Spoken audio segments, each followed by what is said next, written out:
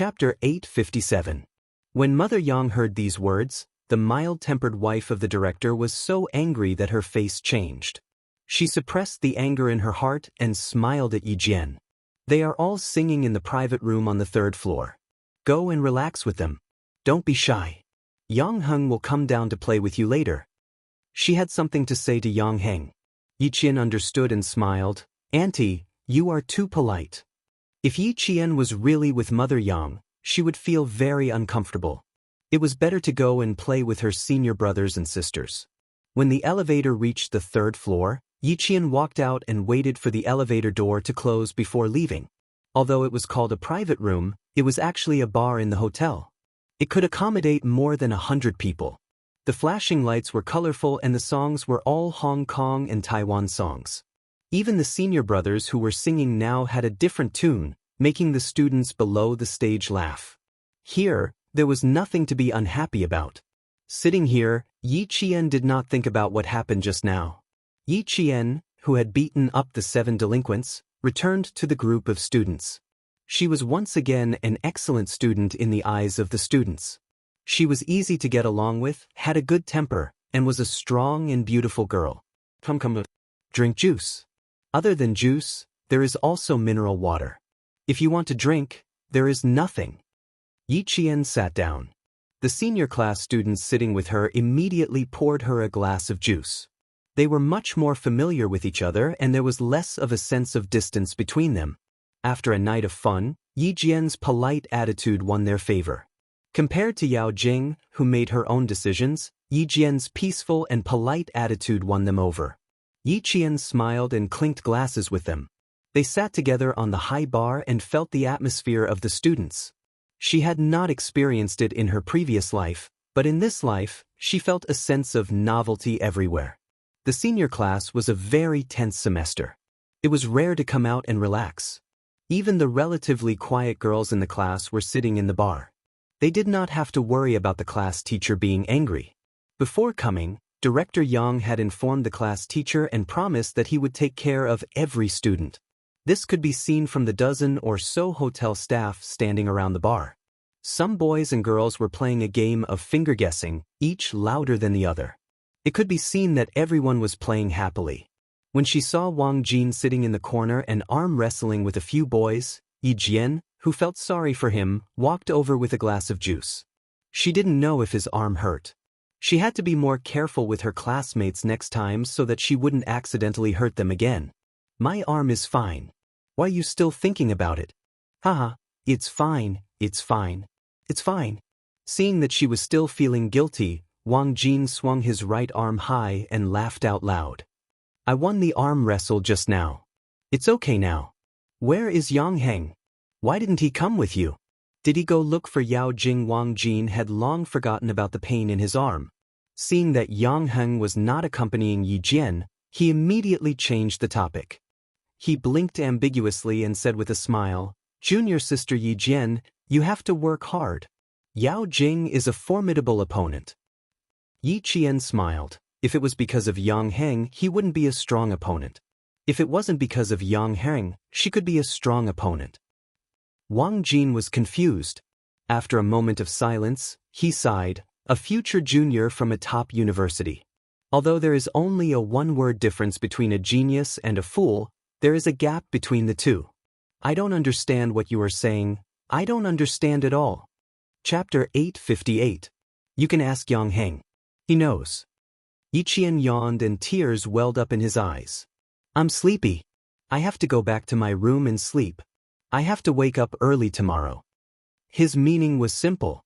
If Yi Jian really wanted to snatch Yang Heng from Yao Jing would have no chance of winning with such a strong opponent. If it weren't for Yang Heng, Yao Jing would be a strong opponent in Yi Jian's life. A strong opponent that could not be defeated so easily. Wang Jin pointed at the clock hanging on the bar counter and joked, one look and I can tell that you are a good student. You never stay up late. It's not even midnight yet. I'm also staying up late, but I have something to do tomorrow. Have fun. Goodbye. I'll go find Captain Xiao early tomorrow. Since I didn't reject his love letter, I should take the initiative occasionally. I don't know how long he can stay in Nan province. I feel bad making him run around all the time. If Commander-in-Chief Xia finds out, she was not afraid of Xia Jinyuan saying that she was heartless. She was afraid that Commander-in-Chief Xia would say that she tormented his son. Behind him, a boy put his arm around Wang Jin's shoulder and laughed. If you are not a good student, how can you get such good grades? Why did Yi Qian ask if your arm is okay? What's wrong? Did something happen? Wang Jin shook his right arm and laughed. I sprained it. It's fine. It's fine. Let's go and sing a song. There was a lot of noise and laughter behind her. Yi Jian, who was smiling slightly, closed the door of the private room that had a good soundproof effect and left with light footsteps. It was already late into the night, and there were fewer cars outside the hotel at 11 o'clock. Yao Jing was screaming like a madwoman in the car, kicking and punching. The little princess crown on her head had already fallen somewhere. Her hair was disheveled, and she was venting her grievances and anger like a madwoman. Let her cry for a while. Don't disturb her.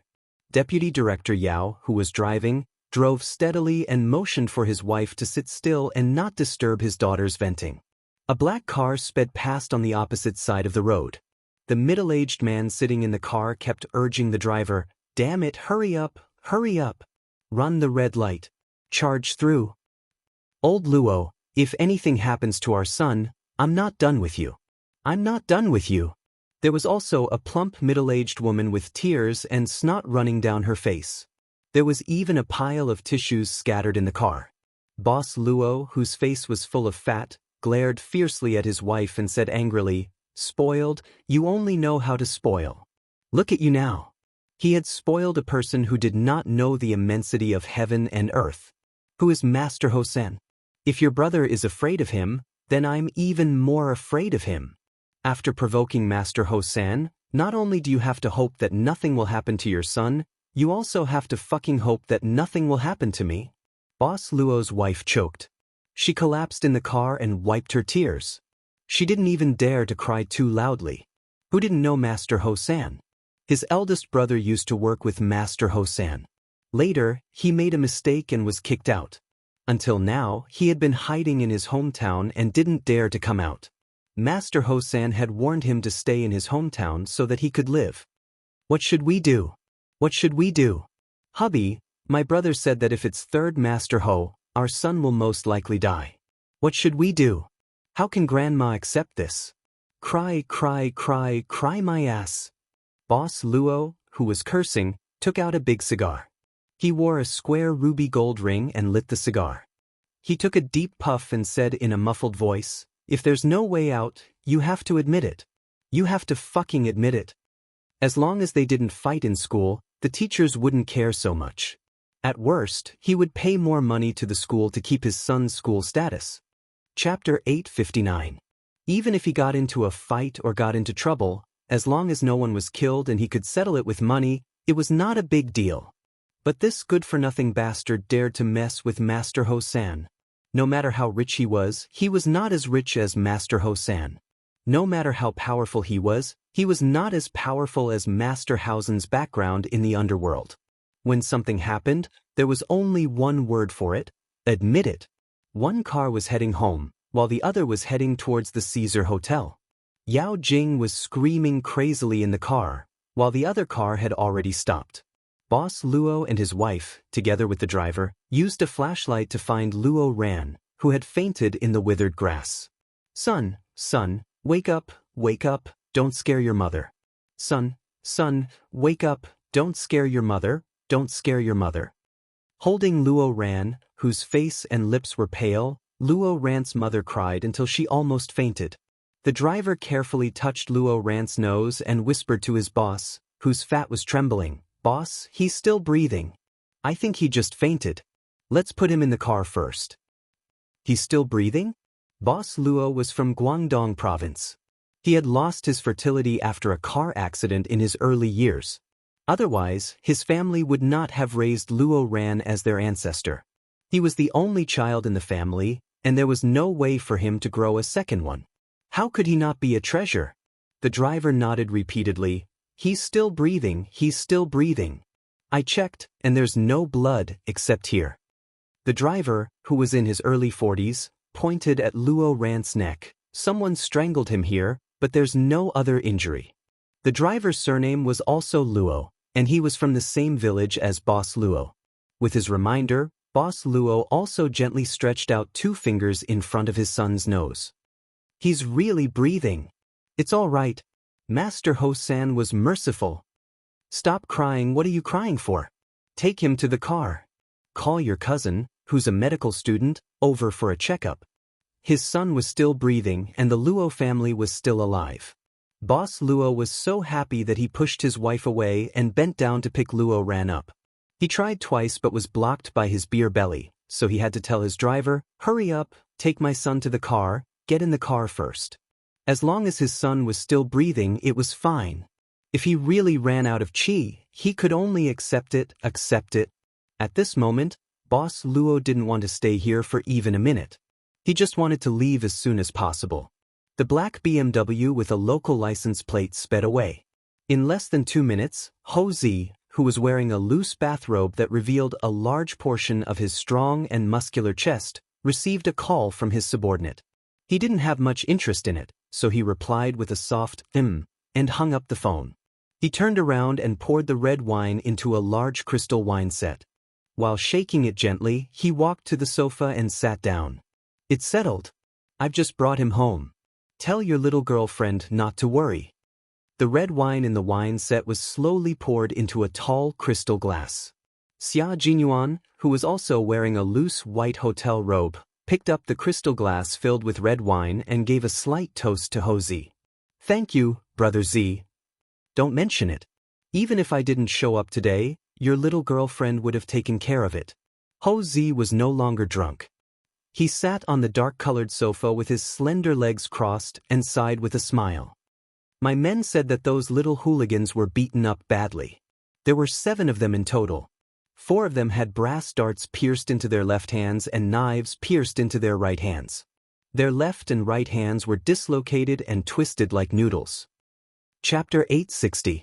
From the moment I saw her to the moment I brought my men over, she managed to get rid of 7 men in less than 15 minutes. She is indeed capable. With such a girlfriend, no matter where he was, he could rest assured. Xia Jinyuan's eyes were sharp. Xia Jinyuan, who had been gently swirling the wine glass in his hand, enjoyed the night view.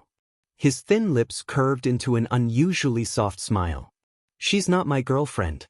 She's a high school student. She needs to wait. She is quite capable. Her goal is the same as mine. In fact, I'm her target. Ho-zi could hear a hint of bragging in his calm tone. She had to admit that this was something that could be bragged about. Any man would be jealous. The girl he liked had set him as her target. How could he not be envious? Ho-zi, who had just been broken up with, suddenly lost interest in talking to Xia Jinyuan about Yi Qian. She didn't want to hear a man who was so proud of his success to show off in front of her, who was about to fall out of love. She calmly changed the topic. "The scenery is good, right? Do you feel like the mountains are small?" The Caesar Hotel had 23 floors. Naturally, it was impossible for every floor to be a hotel. The hotel was divided into 2 main entrances. From the 1st floor to the 14th floor, there were hotels. From the 14th to the 20th floor, there were offices. On the 23rd floor, there were 2 bedrooms and 1 living room. For example, Xia Yiwei and Xia Jinyuan. The sofa faced the large floor-to-ceiling windows. Even if one were to sit on the sofa, they could have a bird's-eye view of the southern province. Xia Jinyuan clinked glasses with Ho-zi. After taking a sip, he slowly said, "It's lonely at the top." He wanted to sleep, so he forced himself to wake up. "Ha, do you want to hear nice words?" "Not at all. I asked you to accompany me to relax, not to make things difficult for me." Ho-zi finished the red wine in her glass in a few mouthfuls and immediately poured herself another glass. "I've already treated you to such a good French red wine. Can't you give me some face?" Xia Jinyuan stretched his long legs and lazily replied, "No, an old man like you doesn't need a young person like me to give you face. Face is given to oneself, not by others." 37 years old. Am I old? You're 37 years old, not old. My sister is 34 years old, don't you think she's old? Xia Jinyuan's voice was a little cold. Brother Z, don't expect me to say something nice to you. My sister wants to marry you, but you don't want to marry her. There's only one result, an amicable parting. It's a relief for her and a relief for you. Ho Zi clenched her teeth so hard that her cheeks tightened. Her red phoenix eyes were filled with murderous intent. She said in a low voice, "Tell me, do you think we can get married?" Who is she? Who is your family, Xia? Could it be done? Can this marriage go through? She said she wants to get married. Do I dare to agree? Does your family Xia dare to marry her to me? One was the boss of the underworld. His hands were stained with blood and he had countless enemies. He didn't dare to marry her because he didn't dare to take the risk. His phoenix eyes were bloodshot as he stared at Xia Jinyuan. He was like a proud phoenix with bloodshot eyes. His wings were gorgeous, but no one could get close to him. Sixth brother, you're a man. Think about it if you were in my position. Would you dare? Dare? Why wouldn't I dare? The person I love and the person who loves me is by my side. Why wouldn't I dare? I would even dare to die. Not to mention enemies and enemies. Chapter 861. The scenery on the 23rd floor is indeed not bad. I should be able to watch the sunrise, but it's not good to be lonely at such a high place. I need someone to accompany me. Xia Jinyuan, who was thinking in his heart, raised his eyebrows slightly. He smiled confidently and said, I dare, Brother Z. I won't let the person I love live without anyone to depend on. I will try my best to keep her safe and let her feel at ease when she is in a relationship. The world is big and there are many places with beautiful scenery. It's far away from the hustle and bustle of the world. Brother Z, it's actually not difficult to hold the hand of the person you love and take a stroll on a sparsely populated rural road. What's difficult is that you can't give up the status, power, and wealth you have today. So, you don't dare to give it up for Xia Yiwei. Ho Zi fell silent. Xia Jinyuan may be young, but his words were sharp and experienced. It was as if he had dug out Ho Zi's heart and revealed all his misgivings. That's right. It was indeed difficult for him to give up the status, wealth, and power he had today. He started as a poor boy and spent a total of 20 years building this beautiful country with his bare hands. How could he give up 20 years of hard work? If he left, what would happen to his brothers? How could they continue to play this game of chess? Once he left, what would he use to protect himself and his woman if his enemies came looking for him? He had been gambling for the past 20 years. Now that he had settled down, he didn't dare to gamble anymore. He was afraid that he would lose, so he didn't dare to gamble. Brother Z, you have too many misgivings in your heart. They far exceed your expectations of giving Xia Yiwei happiness. I admit that you love my sister, Xia Yiwei, but I want to tell you that there are not so many misgivings in love. Love is a promise. If you can't give her that promise, you can only choose to let go.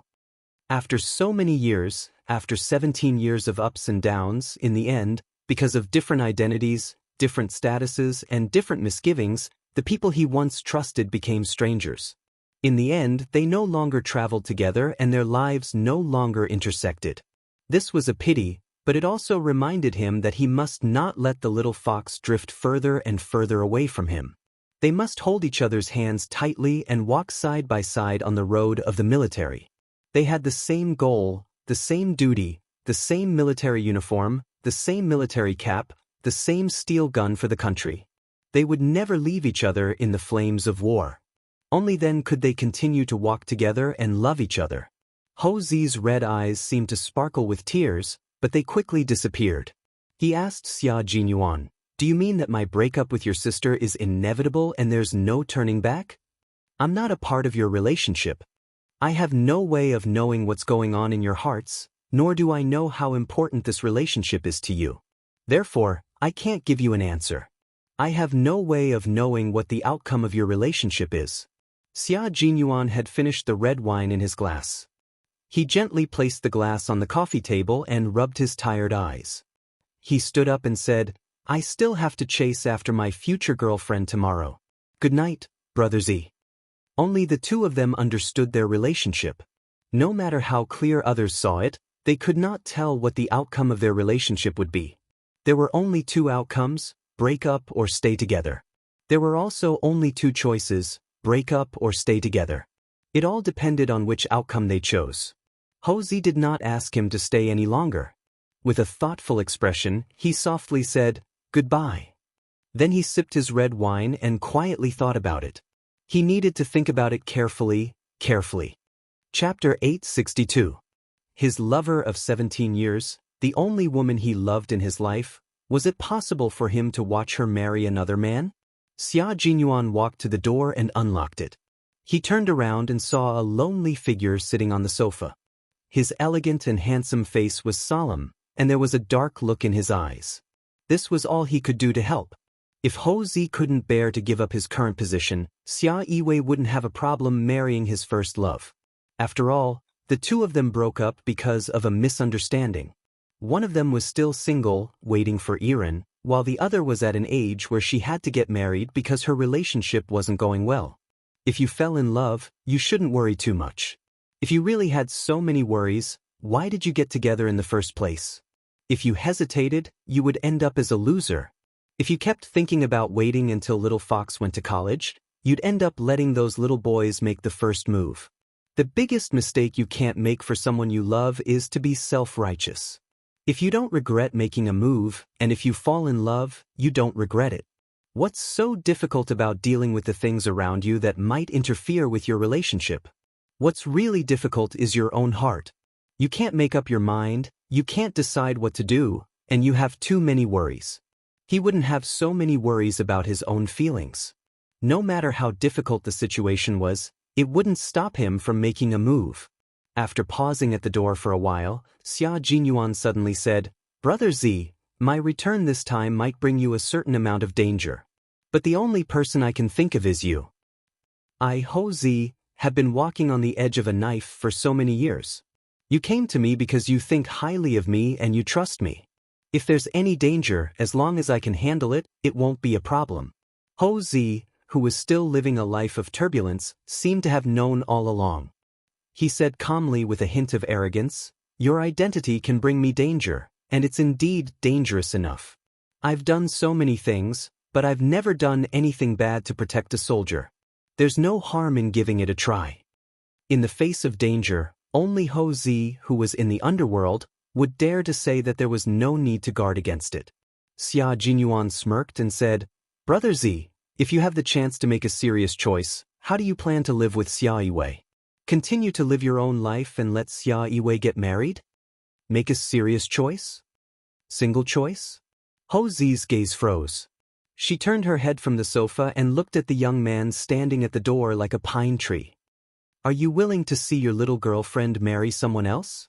It seemed that the matter between him and Xia Yiwei had not reached a dead end yet. Xia Jinyuan nodded and smiled faintly. "I understand. Rest early." If Houzi could seize the opportunity, he and Xia Yiwei would have a bright future. If he missed it, Houzi would still be the current Houzi, while Xia Yiwei would become someone else's wife, Xia Yiwei. "What opportunity is it that you can't tell me now?" Houzi got up from the sofa and stared fixedly at Xia Jinyuan. "The opportunity one want is an opportunity that requires me to reshuffle everything in my hands. Can you afford to give it to me?" Xia Jinyuan raised his eyebrows and said calmly, "Working with the territory under your feet, I wonder if this opportunity is big enough? Moreover, Brother Z is the only person I can think of who can help me now." Chapter 863. An opportunity to cooperate with the territory under his feet. Houzi swayed the red wine in his glass and stared sharply at Xia Jinyuan for a long time. After confirming something, he downed the red wine in his glass and smiled. "I believe in you, old six." "I believe in you too, Brother Z." Xia Jinyuan closed the door and left the room of the 37-year-old man who finally understood that Xia Yiwei was so important that she had become his life. A faint smile flashed across his cold eyes. Xia Yiwei was really a difficult woman to deal with. A simple breakup was enough to force a mafia boss to this extent. You don't want the world, but you want the beauty. Xia Yiwei, you've succeeded. Standing by the corridor on the 23rd floor, Xia Jinyuan looked through the glass and his deep eyes flickered slightly. Someone's wish came true, but he didn't know if he would be able to achieve it. The night was not bad. There were no stars or moon, and there was a little wind. It was a night very suitable for Yiyu. If his wish came true tonight, he would be able to fight side by side with Little Fox and also have a Yiyu, a night rendezvous. Watch the sunrise? Sit on the sofa in the room on the 23rd floor and watch the sunrise together? He felt that it was not bad. Then he would wait for the military to call. Although he said that he had returned to the southern province, it was dangerous to return to the southern province. It was dangerous to lure all the snakes to the southern province. He was in the country and the mission was not interrupted. Now, he just had to wait for the military to approve his request. The phone in his bathrobe vibrated. Xia Jinyuan's eyes darkened, but he didn't seem to notice it. There was a faint smile at the corner of his mouth. The man, who was wearing a bathrobe that couldn't hide his elegance, walked back to the room gracefully. This phone was specially modified. There was no one else other than the military and his comrades who would send a message at this time of night. He originally wanted to find Little Fox and drag her to watch the sunrise together, but it seemed that it would be a little later. I'm Q King. Q King, someone from abroad has sneaked into the country to carry out the second plan of the storm mission. The mission of luring the snakes out of their holes has begun. Xia Jinyuan opened the curtains in the room and sat on the same sofa as Ho Zi's room. He looked down at the city from above. Roger that. We've already contacted Ho Zi, the leader of the underworld in southern province. Our identities have been covered. We're ready for action. The phone was silent for a few seconds, but it felt like the entire night was about to pass.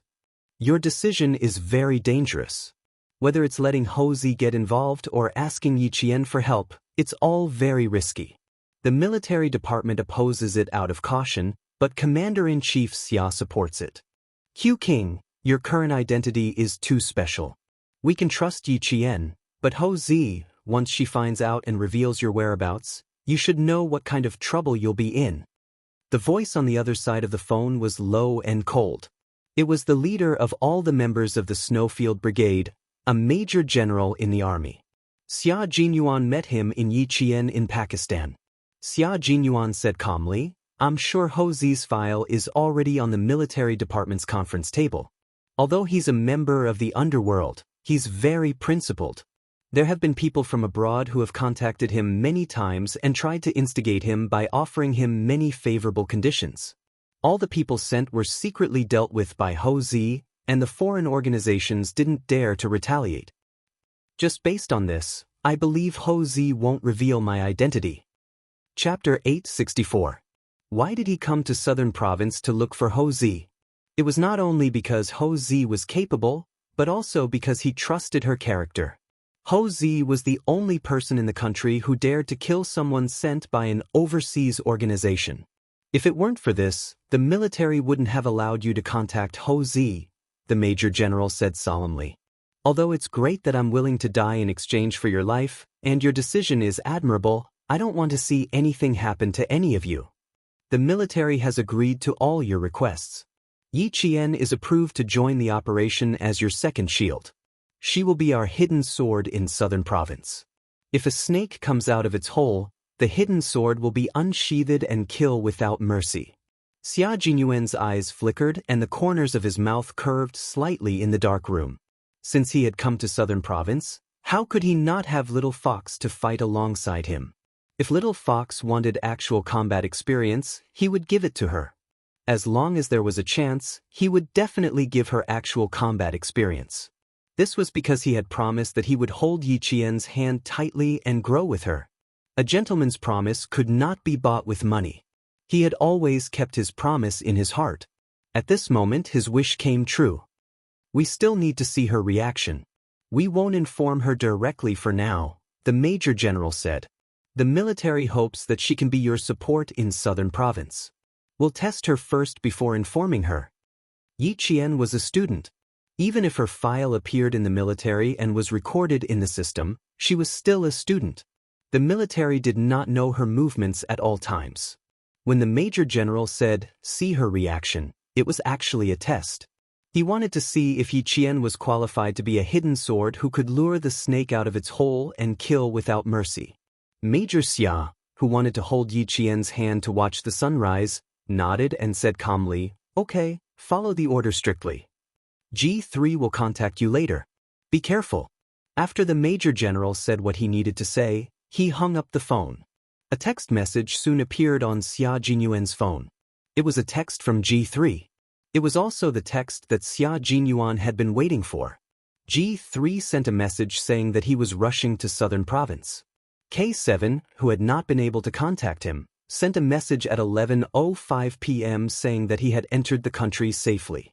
During this mission, K7 was injured and lost contact with his teammates. No one knew where he was. There were still 14 hours before the 120-hour deadline. G3 suddenly received a message from K7 saying that he had entered the country safely. It was good news to receive K7's message, but if he had entered the country, why didn't he give G3 his coordinates? Xia Jinyuan, who was a little worried after receiving the message, sat there quietly until 3:00 in the morning. It was already 3:00. Xia Jinyuan looked out of the window and smiled. It seemed like he could bring little Fox here to watch the sunrise together. At this time, Yi Qian had already fallen asleep. She had no idea that she would soon be fighting alongside Xia Jinyuan as a student. She was sleeping soundly and maintained her sleeping position. Even when she was sleeping, Yi Qian was very disciplined. When she opened her eyes again, there was a cold glint in her eyes. She pulled out a pillow with her right hand and threw it at the shadow standing beside her bed. She then rolled to the side of the bed and half-squatted to hide. Someone had snuck into her room and she did not notice immediately. She had not trained for half a month and her vigilance had dropped so low. The moment she threw the pillow, she suddenly chuckled. "It's me." Chapter 865. It's me, Xia Jinyuan. It's him, the man she saw tonight, the man she had agreed to meet tomorrow, the man who came to see her immediately after completing a mission. Yi Qian, who had already picked up silver wire, heaved a sigh of relief.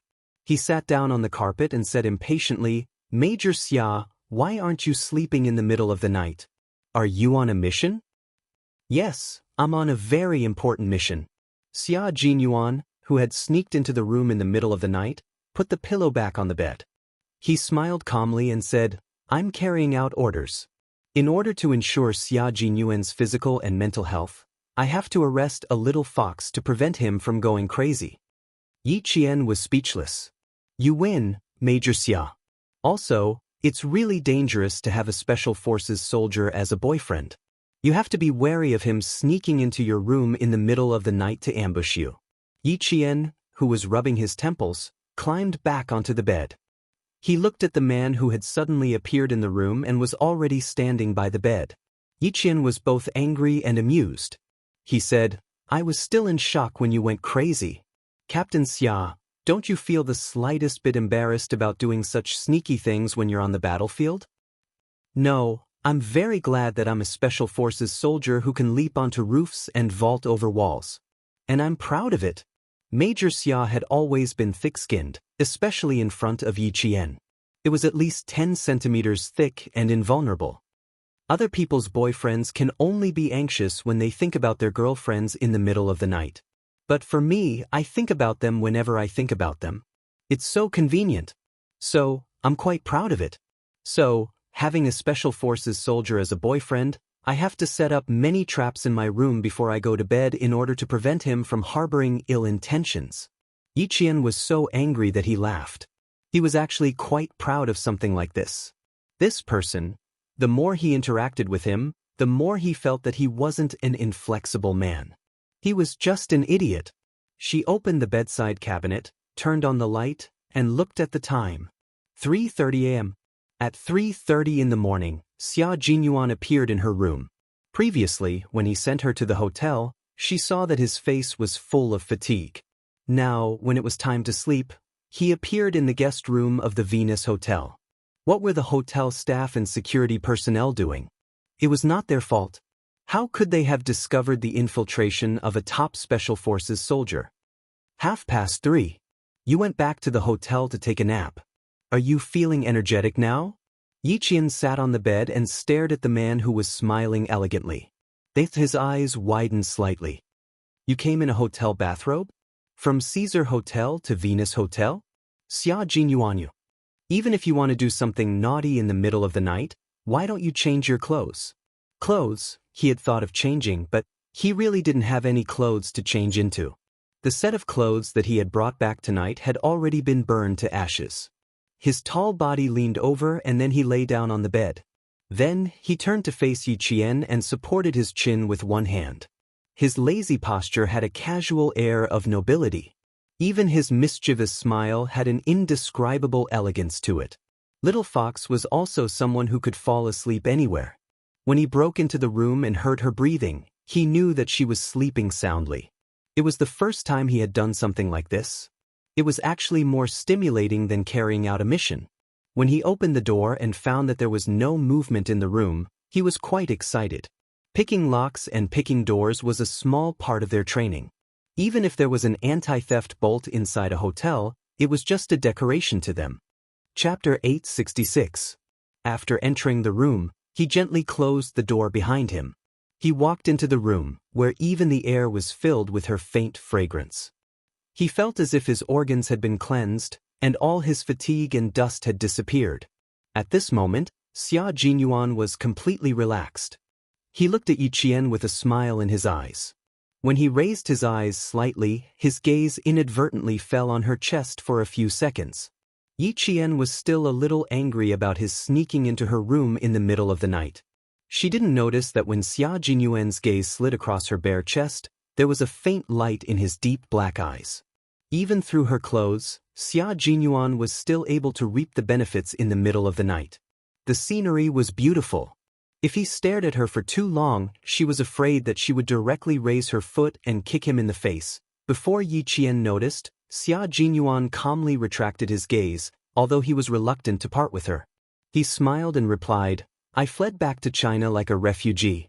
Every time I went to a place, I had to change into a new set of clothes.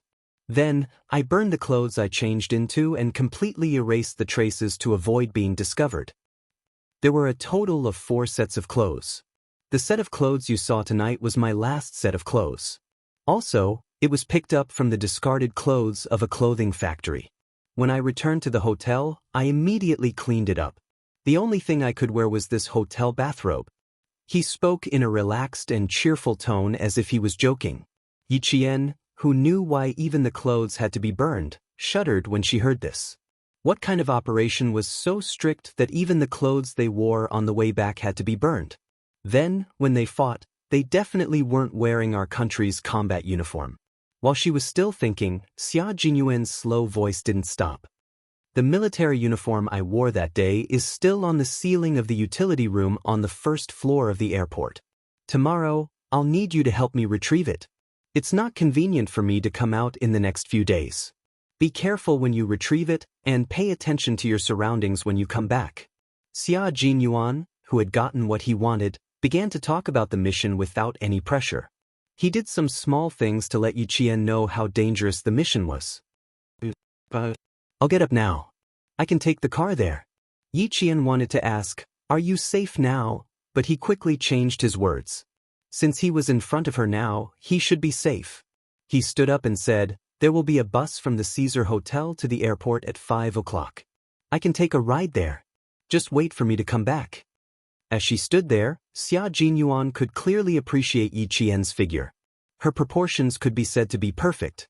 She was tall and well-proportioned, and every part of her body was exquisite as if it had been carved out of jade. It seemed that the benefits of sneaking into a room in the middle of the night were not just a little, but a lot more. If he was outside in the future, should he consider sneaking in a few more times? As he thought about it, Xia Jinyuan furrowed his brows and scolded himself in his heart, dirty. Ever since he met the little fox, his moral bottom line had been lowered again and again. It's still early. You can get up after 6 o'clock. You can get the clothes back in the afternoon. There's no rush. Xia Jinyuan lifted the blanket that she was sitting on and smiled like a gentleman. It's a little cold. You're still wearing a short-sleeved shirt and shorts. You'd better lie under the blanket to avoid catching a cold. I'll wake you up when it's time. Chapter 867. After his reminder, Yi Qian, who didn't feel cold at first, looked down at herself. After she saw it, her white jade-like face instantly turned red. She jumped onto the bed with the same agility as she did during training and hugged herself tightly under the white blanket. "Xia Jinyuan," she shouted angrily. The major raised his eyebrows with a confused look on his face. What's wrong? What's wrong? Why is he still pretending to be innocent and unaware?" Yi Qian threw another pillow at his face. "Do you dare say you didn't notice? You didn't see? Took a few more glances?" Yi Qian, who was skilled in martial arts but had never been in a relationship in her 2 lifetimes, was too innocent to say the rest. Once Major Xia got angry, Yi Qian, who hadn't let loose in front of him, couldn't defend herself.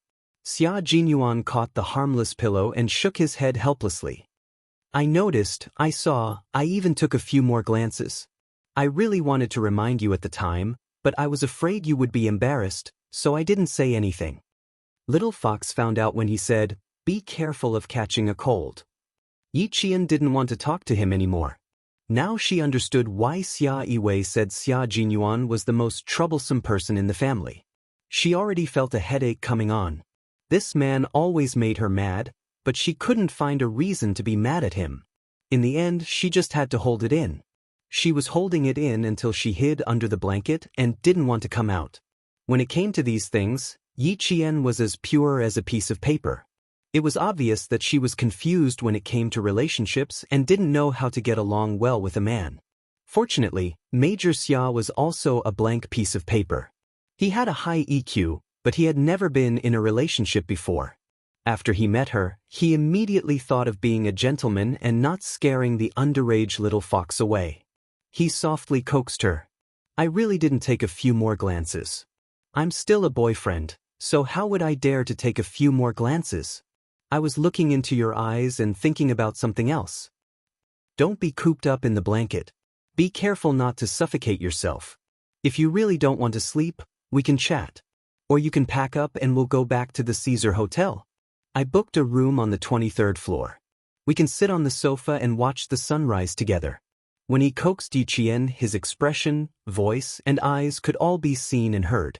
Yi Qian could feel his gentleness and warmth close to her heart. Yi Qian gradually walked out of the awkwardness. She poked her head out of the quilt and looked at Xia Jinyuan, who was leaning against the bed and talking to her with his eyes closed. She frowned and said, "How long has it been since you had a good sleep?" There were dark circles under his eyes, which were the result of severe lack of sleep.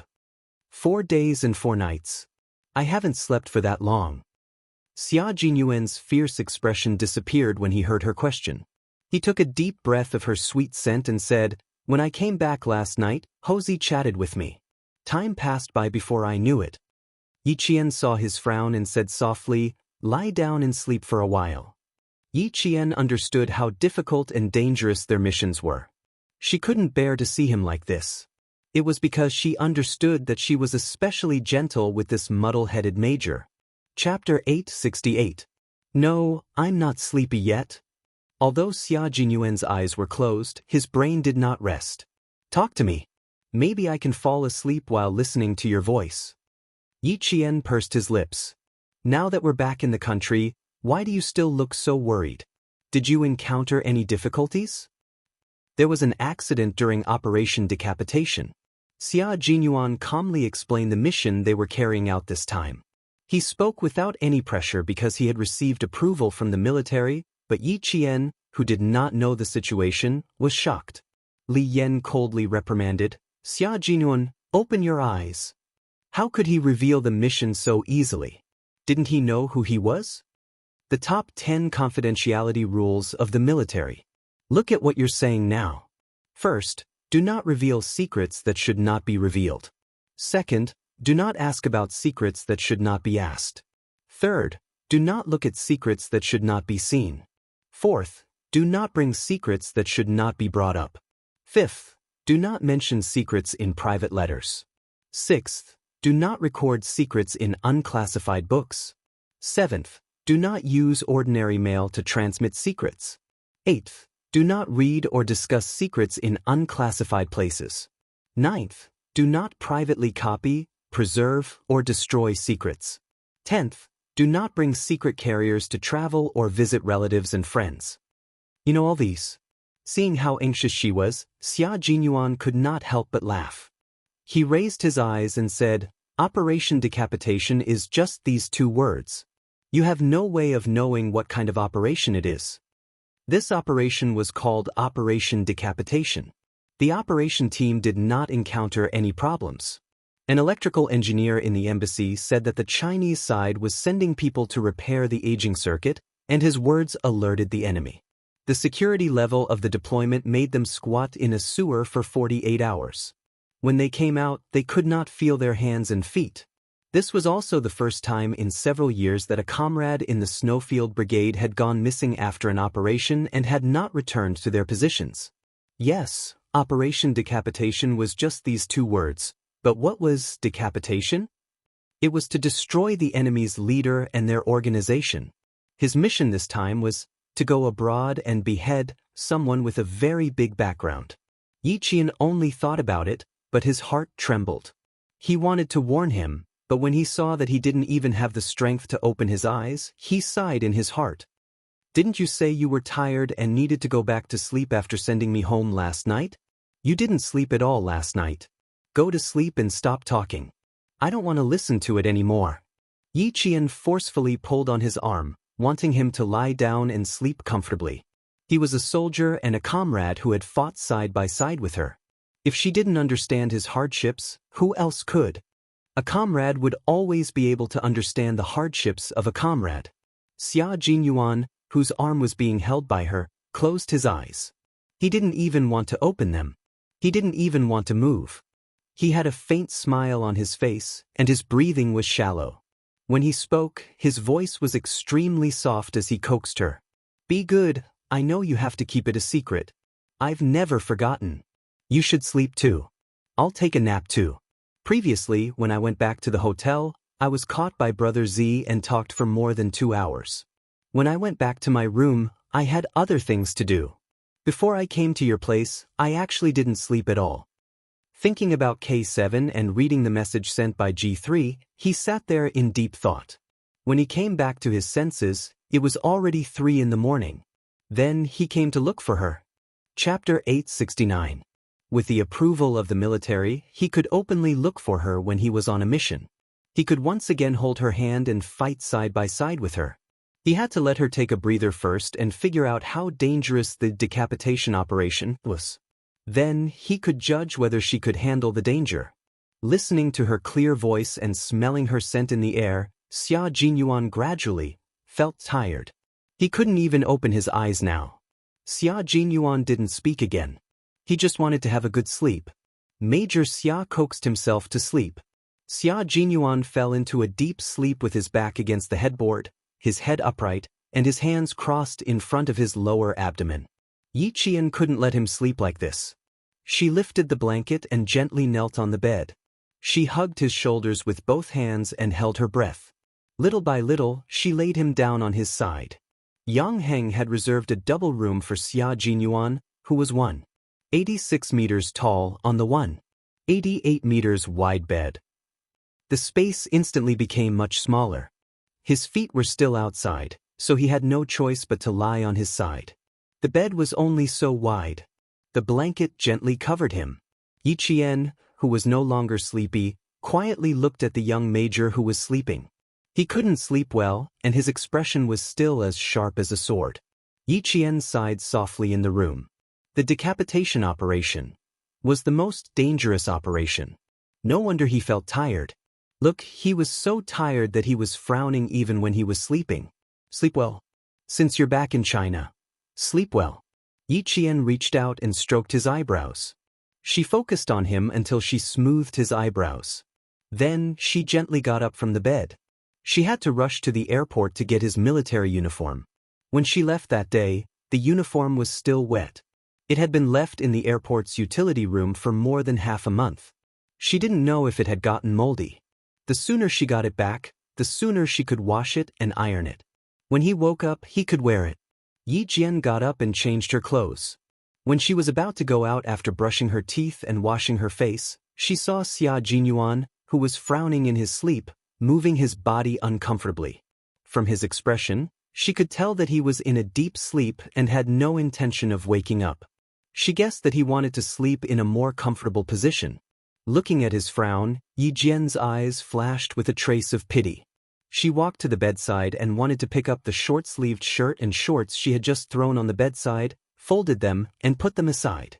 Who knew that just as she was about to make a move, she saw his long arms wrap around her clothes and blanket, directly covering his face.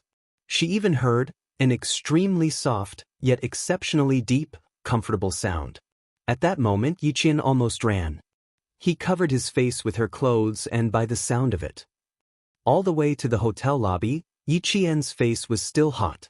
Her eyes were so hot that they were like pools of spring water, revealing a touch of seduction. "Hey, aren't you Yang Heng's classmate?"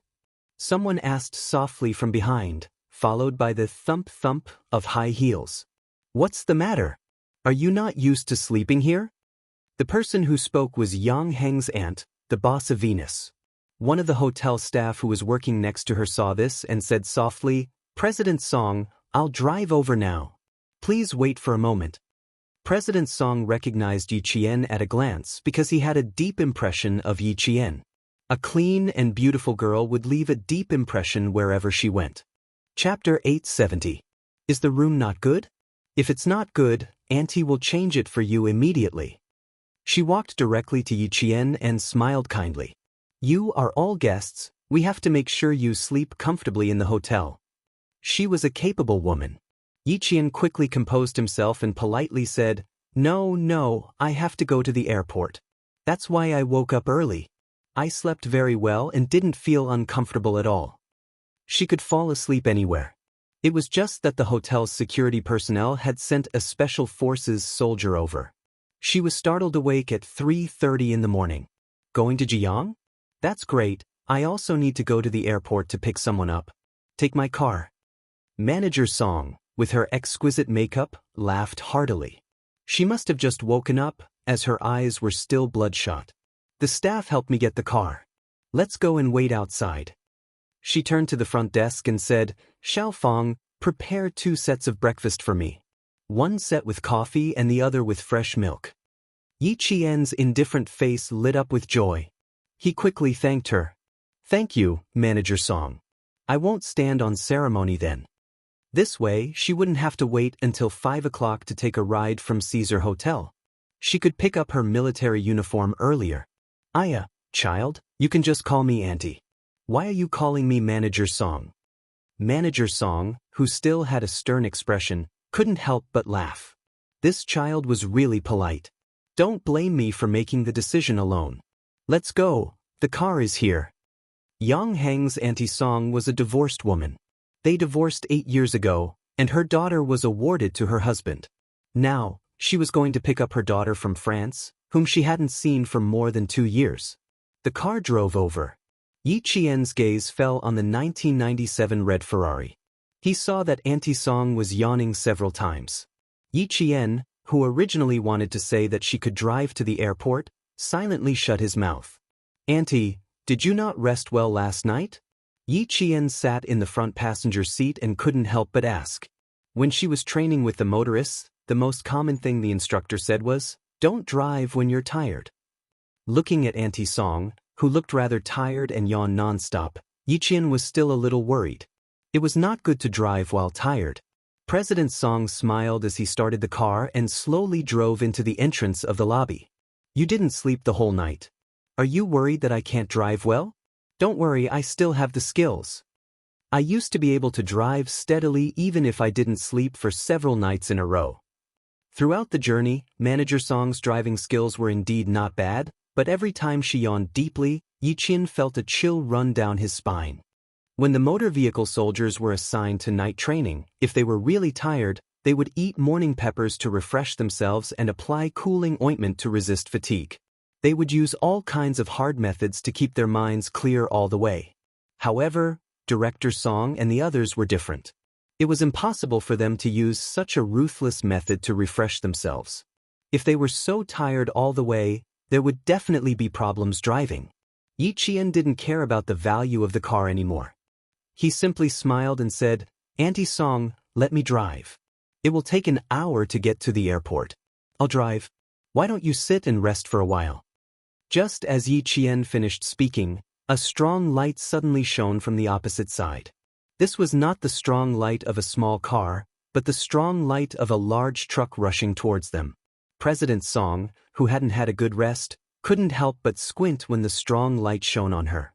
She didn't even realize what was happening in front of her. Chapter 871. Yi Qian, who had been paying attention, didn't even have time to say, "Be careful." He released his seatbelt in a second and leaned toward the driver's seat. His hands gripped the steering wheel and turned it quickly. As the bright light rushed toward them, Yi Qian said calmly, "Step on the accelerator. Quick." In that second, Director Song's brain still reacted. She stepped on the accelerator as low as possible, and the entire car was like an arrow released from a bow. Under Yi Qian's control, the car made a beautiful drift on the road. The rubber wheels rubbed against the ground, making a sharp squeaking sound. Amidst Song's screams, Yi Qian completed the second lateral drift in a row, causing the entire sports car to rush forward with a boom, thus avoiding the rampage of the truck. Fortunately, it was a Ferrari sports car. Its refueling speed and control were top-notch. That was why it could complete 2 drifts in such a situation. Bang, bang, bang. There were several loud noises. From the rearview mirror, they could clearly see that the truck on the opposite side of the road had crashed into the guardrail in the middle of the road. It continued to sweep forward, breaking several lampposts, and finally rushed into the green belt. After avoiding the danger, Yi Qian turned the steering wheel and said in a deep voice, "Auntie, let's park the car and get out to check the situation." No matter what she learned was useful. If she hadn't trained with the auto soldiers, this would have been the second time she had lost her life. Compared to Director Song, who was scared stiff, Yi Qian was unbelievably calm. She didn't even have a trace of fear on her face. Even her eyes were as calm as a mirror. Director Song, who was scared out of her wits, didn't even know how she lifted her foot to step on the brakes. She even forgot to pull the handbrake. It was Yi Qian who pulled it and turned off the engine. "Auntie Song, calm down first. I'll get out to check the situation." Yi Qian had encountered accidents like the one just now when he was training. His brain and his hands reacted together. His brain thought of a way to avoid the accident in the first place, and his hands reacted quickly with his brain. Thus, he could nimbly and calmly avoid the sudden accident. In the car, Manager Song was still in a daze. When Yi Qian spoke to her, she turned her neck stiffly and looked at Yi Qian in a daze. Although he said he was looking, his pupils were dilated. His gaze was not focused on Yi Qian, which meant that his brain could not keep up. He did not know what Yi Qian had said, nor did he know what he was doing. After getting out of the car, Yi Qian saw that the front of the truck that had rushed over from the opposite side of the road was twisted out of shape. Car parts were scattered all over the road, and the long truck compartment was overturned in the middle of the horses, blocking the road to the airport. Yi Qian's first reaction was to look across the road to see if any cars had been hit. A gust of wind blew past, bringing with it the smell of gasoline and paint. These were all very pungent smells. Yi Qian, who was sensitive to smells, wrinkled his nose uncomfortably. Something happened. Something's wrong. Quick, call the police, call the police. On the opposite side of the road, the 2 private cars that had picked up people from the airport stopped one after another. Those with cell phones quickly called the police, while others called the ambulance. Then, another car sped into the city without stopping on the opposite side of the road. The speeding car meant that the traffic on the opposite side of the road was smooth and no cars were hit. On her side, the scene was very tragic. Car parts were scattered everywhere. 5 lampposts were knocked down, and the lamppost at the edge was lying on top of the truck compartment. The cables buried in the ground were dragged out. Yi Qian looked at the cables carefully. He did not see any signs of wires being torn. Chapter 872. The cars heading to the airport saw this from afar and stopped on the side of the road. The large truck in the middle of the road blocked their path. Yi Qian had already run to the front of the deformed truck and realized that the front tire was missing. The pungent smell of gasoline wafted from the front of the truck. The engine of the truck had shut down after the collision, and the entire engine had stopped working. The truck was too high, so Yiqian jumped on the road and shouted, "Can you hear me? Can you hear me? Can you tell me how many people are in the truck?" The smell of blood mixed with the smell of gasoline and gradually drifted into her ears. It started faintly and grew stronger. Yiqian, who did not hear a reply, took a deep breath. She needed to climb onto the truck to see what was going on inside. When she saw that the fuel tank was intact, she did not hesitate to climb onto the side of the humongous truck. Using the dim street lights in front of her, she looked through the broken windows and saw that there were 3 people in the truck. The driver was the most seriously injured. The lower half of his body was stuck in the deformed front of the truck. Blood flowed from his head down his face to his neck. In addition to the bleeding from his head, the driver's lower body was more seriously injured. However, there was no way to save him in a short time. Yiqian pulled on the door with a heavy gaze.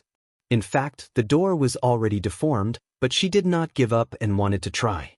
She pulled a few times, but the door did not move at all. Yiqian could only give up trying to open the other door. "Yiqian, get down." Manager Song, who had calmed down, came over with weak legs. When she saw Yiqian standing beside the deformed truck, she was so scared that her heart almost jumped out of her throat. "Get down, get down. The gasoline is so heavy. Be careful of the explosion." Just now, it was this young lady who saved her life. She really saved her life. If she hadn't suddenly leaned over and agilely turned the steering wheel to make 2 drifts, the car she was driving would have been completely deformed by the head-on collision. If she had not met her tonight, her life would have been over. Completely over. Seeing her climb onto the big truck that had already been scrapped despite the danger, her knees went weak. She yelled at the top of her lungs, "Get off now. It's dangerous. Get down. Quick." She used too much force and choked on the wind.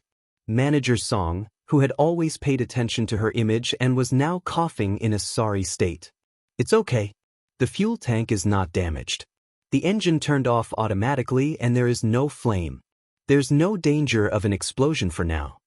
Yiqian, who had jumped of the truck, frowned and said to Manager Song, "The driver's life may be in danger. There are 2 people in the front passenger seat." Yiqian did not dare to rush to the rescue. She was afraid that if she acted rashly, it would worsen the injury of the injured. She had to observe carefully first. "Director Song, please call 120 and the fire department. Someone needs to come over for the repair of the power supply." People had already surrounded the truck. They all stood about 2 meters away from the truck. No one dared to come up. When they saw a young lady like Yiqian jump out, they thought she had come out of the truck. Someone shouted, "Young lady, what's the situation with the truck?" Chapter 873. It's not good. There are 3 people in the car. The lower half of the driver's body is stuck, and the front of the car is deformed. The injured person sitting at the side of the front passenger seat should have lighter injuries. Yiqian gave them a simple answer. She climbed to the front passenger seat and tried to open the door. The car was locked from the inside, so there was no way to open it.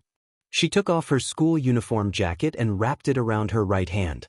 She grabbed the broken glass and quickly pulled off one piece after another.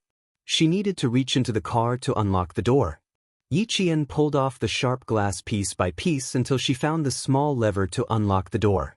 She pulled it, and with a click, the locked front passenger door opened. "Does anyone have a flashlight? Can you lend it to me?" When the door was pulled open, Yiqian turned around and said to the pedestrians who were blocking the road, "I need a flashlight to check the injuries of the trapped people."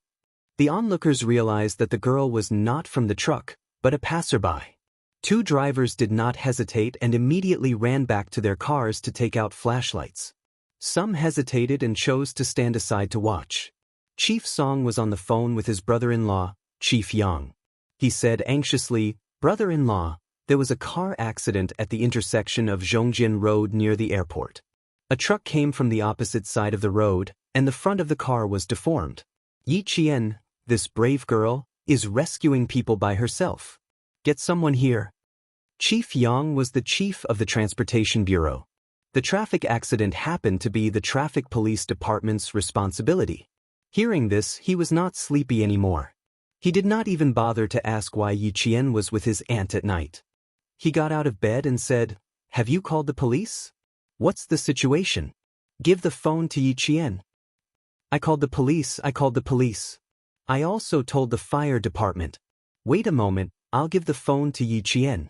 Chief Song walked around the back of the car with the phone and saw a few people shining flashlights into the car.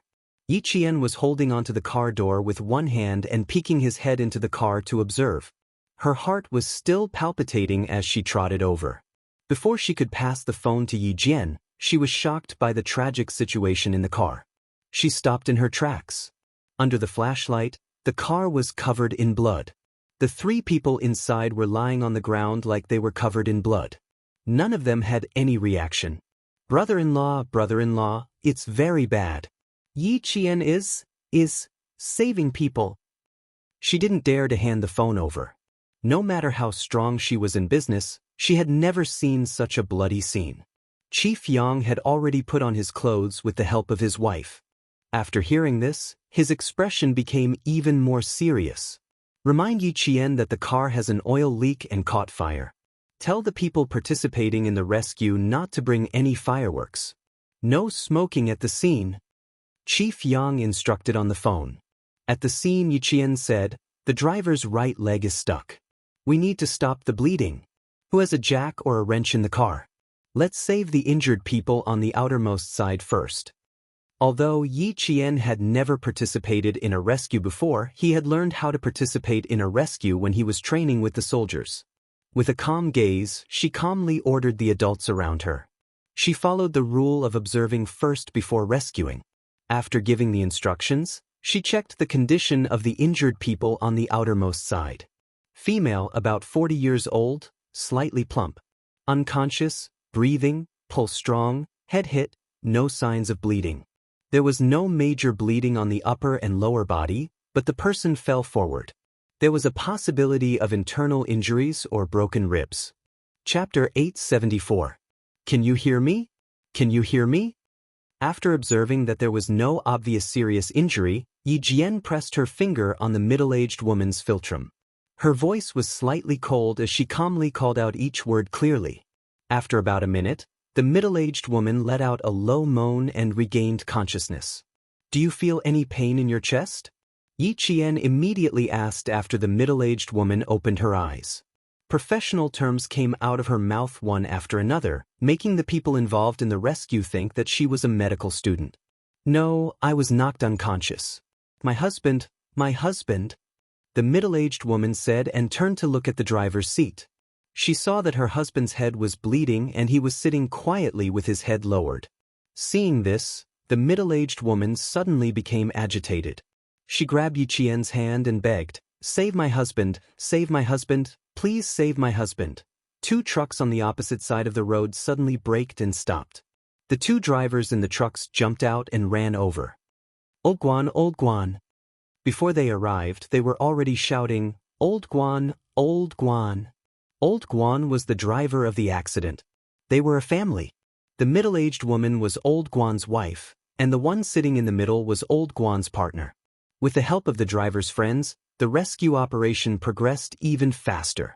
The driver's friends kept saying with trembling lips, "Daughter, you have to help us. Old Guan can't die. He can't die. Uncle, everyone is working together now. We don't want to see the worst outcome. You should comfort the anxious woman first. We'll use the tools to save her." Yi Qian held the flashlight and confirmed that Old Guan's wife's left leg was stuck and that the blood supply to her left leg was normal. Only then did he start the rescue operation. Straighten the woman's body. Stabilize her neck and spine. Give me the jack. At this time, Yi Jian had undoubtedly become the temporary commander-in-chief. She used what she had learned in medical school and what she had learned in the army to start the rescue. There was no way to completely stuff the jack under the car. Half of it was still outside. Even so, it played a rescue role. With the addition of the wrench, the first person rescued was the emotional middle-aged woman. After being rescued, no one dared to let her get out of the car. Instead, they carefully carried her out. After old Guan's wife was rescued, she collapsed on the roadside and cried loudly. Someone gave her water and a clean towel to wash her face. Before the traffic police and firefighters arrived, the people who participated in the rescue were all silently contributing their own small efforts. 5 minutes later, 3 doctors who had entered the village for a volunteer medical consultation drove past. When they saw the situation, they immediately participated in the rescue. Stop the bleeding first, then inject the intravenous injection. The rest of the people can rest for a while. These 2 injured people need to be rescued by the firefighters. Prepare the tourniquet and intravenous injection. Quick. With the presence of professional doctors and their medical supplies, the whole wait was no longer as stressful. When old Guan's wife saw the doctors, it was as if she had seen hope. She cried until her voice was hoarse. She sat weakly and did not even feel the needle pricking the back of her hand. With the tourniquet in hand, Yi Qian slowly climbed into the deformed car. With the help of the doctors, he first wrapped the tourniquet around the driver's injured right leg. Then, he took the intravenous needle and inserted it into the driver's arm. Chapter 875. The drip was still flowing, proving that the driver's vital signs were still there. Here, young lady, give this patient an intravenous injection. The doctor handed the intravenous needle to Yi Qian, who had ignored the danger and crawled into the car to save the person. He said to her calmly, "We'll watch from the outside. Be careful inside." Thanks to this brave young lady, who was petite and extremely agile, they were able to carry out the follow-up work. Otherwise, even if they had the medicine, they were all male doctors. Without a nurse by their side, they wouldn't have been able to climb into the deformed car to save the person. When Yi Qian came out of the car, his clean school uniform was stained with blood. Even his face was stained with blood. The driver's life is in danger. The car is too tight and the injury is too serious. She lowered her voice and whispered to the doctor, "His pulse isn't strong. It's very likely that he won't make it." The injury was very serious. Not only were his lower limbs severely injured, but there was also blood flowing out of his mouth. All signs indicated that the driver's injury was very serious. The doctor sighed softly, "Let's see if he can overcome the heavens." "Young lady, are you injured?" Chief Song, who had been waiting by the side, watched as Yi Qian whispered to the doctor. Even a businesswoman like her, who was used to seeing all kinds of people, applauded Yi Qian's courage and courage. This young lady, other than what her elder sister said about her being pure, she was also kind. If she hadn't been the first to stand out and participate, she dared to say that the onlookers would have done the same thing as her. A terrible car accident and unknown danger. Everyone had an instinctive fear in the face of such things. This fear was self-protection. Once they entered self-protection, they wouldn't easily step forward to help. However, she stood up and calmly commanded them. Wrong. Before the doctors arrived, she was the one who commanded and arranged the entire scene.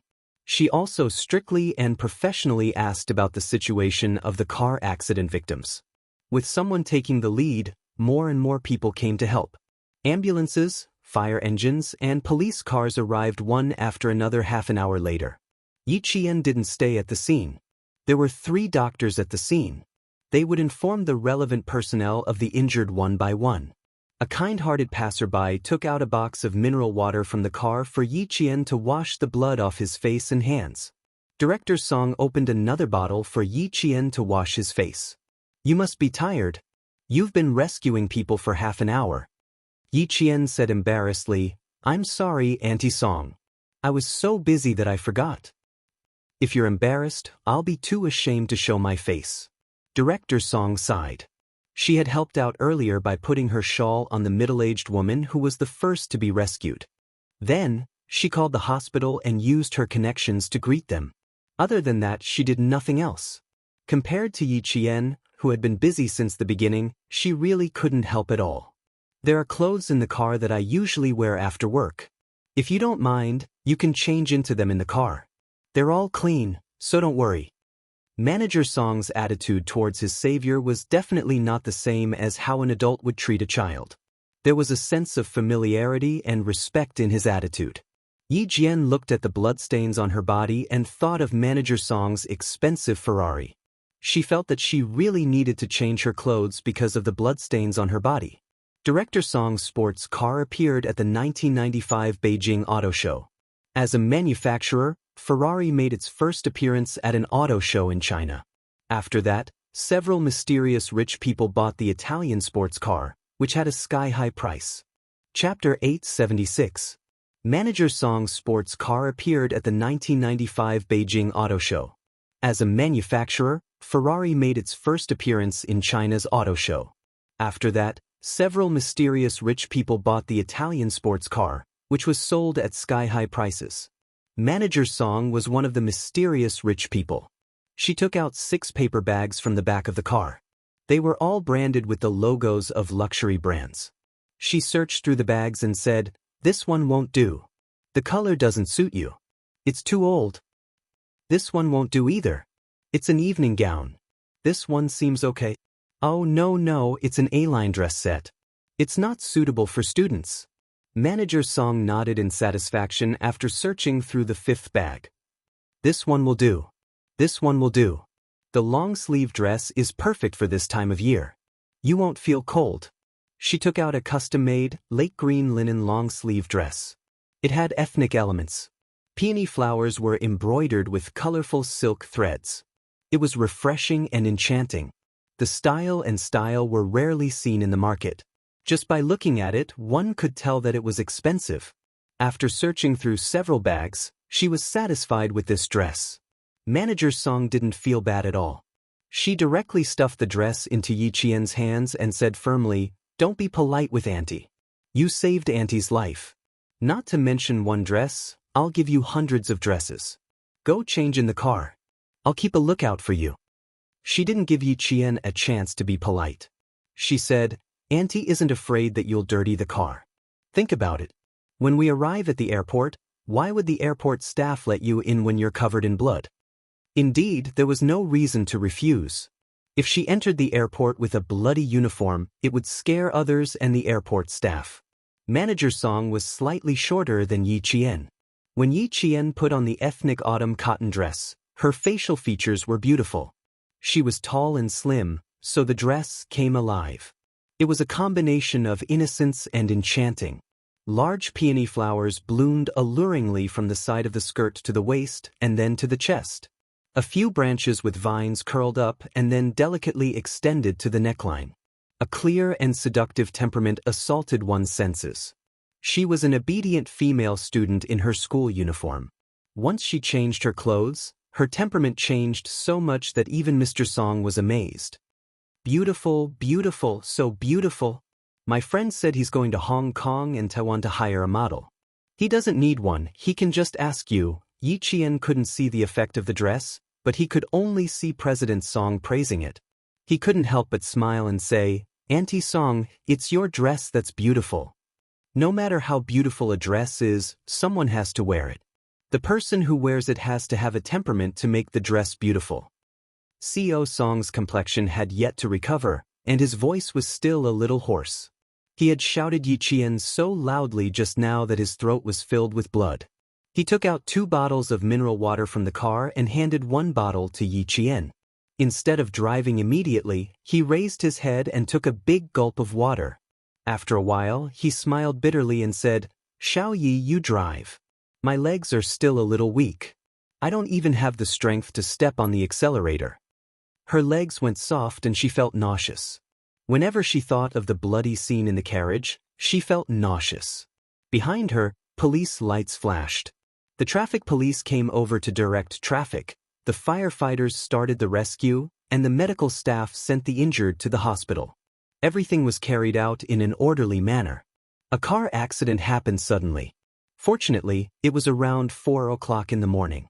If it was daytime, the entire truck would have been driven from one side of the road to the other. The scene would have been even more tragic. Chapter 877.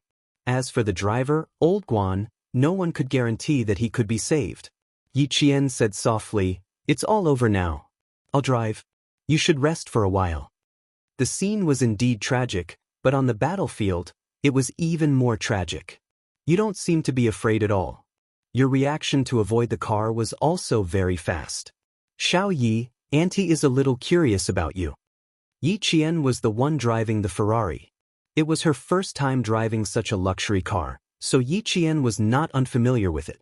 In her previous life, she had worked in a car shop that specialized in luxury cars. She had seen and touched luxury cars like Ferraris and Maseratis. Hearing this, she started the car and answered with a faint smile, I grew up in the army. I'm bold and a little wild. I often see motor vehicle soldiers training on the field. Sometimes I would shamelessly sit on them. After a long time, I'm quite familiar with cars. No wonder she was so calm.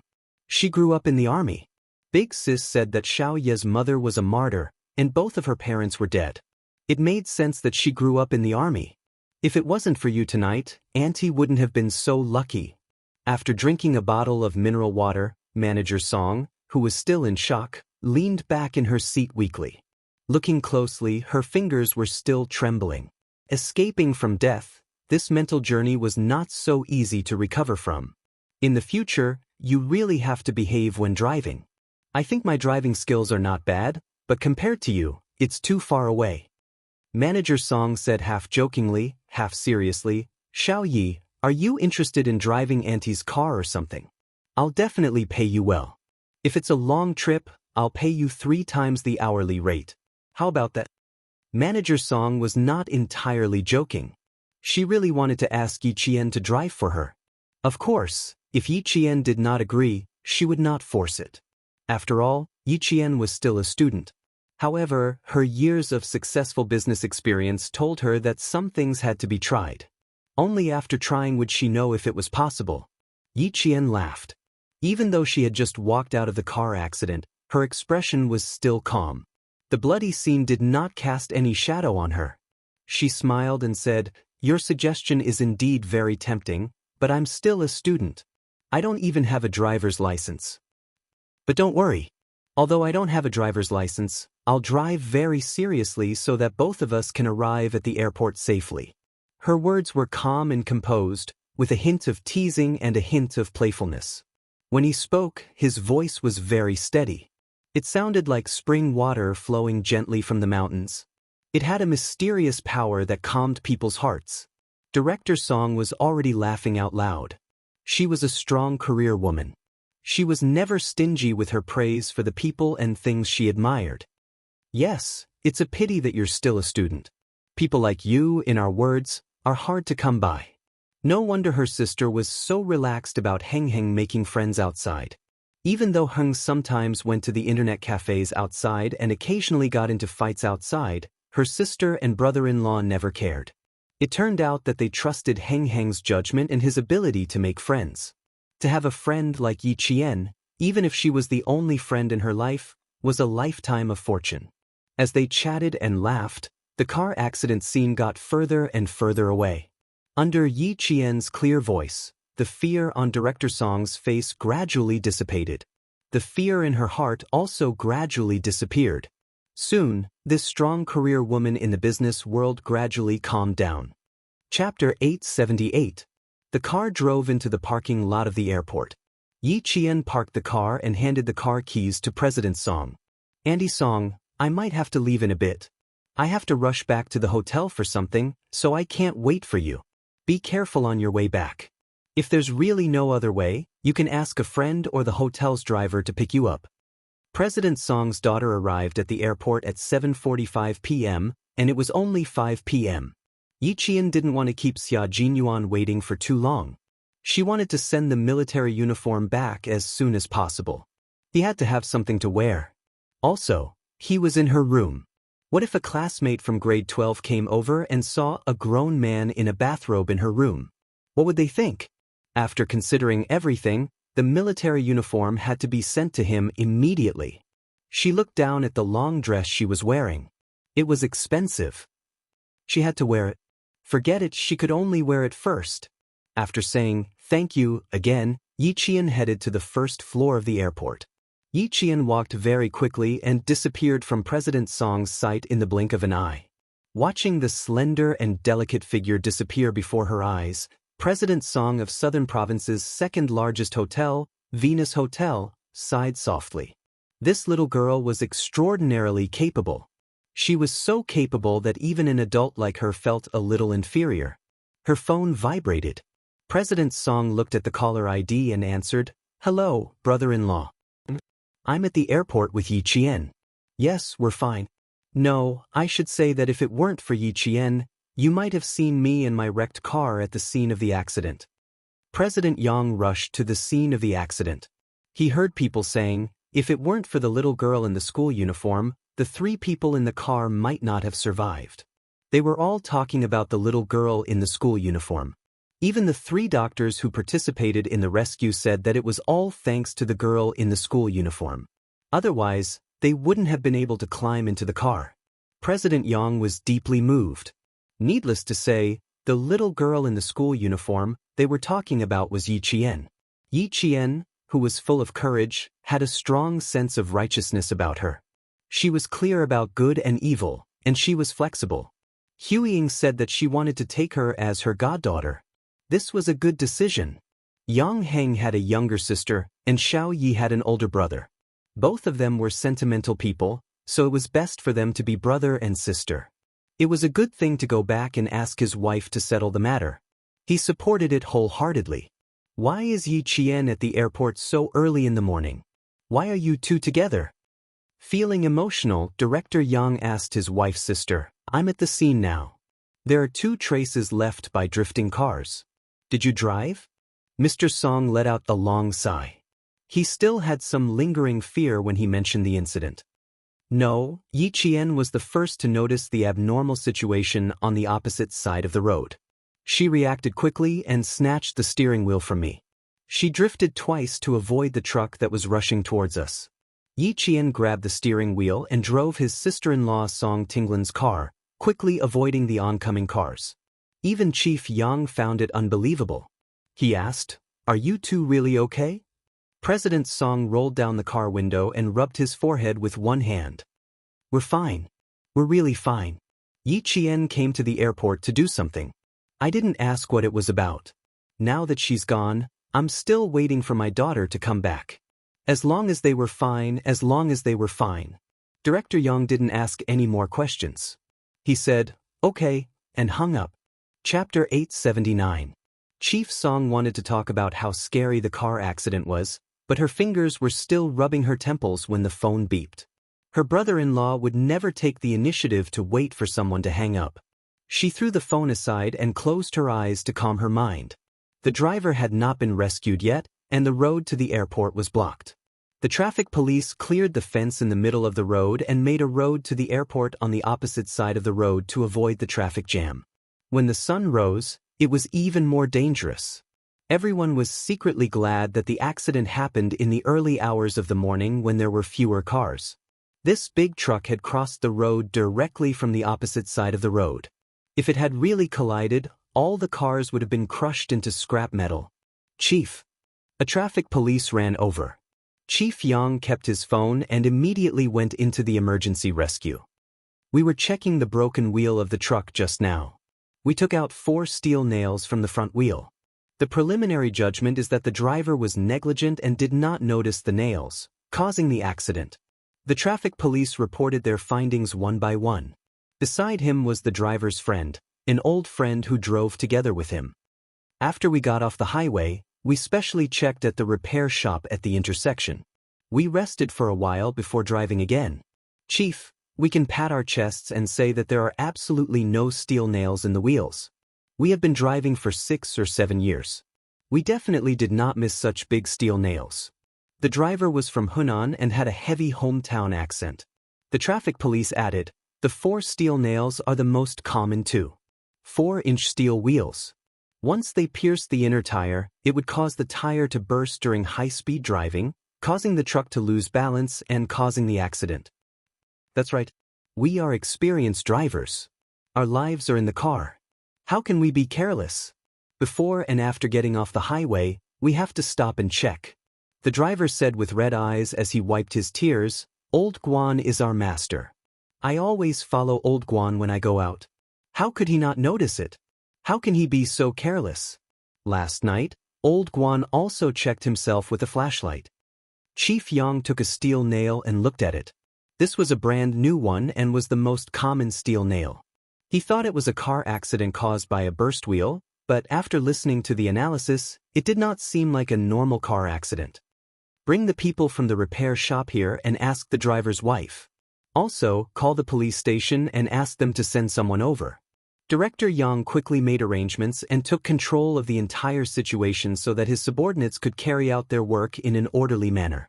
After waiting for someone from the Public Security Bureau to arrive, Director Yang called Director Song again. He wanted to ask if there were any other discoveries at the scene of Yi Qian's car accident. After all, Yi Qian had a photographic memory and had helped solve major cases before.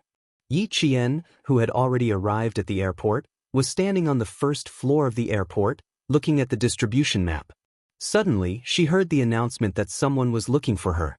When she heard the last line, "Your friend, Miss Song, is waiting for you at the reception desk," Yi Qian moved over to the reception desk. Miss Song, that would be President Song.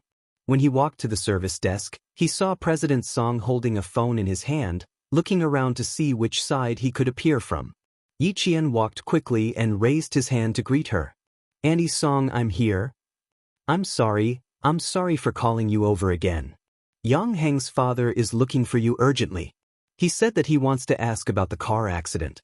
As she spoke, she dialed the number and passed it to Yi Qian. "He insisted that I come over. Don't be afraid. Just say whatever you want to say." Chapter 880. Director Yang's voice came from the phone. It was different from last night's friendly tone. He asked, "Xiao Yi, did you notice anything unusual at the scene of the accident early this morning?" Unusual? Yi Qian's expression turned cold when she heard that. She recalled the moment before the accident. The scenes before the car accident seemed to have been frozen in her mind. As she recalled them, they slowly moved like a film. At that time, she first heard a loud bang, followed by a huge bright light shining from the front. She didn't have any other thoughts. She subconsciously grabbed the steering wheel from Director Song's hands and quickly completed 2 drifts to avoid the large truck that was rushing over. Then she got out of the car and rushed to the front of the stalled truck to check the situation. This was done by herself.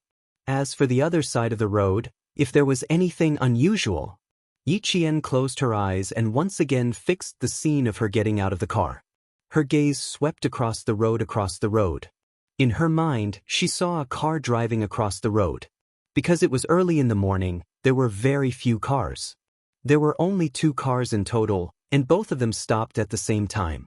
Wait, there was another car coming from behind. As she ran to the truck to check the situation, another car also drove across the road but didn't stop. After she finished recalling, Yi Qian said to Director Yang, who was waiting for her to speak, "At that time, there were 3 cars across the road. 2 of them stopped, but the other gray car didn't stop. I'm not sure about the license plate number. You can check the nearby electronic cameras and see if you can find the car that appeared at this time and what the license plate number is." After such a big accident, logically speaking, the car would stop to take a look. Even if it didn't stop, it would slow down before driving over. However, in Yi Qian's memory, the gray car kept speeding by without stopping. Therefore, this was the strange thing about this car. Since Director Yang asked her this, it meant that there was something different about this accident. What exactly was different?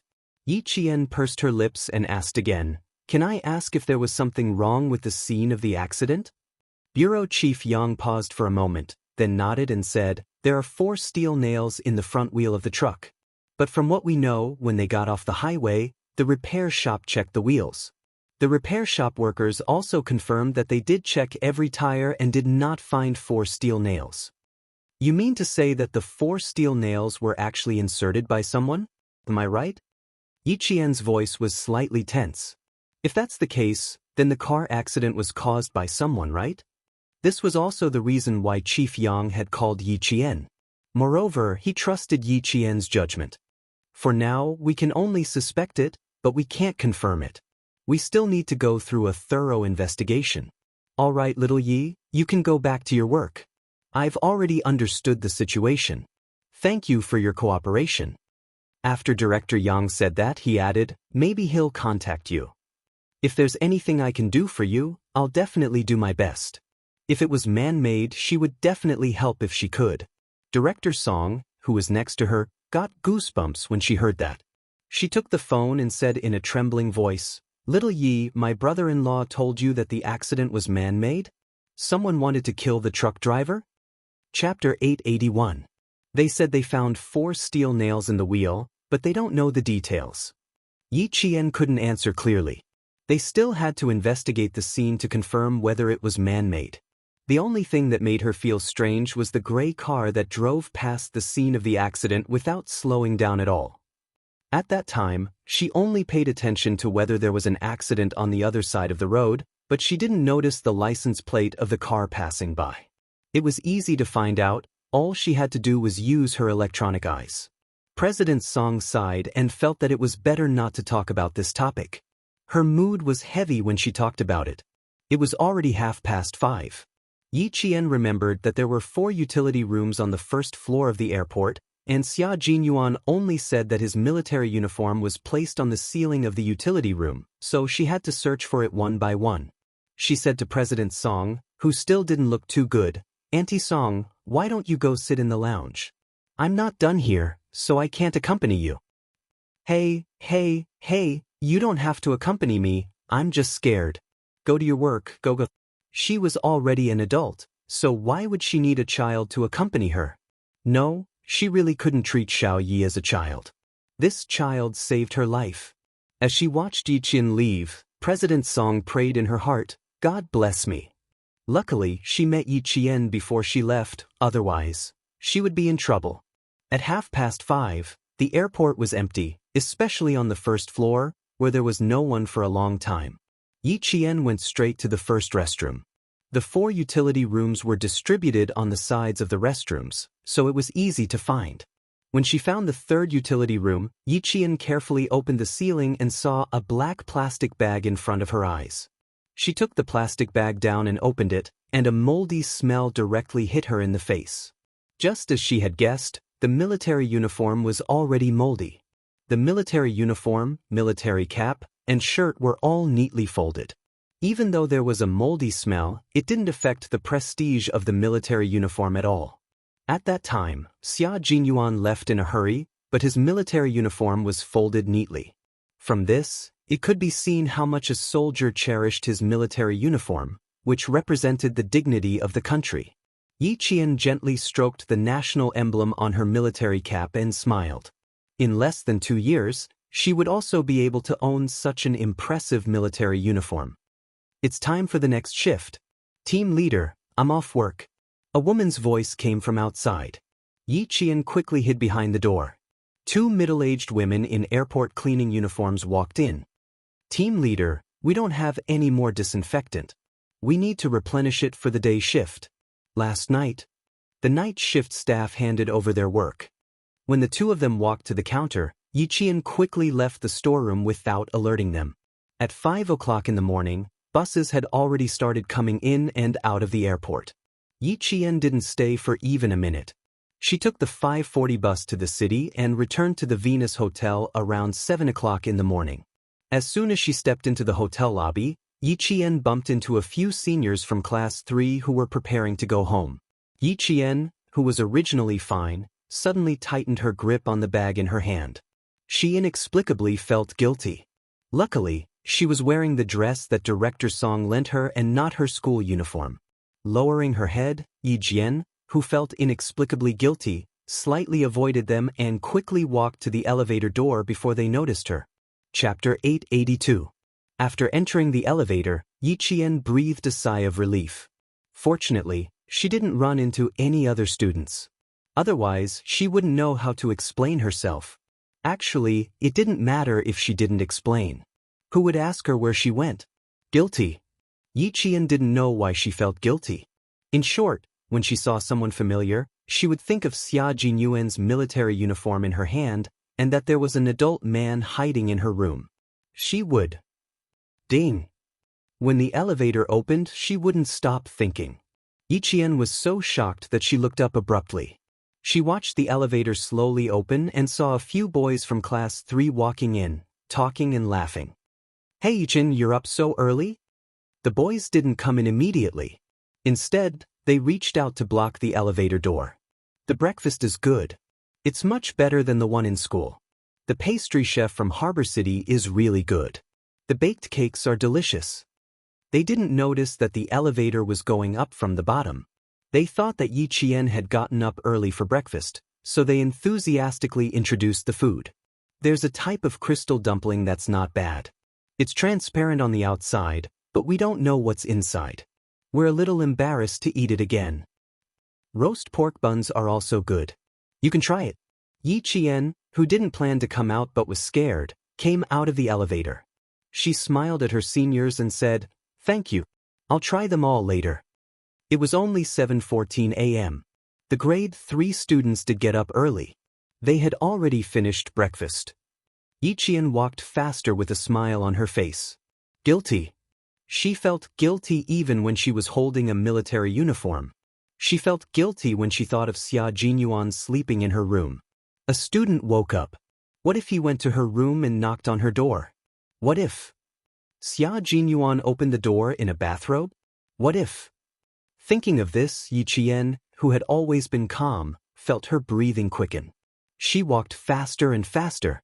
If Xia Jinyuan opened the door in a bathrobe, she didn't know how to deal with it. She still had to take some breakfast back. She wanted to eat, and so did Xia Jinyuan. The cake was fine, but not the crystal dumplings. The skin would harden if it got cold. The rice cake was not bad. It was easy to absorb. Give me a bowl of porridge as well. Plain porridge can be eaten even when it's cold. After all, they were all soldiers. If they were hungry, they could even eat raw snake meat. Yi Qian, who was carrying breakfast for two, stood by the elevator. She prayed that she would not bump into any more students so that she could return to her room safely. In the elevator, Mother Yang was talking to her relatives. You don't have to eat out for lunch. Come to my house. Ting Lan picked Anqi up at the airport and asked her to come to my house directly. I haven't seen Anqi for a few years. Let's have breakfast first. If we wait any longer, Heng Heng's classmates will have woken up. Let's eat first so that these children won't feel uncomfortable when they see us adults.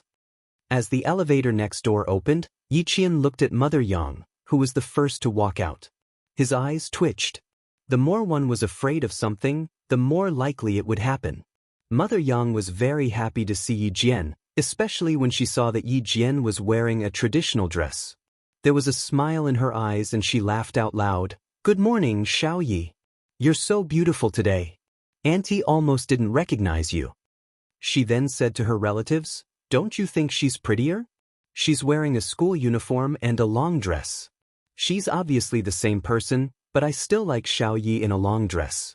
She's so beautiful that it makes people's eyes light up. Chapter 883. The relatives standing next to Mother Yang looked at Yi Qian with a smile. Wasn't this the girl who played darts last night? It was said that her grades were the best in school. Last night, Heng Heng's classmates talked about her the most. At this time, Yi Qian's heart was beating like a drum. He tightened the bag containing Xia Jinyuan's military uniform. After being praised by Mother Yang, his face began to turn red. Feeling guilty and nervous, she could only try her best to maintain the smile on her face and not reveal anything strange. When the relative of the Yang family saw the little girl blushing after being praised by the adults, he smiled kindly and joked, "Look, you've made the little girl shy. All right, she still needs to go back to her room for breakfast. Stop praising her. It's not too late to praise her after breakfast." Amidst the laughter of the relatives, Mother Yang's gaze fell on the breakfast that Yi Qian was ringing. I like Xiao Yi when I see her. She's natural and capable. She's a good child. Then she said to Yi Qian, I'll ask the waiter to send it to you. Don't ring it yourself. Last night, she talked to old Yang in bed for a while and felt that it was a good idea to recognize Xiao Yi as a goddaughter. It would make the Yao family wary. Looking at the Yao family's behavior last night, even if she didn't like to fight with others, she still felt a chill in her heart. They had no principles at all. Old Yao and his wife were the main culprits for Xiao Jing's current personality. They were the ones who harmed Xiao Jing, but they didn't even know it. Yi Qian just wanted to leave quickly. He smiled politely and said, No need, Auntie. There isn't much food. Thank you. You're being too polite with Auntie again. The elevator is here. Go back to your room and eat first. I'll ask Yang Heng to come find you later. Last night she said that she would let Xiao Yi come to her house for lunch. Now that she had to treat Ting Lan's family, she could only postpone it to tonight. Mother Yang smiled and said, in her heart, she was thinking about inviting Yi Qian to her house for lunch tonight. How could she ask Yang Heng to find her later? Yi Qian quickly said, Auntie, I have something to do later. I'll leave first. Last night's incident is over. I'm fine here. Thank you for your concern. She glanced at the elevator floor number from the corner of her eyes. There was one more floor. It was a long wait. Leaving so early? Then you go back to your room and have breakfast. Just as the elevator arrived, Mother Yang smiled and said, go in quickly. It's late and breakfast is already cold. Watching Yi Qian say goodbye to her as he entered the elevator, Mother Yang's eyes had a warm smile. This child was afraid of troubling her family. In fact, in the end, it was Yang Heng who had implicated this child. That brat Jing saw that she was close to Yang Heng, and that was why she kept picking on Yi Qian. In the end, that brat Jing's heart was rotten to the core. Through the slit of the slowly closing elevator door, Yi Qian saw Mother Yang and the others leave while talking and laughing. The door hadn't closed yet. Yi Qian's whole body leaned against the cold metal surface of the elevator. There was a small amount of sweat on the tip of his nose. When the elevator stopped at the correct floor, Yi Qian stepped out of the elevator. She took a deep breath, and then, she held her breath all the way to her room. She took out her card and swiped the door. She didn't meet any classmates and finally came back smoothly. She wasn't nervous at the scene of the car accident. Returning to the hotel, she was nervous like a thief. Sure enough, as long as it was something related to Captain Xia, she couldn't let go of herself. Her heartstrings were stretched taut. The room was very quiet. There was no sound at all. After gently closing the door, Yi Qian walked in with light footsteps. She finally managed to catch her breath. Her breathing tightened again, and her face inevitably turned red again. Chapter 884. He actually maintained the same posture as when he left a few hours ago. He didn't move an inch and just covered his face with her clothes. What kind of habit was this? He even covered his face with someone else's clothes. After putting away the breakfast, Yi Qian, who had originally wanted to take off his clothes, took 2 steps forward and hesitated. She raised her hand and gently patted her slightly flushed face. She took out his military uniform and walked into the bathroom. He didn't wake up even when she came back. It was obvious that he was really tired. Forget it, let him sleep. When Yi Qian turned on the water, she lowered the volume to the minimum for fear of waking him up. She didn't immediately wash the clothes, but turned on the shower head and washed her hair. Her hair was stained with blood. Other people didn't smell the blood, but she smelled it all the way back. The water flowed out gently, making a slight splash sound. After washing her hair, Yi Qian started washing the hat. She washed the military uniform until there wasn't a trace of mold. Yi Qian used the bath towel to soak up the water again, then began to dry himself with the hairdryer. She dried herself in the bathroom from 7 in the morning to 8:30 in the morning. Only her shirt wasn't dry. She hung the jacket and pants neatly on the hanger, then placed the tie together and hung everything on the hanger. Her movements were light and silent. She didn't wake up Xia Jinyuan, who had been sleeping for 4 days and 4 nights. Xia Jinyuan, who had used Yi Qian's clothes as a blindfold, slept soundly and peacefully. This was because there was a girl beside him. She had stood firmly and fearlessly by his side on a rainy night and said softly, "The relationship between the people and the people is thick in water. Comrades in the military, occasionally as civilians, we can also be your shield. Protecting us is your unshirkable responsibility, so please allow me to contribute my meager strength to you." She knew to stand up bravely to protect him at such a young age. Now that she was a qualified reservist, he believed that she would protect him. The room was filled with her sweet scent, the bed was filled with the warmth of her body, and the tip of his nose was filled with the faint fragrance that belonged to her.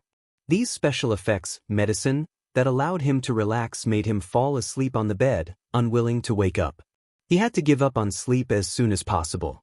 If K7 still couldn't contact his team by today, then he and G3 would return to the battlefield to search for their missing comrades after completing the mission in the southern province. Outside the room, Yang Heng had a good night's sleep. His hair was wet, and he looked as handsome as a model in his blue and white striped uniform. He knocked on the door. "Yi Jian, are you awake? It was time to go down for breakfast. Breakfast is no longer served after 9 o'clock, so we can only eat outside." There were already students coming and going in the corridor. Some of them were carrying their backpacks and preparing to go home after breakfast. Some of them were still sleeping, like Wang Jin and the others. They had been singing and playing until 2 o'clock in the morning last night. How could they get up now? They were all sleeping soundly. Yang Heng, who had also slept until now, didn't know that his mother had already met up with Yi Qian. Hearing no sound from inside, he knocked on the door again and smiled. "You're still not up yet? Yi Qian, don't sleep anymore. Get up, get up." Yi Qian, who was drying his shirt in the bathroom, heard the knocking on the door.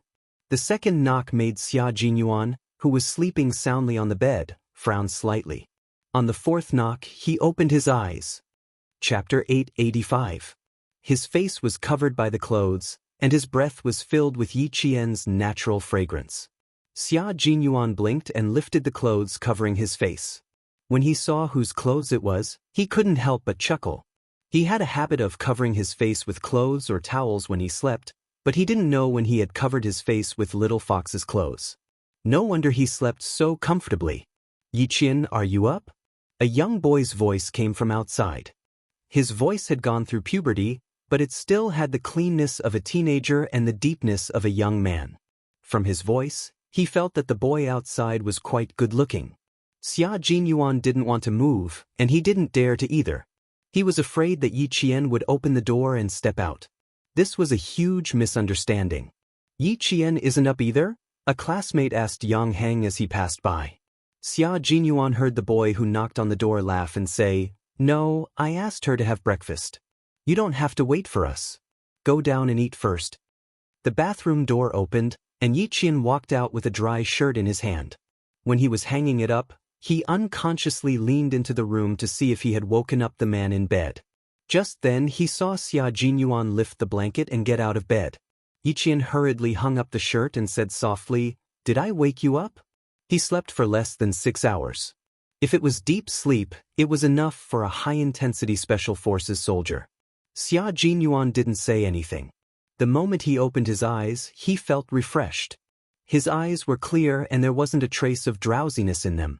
He didn't look like he had slept for a few hours, but more like he had exercised for a few hours. Now, his clear eyes were staring at Yi Qian. They were quiet and deep like an ancient well. As Yi Qian spoke, ripples appeared in the ancient well. Light floated in the depths of the well. Yi Qian was confused by his gaze. Dai Qing frowned. "What are you looking at? You're so strange." "What are you looking at?" Xia Jinyuan was naturally looking at Yi Qian. At this moment, he only had eyes for Yi Qian. He knew that his little fox was not bad. No, it was not just not bad. It was just that when he first saw her, he felt that she was a stunning beauty. Her beauty was not just the frivolous beauty of a gorgeous appearance, but a simple beauty that had been accumulated over time. She had a connotation that could withstand the test of time, and even more so, she had the tenacity to withstand tempering. She, who was already so beautiful, suddenly changed out of her blue and white school uniform and wore a long dress with ethnic characteristics. She stood gracefully in front of him. The peony embroidered on the edge of the dress was originally exquisite, but now it only served to set off her beauty. It made her look like a girl who had walked out of a world of purple and brilliant red. She suddenly appeared with an enchanting charm, and in an instant, she had bewitched him for the rest of his life. The dazzling beauty remained in his eyes for a long time. He said, "I'm looking at you. I'm looking at you. When I look at you, I see that there is no one else in your eyes. When I look at you, I see your heart and engrave it in my heart."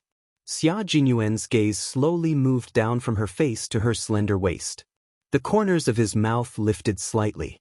He said, "I see a little fox who has become a spirit. She's so beautiful that my heart is still racing. Xia Jinyuan.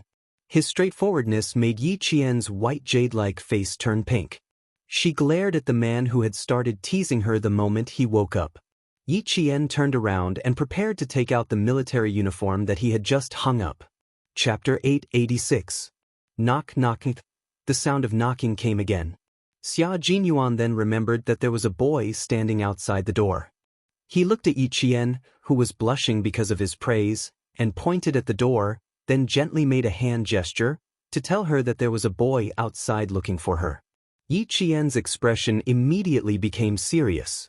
She pursed her lips and said softly, "Why didn't you say so earlier?" "I wanted to tell you when I woke up, but I didn't see a little fox suddenly appear, so I forgot." Xia Jinyuan looked at Yi Qian, whose body had stiffened. Not only did the smile on his thin lips not fade, but it also deepened. Last night, she didn't want her classmates to see him, but now, what's going to come will come.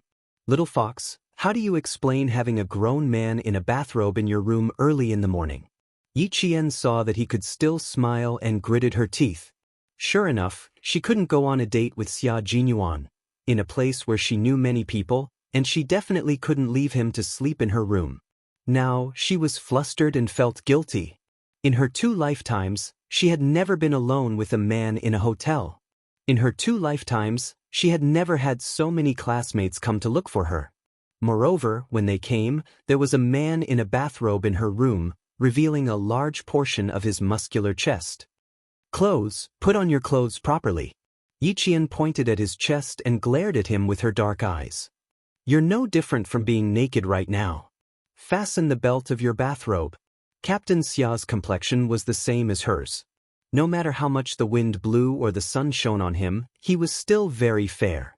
The light at the entrance was a spotlight, so she could clearly see the beautiful lines of his chest muscles.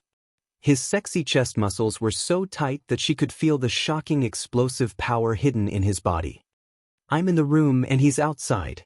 What are you afraid of?" Xia Jinyuan looked at her anxious expression, and his thin lips curved even more seductively. He chuckled and said, "I'm clearly wearing a bathrobe. Why is it no different from being naked in your eyes?" "Little fox, do you have X-ray vision? Can you see under the bathrobe?"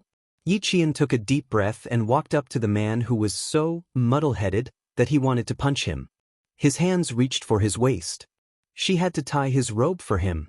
She could feel his hot breath above her head. She was sure that if she looked up now, she would only see her figure in those unfathomably dark eyes. Because, even if she didn't raise her head now, she could feel his deep gaze on her body, not a single trace of his gaze away.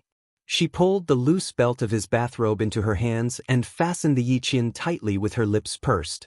Then she pulled the lapel tightly to cover his chest. "X-ray vision? Even without X-ray vision, I can still see it clearly." Xia Jinyuan lowered his head and looked at her slender hands tidying his robe. She was obviously nervous, but she still pretended to be calm. He teased, "You can see clearly even without underwear?" Before the smile on his handsome face disappeared, Yi Qian's head mercilessly bumped into his chin and almost bit off his tongue. As he gasped in pain, Yi Qian raised his hand and smiled innocently. "Sorry, I didn't do it on purpose." If she didn't do it on purpose, then she did it on purpose. Xia Jinyuan rubbed his chin and said in a gentlemanly manner, "I know. You were able to gently soothe my brows when I was sleeping. How could you bear to hurt me when you care so much about me?" Chapter 887. Yi Qian didn't say anything. His face was red and his teeth were chattering. She had never been Xia Jinyuan's opponent when it came to these kinds of things. Why should she make things difficult for herself? She had to endure it for now. When she grew up, she wouldn't have to be so cautious anymore. Major Xia, just you wait. When do you plan to open the door? Don't let your senior wait too long." Major Xia Jinyuan's jaw hurt, but his heart was filled with sweetness. He stood in front of the door and pushed it open. She could see him standing in the middle of the hallway. In order to maintain a good image, he even raised his head and puffed out his chest.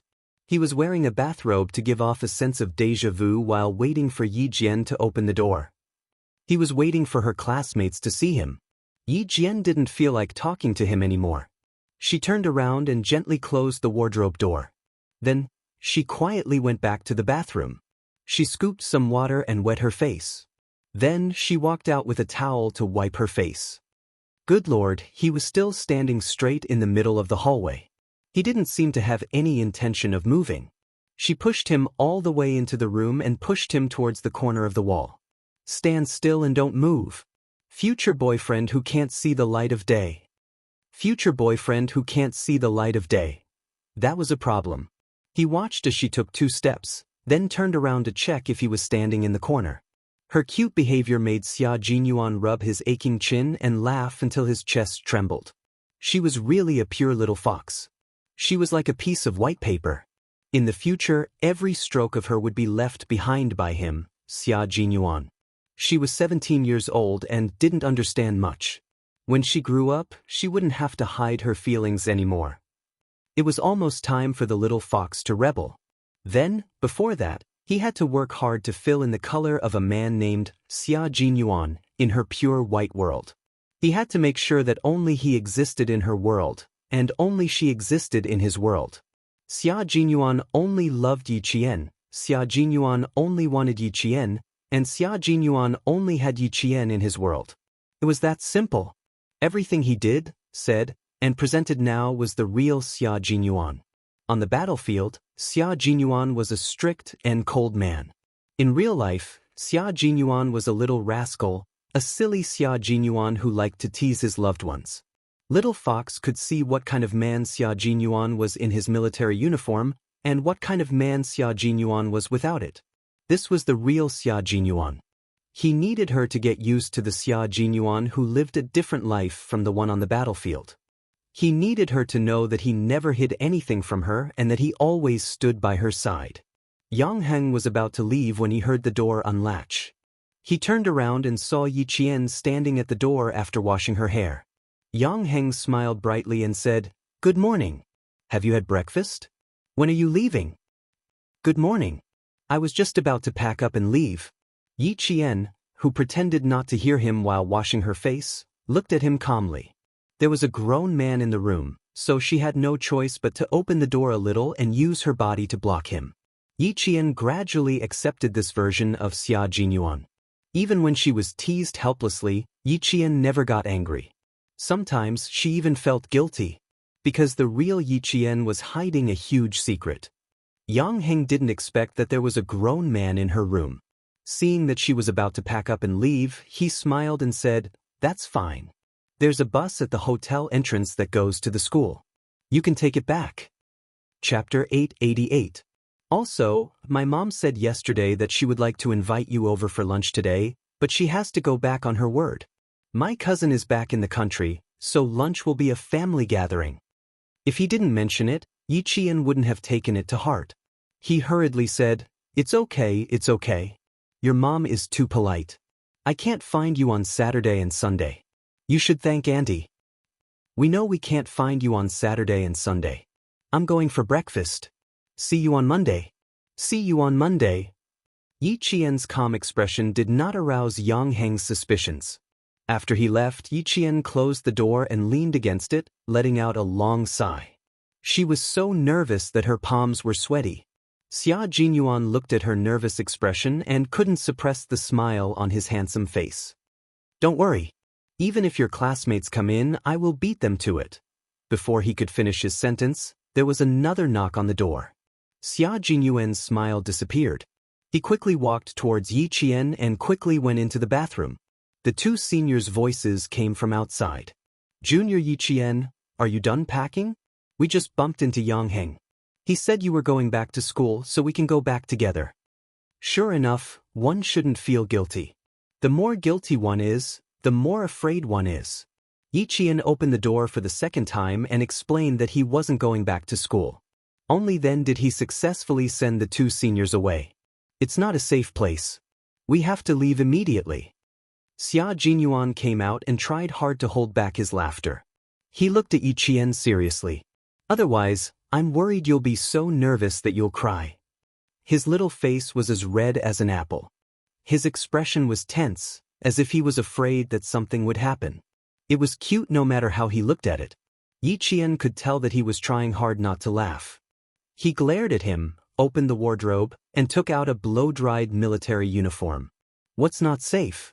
I'm nervous because you're wearing a bathrobe. I'm still a student. If they see a man in a bathrobe in my room, I won't have the face to go back to school. Originally, there was nothing wrong, but once he saw it, regardless of whether there was a problem or not, it became a problem. Put on your clothes. I can even open the door now. Yi Qian took out his military uniform and shirt. When he looked up, he saw Xia Jinyuan staring at him with a deep and pitiful gaze. Yi Qian paused and took a step back.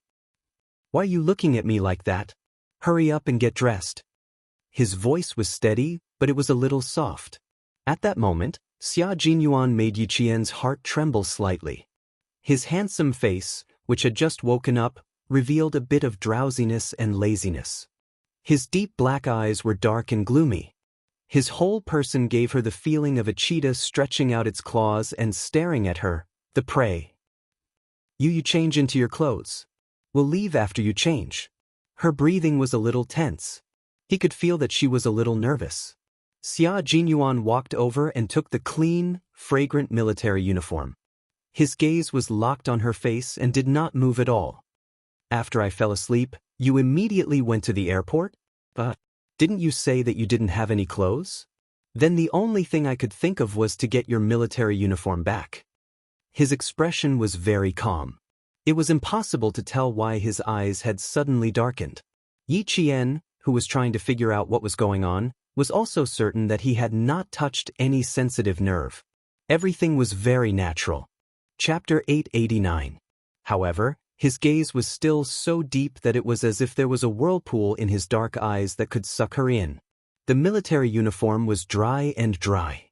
Her slender fingers tightened around the military uniform that she had brought back from half the provincial capital without his knowledge. There was a feeling of solidity in her heart, as if the whole world was filled with solidity. There was not a single empty space that was filled by her at this moment. It seems like I slept too deeply. I didn't even know when you left or when you came back. Xia Jinyuan said softly. His calm tone did not change. His deep gaze was still so deep that Yi Qian's heart couldn't help but tighten. He came over at 3:30 in the morning. Little Fox left at around 3:40 in the morning. It would only take an hour to get from the hotel to the airport. It was now 8:40 in the morning. A military uniform would take around an hour to dry, which meant that she rushed back to the hotel at around 6 o'clock. He had been back for so long, but he didn't hear any movements. It seemed that the scent she left on his clothes was even more effective than taking sleeping pills. He didn't know that Yi Qian had been delayed at the scene of the car accident for nearly 40 minutes. He even thought that Yi Qian had returned very early. He should have reminded her before going to bed last night to bring back the military uniform. Unfortunately, he couldn't wear it now. Her efforts had been wasted. You were too tired. That's why you didn't know. You look a lot better now. Hurry up and change. Why are you still standing there? Yi Qian said uneasily as his gaze on her became more and more intense. She didn't know if it was because he had just woken up, but he was standing in front of her with a casual laziness. Even a casual raise of his eyebrows was sexy. Her heart was beating a little faster. Could he not be so sexy? Could he not look at her like that? Could he hurry up and change? Xia Jinyuan looked at the girl who was working for him quietly. She was nervous because of him and blushed because of him. His world was not only filled with satisfaction, but it also made his heart throb. He took a step forward, and Yi Qian immediately retreated to the door. His dark eyes widened, and he looked at Xia Lei warily. At the same time, he maintained his calm and said seriously, Captain Xia, this is a hotel. There will be students outside looking for me at any time. Don't do anything rash. Act recklessly? What did she mean by messing around? But why was it that every time the little fox was alone with him, she would always have that, "What are you trying to do?" expression on her face? Simply put, she was trying to seduce him even when he clearly had no intentions of doing anything. What do you think I will do? He raised his eyebrows and asked with a smile. Yi Qian waited solemnly. I don't know. You know. He took another step closer, and his lazy aura began to surround her. You know, that's why you're telling me.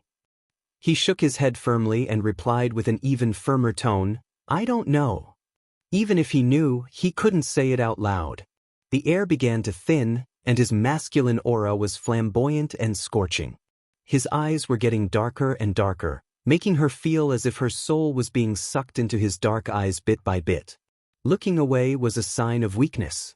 In front of him, she had to get used to looking him in the eye. She couldn't show any weakness. Once she did, he would start to gain the upper hand again. Actually, I told you a long time ago. Captain Xia also reminded you that the more you reject me and resist me, the more I will cling to you. Look, you're resisting me right now. It's hard for me not to mess around with you or not to do anything to you.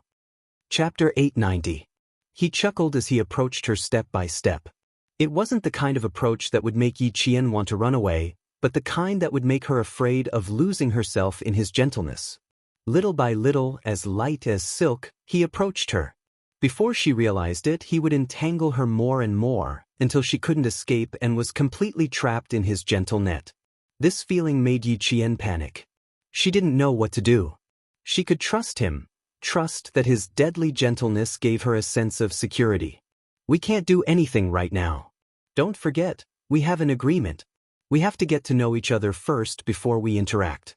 This is our agreement, Captain Xia. I don't think you'll forget it. He was so close that her mind was a little confused. Her heart was messed up by his breath and his gentleness. Yi Qian secretly took a deep breath to calm her flustered heart. She looked up at the man whose entire body was wrapped around her. She saw her tiny figure in his eyes and also saw the faint smile in his eyes. She pursed her lips and said calmly, Also, you're right. I shouldn't resist. This will make you want to conquer me. It seemed that his nearness made her panic. Very good, there was only panic and no fear. Xia Jinyuan's smile deepened. His handsome face looked as lazy as if he was drunk. His smile had the sexiest charm of a man. But I really like your resistance. Because even though you're resisting me, you're also accepting me. There were still 2 years left in high school. She had enough time to accept his approach, because every time they met, he would make their relationship better. Just like now, she only felt panic and no fear. This was enough to show that their relationship had been improving. Yi Qian, whose thoughts were exposed, raised her hand and gently rubbed her tense forehead. She had indeed been accepting Xia Jinyuan despite her resistance. Did accepting him mean that she needed to confess her mystery to him? Did she need to find a chance to confess her past and completely open her heart to Xia Jinyuan, who made her feel safe? Could she reach out and grab his hand? Looking at Xia Jinyuan's gentle gaze, Yi Qian couldn't deny that he had the urge to do so. Then, the impulse only flickered in his heart like a spark. When the light disappeared, the impulse was gone. Grandpa Zhen and Uncle Chen had taught her that women also needed to stand tall and proud in front of the world. When one did not have enough capital, one had to learn to endure, to lie low, and to wait for an opportunity to soar into the sky. No, it was not yet time for her to reveal all her secrets.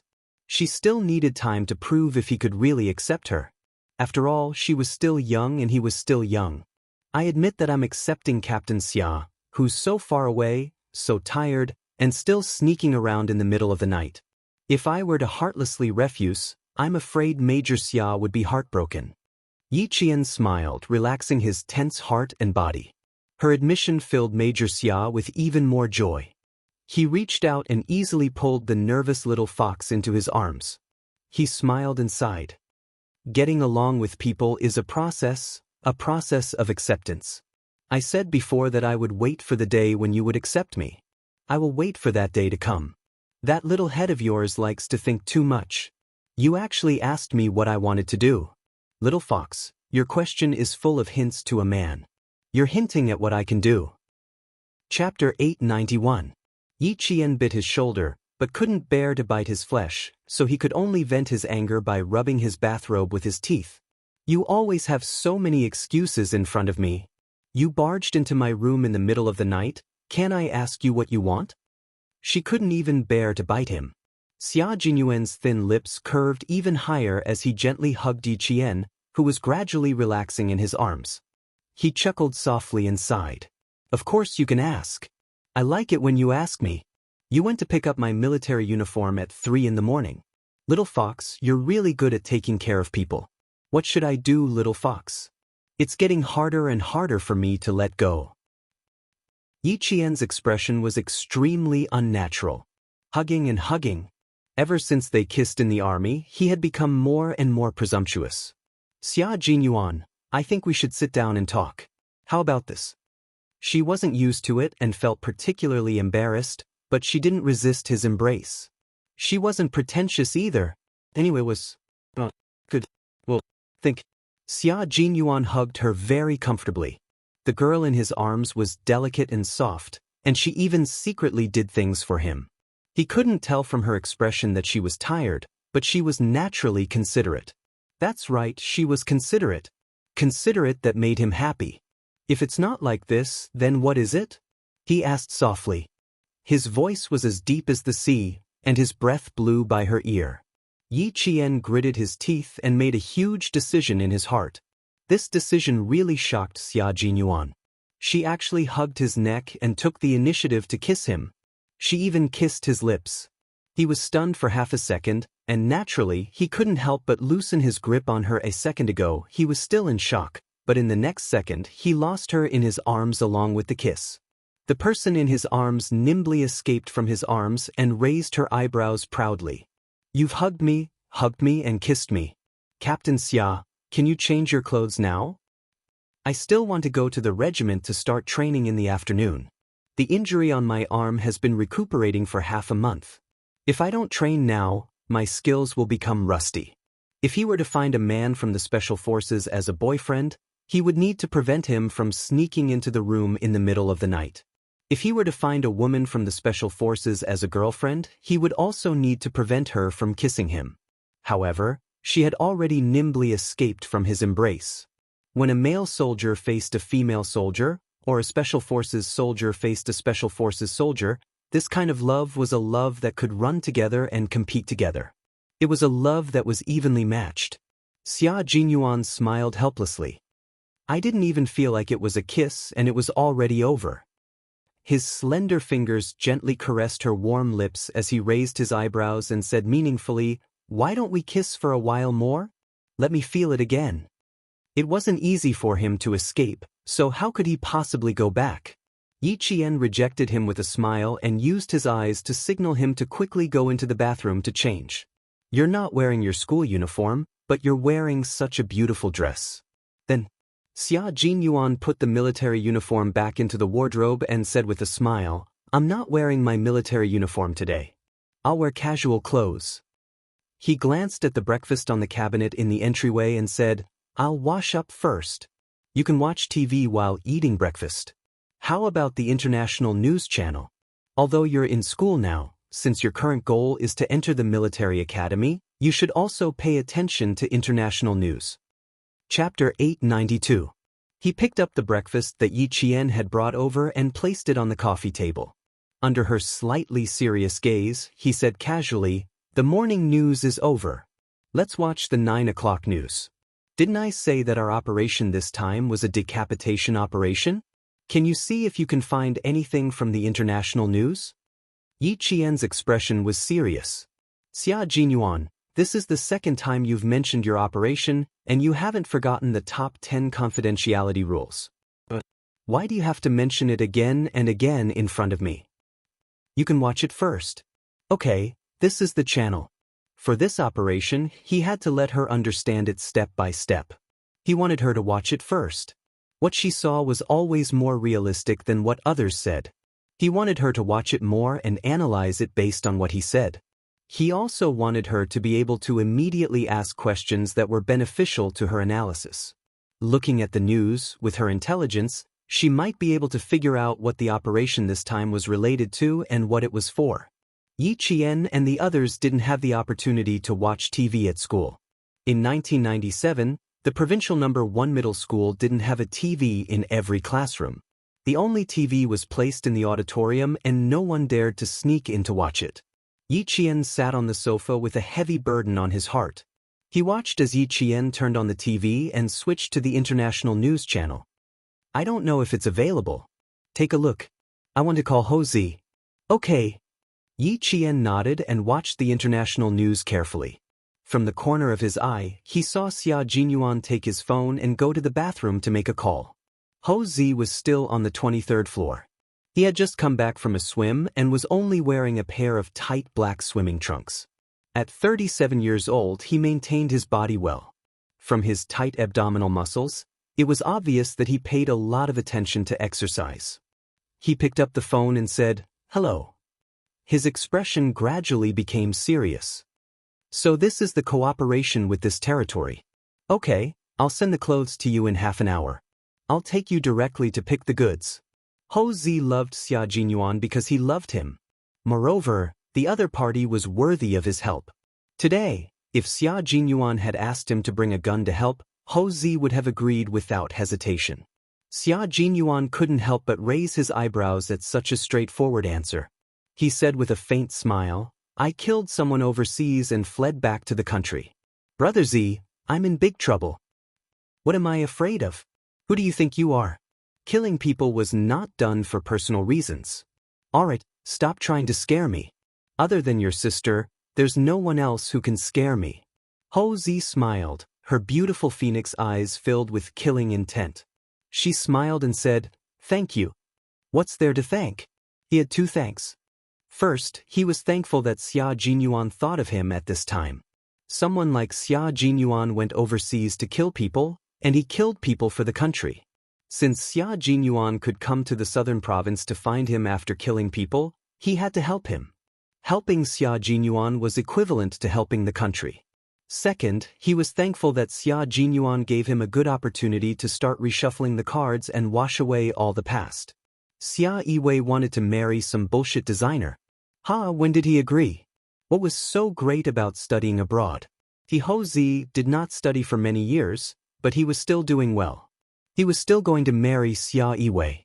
The place to pick the goods is a little far, but you won't regret it if you go. Ho-Zi was not afraid that Xia Jinyuan would find out where he hid the goods. So what if he found out?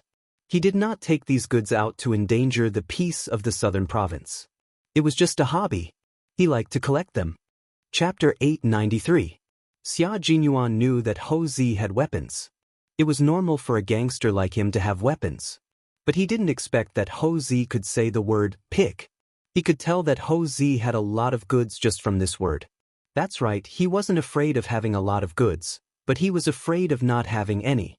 "Zigo, you know the consequences if I go to your collection place."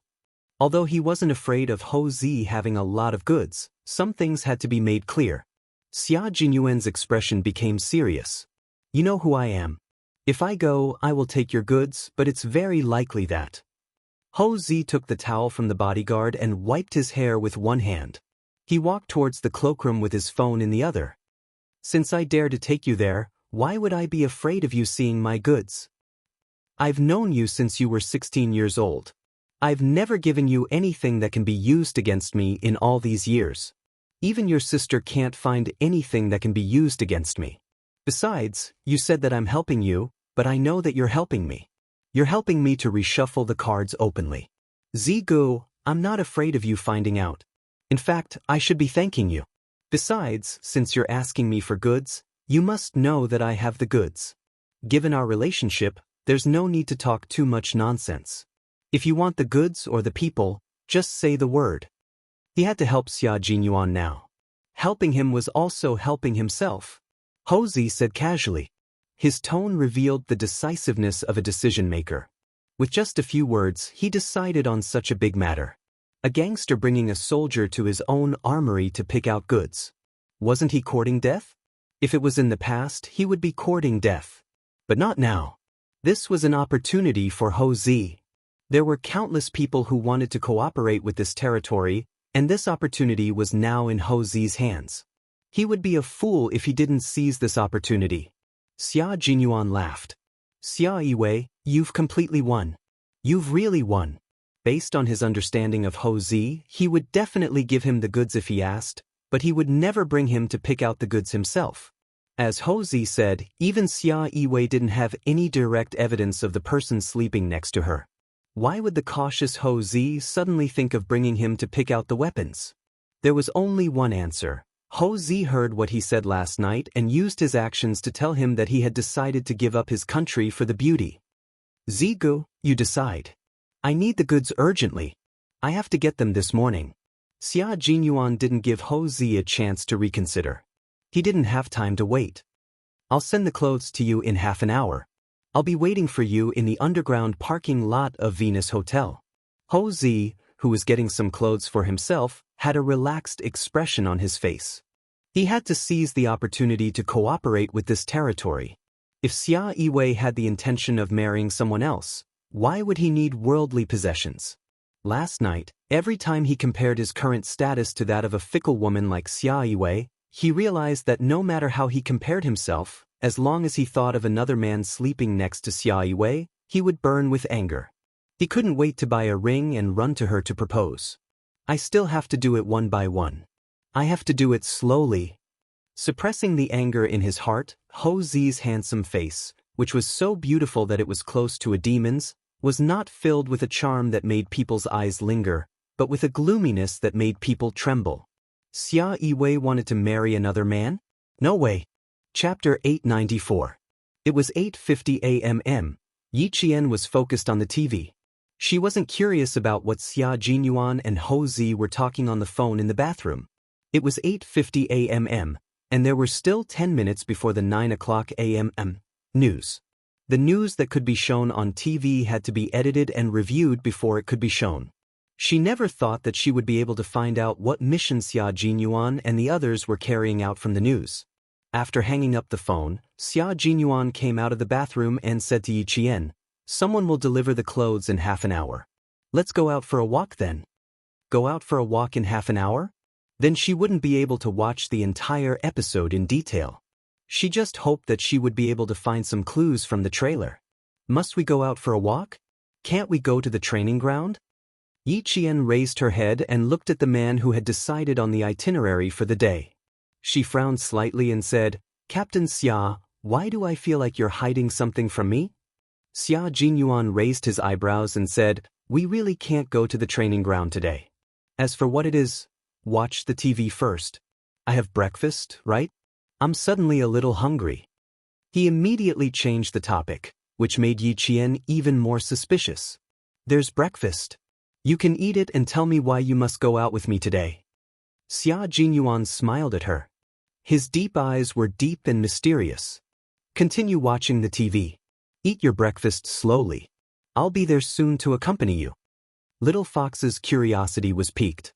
Hopefully she wouldn't be so scared that she would cry. Cry? That didn't seem likely. How could a strong little fox cry? Less than 10 seconds later, Xia Jinyuan walked out with a cold expression. He was holding Yi Qian's blood-stained school uniform in his hand. "What happened on the way there?" he asked in a low voice. He even sounded a little anxious. "Did you meet any suspicious people? Did you get rid of them directly?"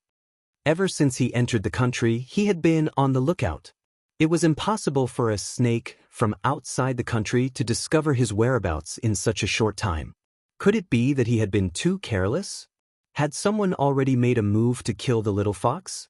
Yi Qian, who was watching TV intently, looked up and saw his handsome face tensed up as he held the bloodied school uniform she had left in the bathroom. She was a little surprised by his reaction and immediately explained, "I was on my way to the airport when I bumped into a car accident. The blood on my uniform wasn't mine. It was the blood of the injured people in the car when I participated in the rescue." So that was the case. He was really frightened just now. She looked at the school uniform in her hand. Although the dried blood on it did not belong to Yi Qian, her heart sank. He didn't show any strange expression on his face and said with a smile, "So that's how it is. It seems that this car accident is very serious. You participated in the rescue and were stained with so much blood. It's pretty bad. I wonder how the driver is doing now." Yi Qian furrowed his brows when he saw that Yi Qian's brows had loosened after his explanation. Even his expression had relaxed a lot. What exactly happened to their team during this operation? Why were they still so tense when they were back in China? Also, did he just say that he met any suspicious people? Did she get rid of them directly? How could she get rid of anyone directly? No, it wasn't that she could get rid of anyone directly. There was someone who needed to be dealt with directly. Someone followed Xia Jinyuan back to China. Otherwise, why would he burn the clothes he wore that day on his way back? Chapter 895. Yi Qian's pupils constricted. She walked over with an unprecedentedly serious expression. Are you in danger now? Are you in great danger? Someone followed you back to the country. Is that right? Answer me, Xia Jinyuan. Her voice was sharp and urgent, and it carried with it a chill that broke through the ice. Seeing her angry expression, Xia Jinyuan quickly comforted the little fox whose hair was standing on end and whose expression was tense. Don't be too nervous. If this is someone else's car accident and you are just rescuing him, then I am safe in the southern province. I've been covering up my tracks. I won't even wear the clothes I've worn a second time. If someone really followed us, I think we'll find out together and get rid of these little tails together. He stroked her hair and maintained a faint smile. Our profession is special. There will be danger at any time, but in our own country, it's relatively safe. He had been dealing with these people to buy time for the J5 and the others to escape. Now that the military had received text messages saying that his comrades were safe, his plan had succeeded. He had successfully lured all the snakes to himself and allowed his comrades to return safely. He talked about dangerous topics as casually as if he was talking about the aftermath of a movie. Even his expression was indifferent, as if it was not worth mentioning. That smile made Yi Qian a little breathless. The car accident did not scare Yi Qian. It made her lose her cool. Yi Qian's heart sank even more. She looked at him with a determined gaze and said softly, "If someone followed us, I will definitely share the danger with you." Her fearless gaze made Xia Jinyuan's eyes ripple. His little fox would not back down just because he was in danger. She would definitely choose to stay by his side and fight side by side with him. I believe in you.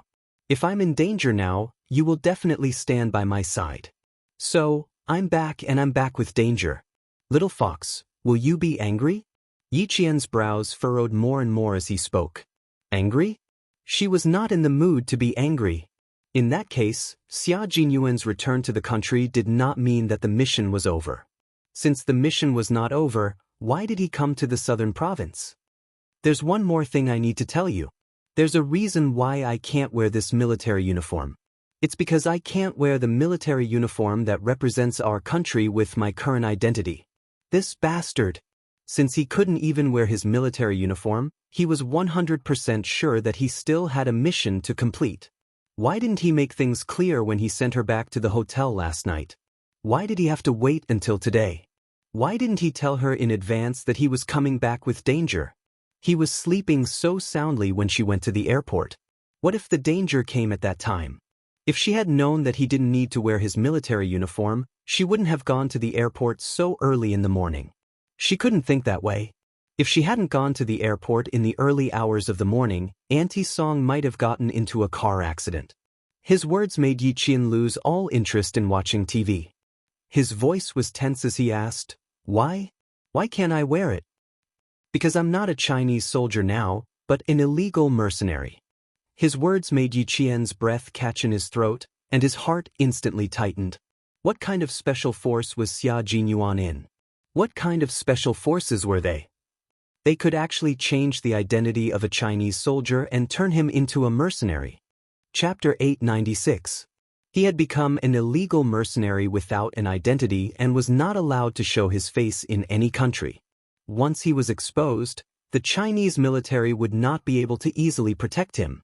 This was because they were no longer Chinese soldiers. Their names were not even in the entire military system. Erasing everything and sending them on a mission was enough to prove that once their identities were exposed, they could only rely on themselves to save themselves. Thinking of this, Yi Qian's heart trembled. Then why did you return to the southern province? Xia Jinyuan, you must have a reason to return to the southern province, right? The southern province is Ziji's territory. Did you think that if something happened, he would not stand by and do nothing? Is that why you returned to the southern province? Is that so? Also, Captain Xia, since you dared to contact Ho Zi while you were still on a mission, you must have other motives. Am I right? Compared to Yi Qian's tense expression, Xia Jinyuan's expression was much more relaxed. Smart, you guessed it so quickly. You're right, little fox. I did have a reason to return to the southern province. You were talking about the decapitation operation. The decapitation operation is the biggest operation, and it involves matters between countries. For such a big matter, even if Jianghu has power in the southern province, he might not be able to guarantee your safety. Yi Qian pursed his lips and looked at him even more carefully. He said with certainty, Captain Xia, the reason why you had to return to the southern province is definitely not that simple. Xia Jinyuan chuckled softly. His elegant and handsome face looked indifferent, but his voice was cold. My identity is now an illegal mercenary. He emphasized the word illegal and looked sharply at Yi Qian. Yi Qian, tell me, why did I have to return to the southern province? What's the reason why I had to return? The southern province was Ho Zi's territory. Ho Zi would not stand by and do nothing when a snake from abroad attacked him. The reason why he had to return to the southern province was because Ho Zi had a weapon. Yi Qian's brain never stopped working. He kept analyzing the reason why Xia Jinyuan had no choice but to return to the southern province. He also thought about how Xia Jinyuan had suddenly told him about Operation Decapitation. He didn't say anything that wasn't supposed to be said in the confidentiality agreement, but what he said seemed to be on purpose. No one could help them. They could only help themselves now. No, she could help him too. If it was as she guessed, Xia Jinyuan deliberately wanted her to know about their operation. It was also the military's intention. Otherwise, as a soldier, how could he tell him about their operation so easily? He only dared to say it after getting the approval of the military. The military knew that he had returned to the southern province, that he had contacted Ho Zi, and that he had contacted her. The military knew everything, but Xia Jinyuan was still an illegal mercenary. An illegal mercenary didn't hide the fact that the military had contacted Ho Zi, the leader of the underworld. This meant that the military allowed him to contact Ho Zi. It was obviously a clueless matter. The more Yi Qian thought about it, the more confused he became. Gradually, he found a reason why Xia Jinyuan had no choice but to return to the southern province. It was because Ho Zi had something that the military couldn't give to Xia Jinyuan for the time being. What was that thing? Yi Qian's eyes gradually darkened. Like the sea, they were so deep that the bottom couldn't be seen. After about a minute, the bottomless sea began to ripple. She should have guessed the reason why Xia Jinyuan had to come to the southern province. Chapter 897. Weapons. Ho Zi was the boss of the underworld, so he must have guns and ammunition on hand. Xia Jinyuan, an illegal mercenary, needed guns and ammunition. How could he not have a weapon to defend himself before the mission was over? You returned to Nan province because you trust Ho Zi and are sure that he will help you. You need to get weapons from Ho Zi, she said in a trembling voice. She was trembling so much that even her fingers were trembling. Why would he need weapons when he returned to China? What kind of people did he offend?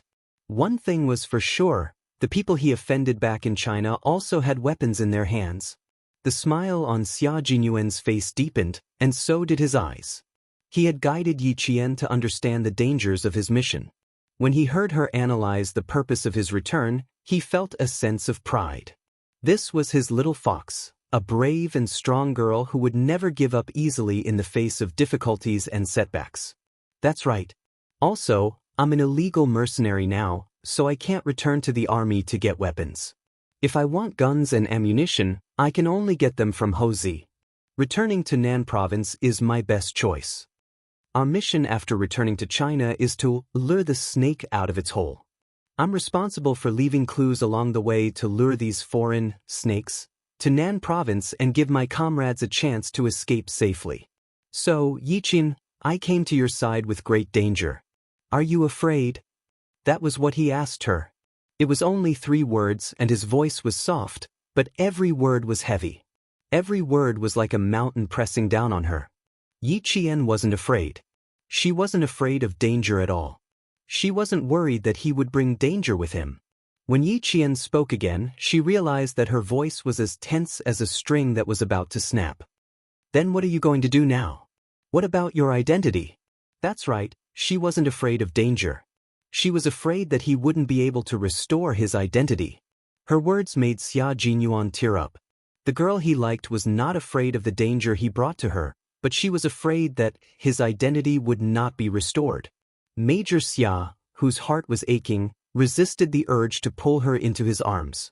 He took a deep breath and calmly said, "Although my current identity is an illegal mercenary, my identity will naturally be restored after this is over."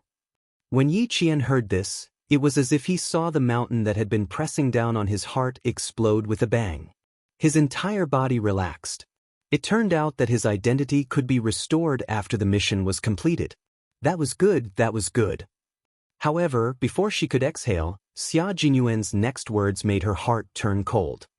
Actually, that's not the problem. The problem is the injured K7. He contacted G3 last night, but he didn't even send out the coordinates. Therefore, I suspect that he didn't manage to escape, but was bitten instead. Little Fox, this is the biggest problem right now. G3 is K7's contact person, and I am G3's contact person. For this mission, we contacted each other one by one. When K7 crawled out from the gunfire, his random mercenary uniform was blown into strips. When he saw your uniform and thought about K7's injury, he stopped. He didn't want to personally voice out his suspicions that his comrade was injured and captured. He kept looking at Yi Qian with a heavy gaze. Yi Qian, whose emotions were stirred up by Xia Jinyuan, narrowed his eyes and stared at him. He didn't ask anything else. Instead, he asked for himself, "Captain Xia, if you tell me about your mission and the difficulties you're facing, it means that not only can I ask you some questions about your mission, but I can also directly participate in your mission, right?" Chapter 898. Didn't you already guess correctly? What else do you need to confirm? I can only contact you and tell you what our mission is if the military agrees to your participation.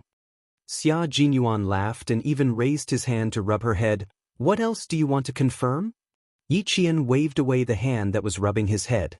I want to confirm whether my current identity is a student or an illegal mercenary. Keep your hands to yourself and don't touch me. I still have a lot of things to know. Of course you're a student. Also, what do you want to know? Xia Jinyuan laughed out loud. His laughter was low and deep, and even his chest was trembling slightly. Can you think about what we should do next? After all, my current identity is not a soldier, but an illegal mercenary. You're a little fox who is so smart that it gives me headaches sometimes. Do you have any ideas on how to restore my identity as soon as possible? He could take her to actual combat, but in actual combat, she had to be able to control the entire situation on her own. She was such a smart girl. She couldn't just be a soldier who followed orders. She had to become a commander who could command soldiers. He hoped that she could become a commander who could command soldiers in battle. Now she would talk and he would listen. If there was anything wrong, he would point it out to her. He would let her grow up step by step with him. He would watch her grow up and see her become successful. Just thinking about it made him feel proud. You can ask me anything you think of. I can also tell you that after we lure the snakes out of their cave, the mission will be completed in Nan province. We can't do it in the city center. We have to end it in a remote place. He revealed the danger again and let Yi Qian face the danger directly. Yi Qian's gaze gradually darkened. His voice was very soft and filled with a murderous aura. Since we've lured the snakes here, we can't give them a chance to bite you. We can't let them have a chance to escape. If they could get rid of these people in advance, it would mean that Xia Jinyuan's mission in China was completed. It would also make it impossible for other countries to find out that he was actually a Chinese soldier. This was the only way the military could restore his identity. After the finishing work is done, there won't be anything else. Yi Qian said softly. His dark eyes stared at the elegant face in front of him. He said slowly, word by word, your identity can be restored. Her breathing went from rapid to steady, and even her eyes calmed down. Xia Jinyuan couldn't help but lift his hand to hold her face gently. He stroked her face gently with his fingers and said, "No, little fox, it's not over. It is good that you are not soft-hearted to your enemies. However, there is still our comrade K7. You still need to consider his current situation. I came to the southern province to divert everyone's attention and ensure the safety of my comrades. But as long as one of my comrades is still alive, my mission will not end, and my identity will not be restored. For this operation, the identities of all the comrades participating in this operation will be changed. As long as one of them is still alive, no one will be able to restore their identities." Xia Jinyuan explained everything to Yi Qian. When he was done, he gently touched Yi Qian's trembling lips with his lips. "Little fox, you still need to learn how to control the entire battle. You need to control it from all aspects." Chapter 899. You're not a good soldier if you don't want to be a commander. You have to remember that your goal isn't just to be a soldier. You have to become a soldier who knows how to fight. You have to know how to fight and how to command soldiers to fight before you know what to do. Yi Qian's body was trembling. She stared at him fixedly as he spoke softly. She said, "I want to drink water. I want to drink water." She was very thirsty. She was so thirsty that she was panicking. She rushed to the side of the coffee table and covered the teacup with a lid. After stabilizing her trembling fingers, she grabbed the teacup tightly and drank the remaining cold water from last night in one gulp.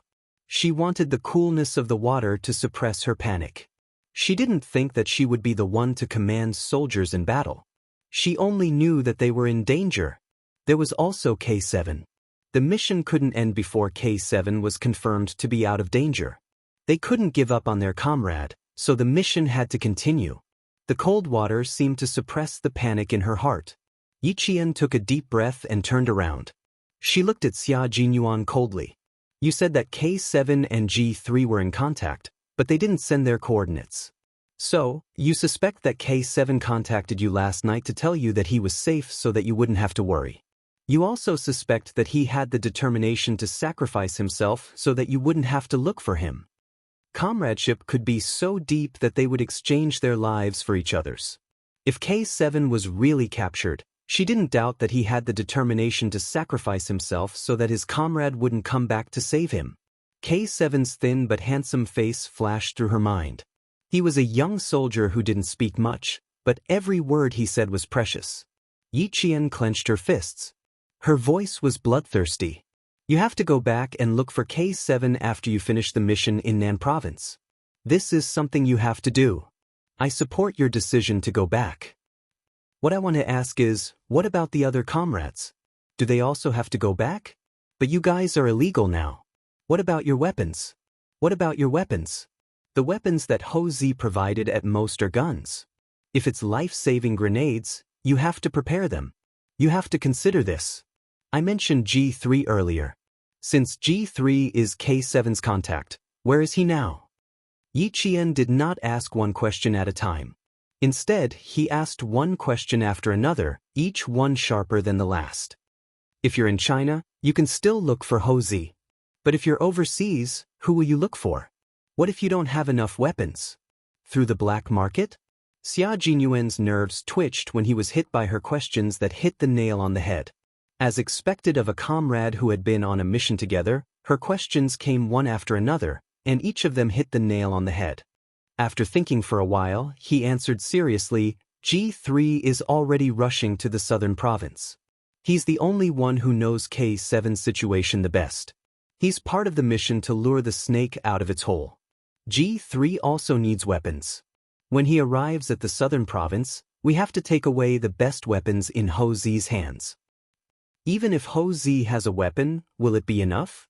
Our country forbids private collection of weapons. This is illegal.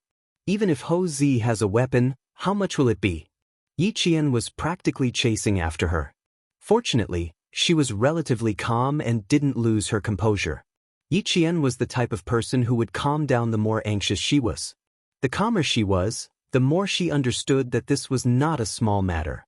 The news that Xia Jinyuan brought back was too shocking. She wasn't involved before, so no matter how calm she was, she still seemed a little anxious. Chapter 900.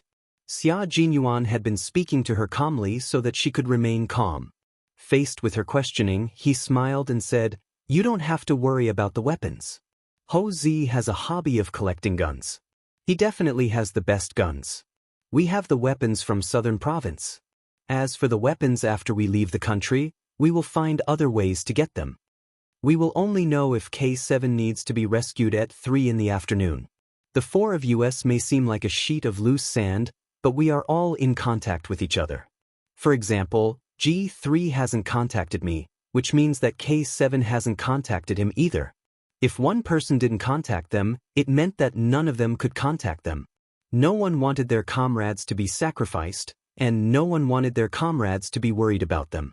Therefore, everyone would try to contact their comrades to reassure them. This method of contact was simple and straightforward. Everyone followed the simple rules of contact. They had all developed the habit of reporting their situation to their comrades at all times so that they wouldn't forget to contact them. What we should do now is to get rid of the snake that you lured to Southern Province. Then, you guys should hurry back to find K7. Yi Qian summarized everything in one sentence. The last sentence was the most important. They were comrades who had sworn to each other that they would live and die together and never give up. This was their oath, and it was engraved in their hearts forever. With G3 around, the two of them could take care of each other and return to the battlefield together. She felt a little more at ease. Yi Qian glanced at the wardrobe. She thought about how he couldn't wear the military uniform that she had brought back. Her eyes instantly turned red. She turned her head, and tears welled up in the corners of her eyes. That military uniform. I'll take care of it. When you come back, wear it again. Wear it openly. She was sad. It wasn't the kind of sadness that came from crying. It was the kind of sadness that came from suppressing her trembling heart. She was sad because of his identity. Xia Jinyuan smiled gently and hugged her with his right arm. His warm and broad palm gently stroked her arm to comfort her. "Silly fox, it will be over soon. Everything will be fine. You have to believe in us, believe in our country. We will not give up on ourselves, and our country will not give up on us. A country can't stand without defense, and the people can't be at ease without soldiers. We are defense, but we are also soldiers. No one will abandon us as soldiers." His embrace still made her feel at ease. The faint scent of mint flowed into her body bit by bit. His presence and his scent were comforting her, allowing her to calm down. Yi Qian forced his tears back. He raised his head and looked at him with determination. "I've always believed in you. I'll take care of the uniform for you. I just want to take good care of it for you. Because I was the one who brought it back from the airport. I was the one who cleaned it. Only I can keep it." She was so serious that Xia Jinyuan's heart palpitated. He had wanted to comfort her, but now he wanted to love her dearly. She was telling him that she had been waiting for him to come back, waiting for him to personally take back his military uniform from her. She wanted to see him safe with her own eyes, and not find out about his safety through other channels. He hugged her tightly in his arms and hid her completely in his wings with only the strength of his right arm. He used the strength in his arms to express his throbbing emotions. "Okay, I'll give it to you. I'll give it to my current comrade and future girlfriend." Chapter 901. This was a promise made using the military uniform as a medium. He promised her that he would definitely come back and take back his military uniform and the epaulets that represented his military rank. He also promised Yi Qian that his identity would never change. A country could not be established without defense, and people could not be at ease without soldiers. He was both a defender and a soldier, so how could he give up his identity so easily? Xia Jinyuan let go of her hand and smiled. "Since you helped me wash the clothes, I'll help you wash them too. But I'm not sure if the bloodstains on them can be washed off." "It's unlikely that they can be washed off. I plan to take them back to school and see if I can get a new set or buy one." He would not make promises easily. Now that he had made a promise, he would definitely be able to do it. She believed that he would definitely be able to do it. Yi Jian smiled. "Bloodstains are the hardest to clean. But if you can clean them, that would be the best. I will wash them very seriously." It was his first time washing someone's clothes, and it was his future girlfriend's school uniform, so he had to perform well. Letting Xia Jinyuan wash his clothes for him. Yi Qian thought about it for a while and felt that it was quite interesting. He did not wash the clothes immediately. Instead, he soaked them in water. After washing up, Xia Jinyuan sat beside Yi Qian for breakfast. After straightening out the matter, Yi Qian once again looked at the TV that had not been turned off. The 9 o'clock news had already started. However, it was all domestic news and had not been broadcasted to foreign news yet. After breakfast, Xia Jinyuan accompanied Yi Qian to watch the domestic news for a while before he got up and went to the bathroom. It was not easy to wash his future girlfriend's clothes, so he had to finish what he started. After soaking for 10 minutes, he could start washing them. After scrubbing hard, Xia Jinyuan looked at the light brown stains on the school uniform. He put it in the water and scrubbed it a few more times. He picked it up and looked at it again. There was no way to wash it clean, so he could only change it. Performance failure. There was a knock on the door. Ho Zi's assistant stood outside and respectfully handed the clothes to Xia Jinyuan. This is what you will wear today. When you come back, 10 sets of clothes will be prepared for you in the car. Brother Z is waiting for you in the underground parking lot. Ho Zi had already arrived at the parking lot. Xia Jinyuan could go straight to him after he changed his clothes. Thank you for your hard work. Xia Jinyuan took the clothes. After the man politely closed the door, he said to Yi Qian, the reason why I insisted on going out with you today is that after I change, you need to accompany me to Ho Zi's to pick out some goods. The goods are a little far away. I'm afraid you won't be able to go to the group training today. Then I won't go. Your matters here are more important. Choosing goods was choosing weapons. She would definitely go. When it was time for the 30-minute news broadcast, Yi Qian answered as he stared at the television screen. Yi Qian saw several dignitaries from the Middle East walking into the meeting in splendid attire. This was a religious exchange meeting. Xia Jinyuan, who had changed his clothes, came out and saw the news. His elegant and handsome face flashed with a trace of gloom. From the dark to the light, it seems like they are afraid. He suddenly said. Yi Qian's eyebrows twitched slightly. He looked at the television again. Religious exchange meeting? Did their beheading operation have anything to do with religion? The television screen flickered. Xia Jinyuan turned off the television. There shouldn't be any problems if it's on the domestic news. One of the people involved is a weapons expert. Chapter 902. The television screen flickered and Xia Jinyuan switched it off. He said calmly, there shouldn't be any problems if it's on the national news. One of them is a weapons expert. A weapons expert? A religious exchange meeting? Since it's a religious exchange meeting, the people who appear should be related to religion. Why is there a weapons expert? When religion and weapons are involved, it loses the meaning of religion and becomes a little bloody. Operation Decapitation? They were carrying out Operation Decapitation. A religious exchange meeting, a weapons expert. Yi Qian held his breath. This time, the target of the operation was someone from the religious exchange meeting. What they had taken care of was a person who had been secretly causing trouble for the Chinese side under the pretext of religious exchange. Such a person seemed sanctimonious, like a savior who promoted religion, but in fact he was the real creator of blood and violence. Xia Jinyuan looked at the expression on her little face and understood. It seemed that his little fox knew who the decapitation leader was. As he buttoned his suit, his thin lips curled up slightly as he brought up a past incident. In the no man's land, there was an active soldier in the mercenary group that we dealt with together. This active soldier followed the person who used the name of religious exchange to enter Tibet. He came from China's borders as a believer and stole military intelligence from China's borders. He secretly spread bad ideas and tried to cause chaos at China's borders.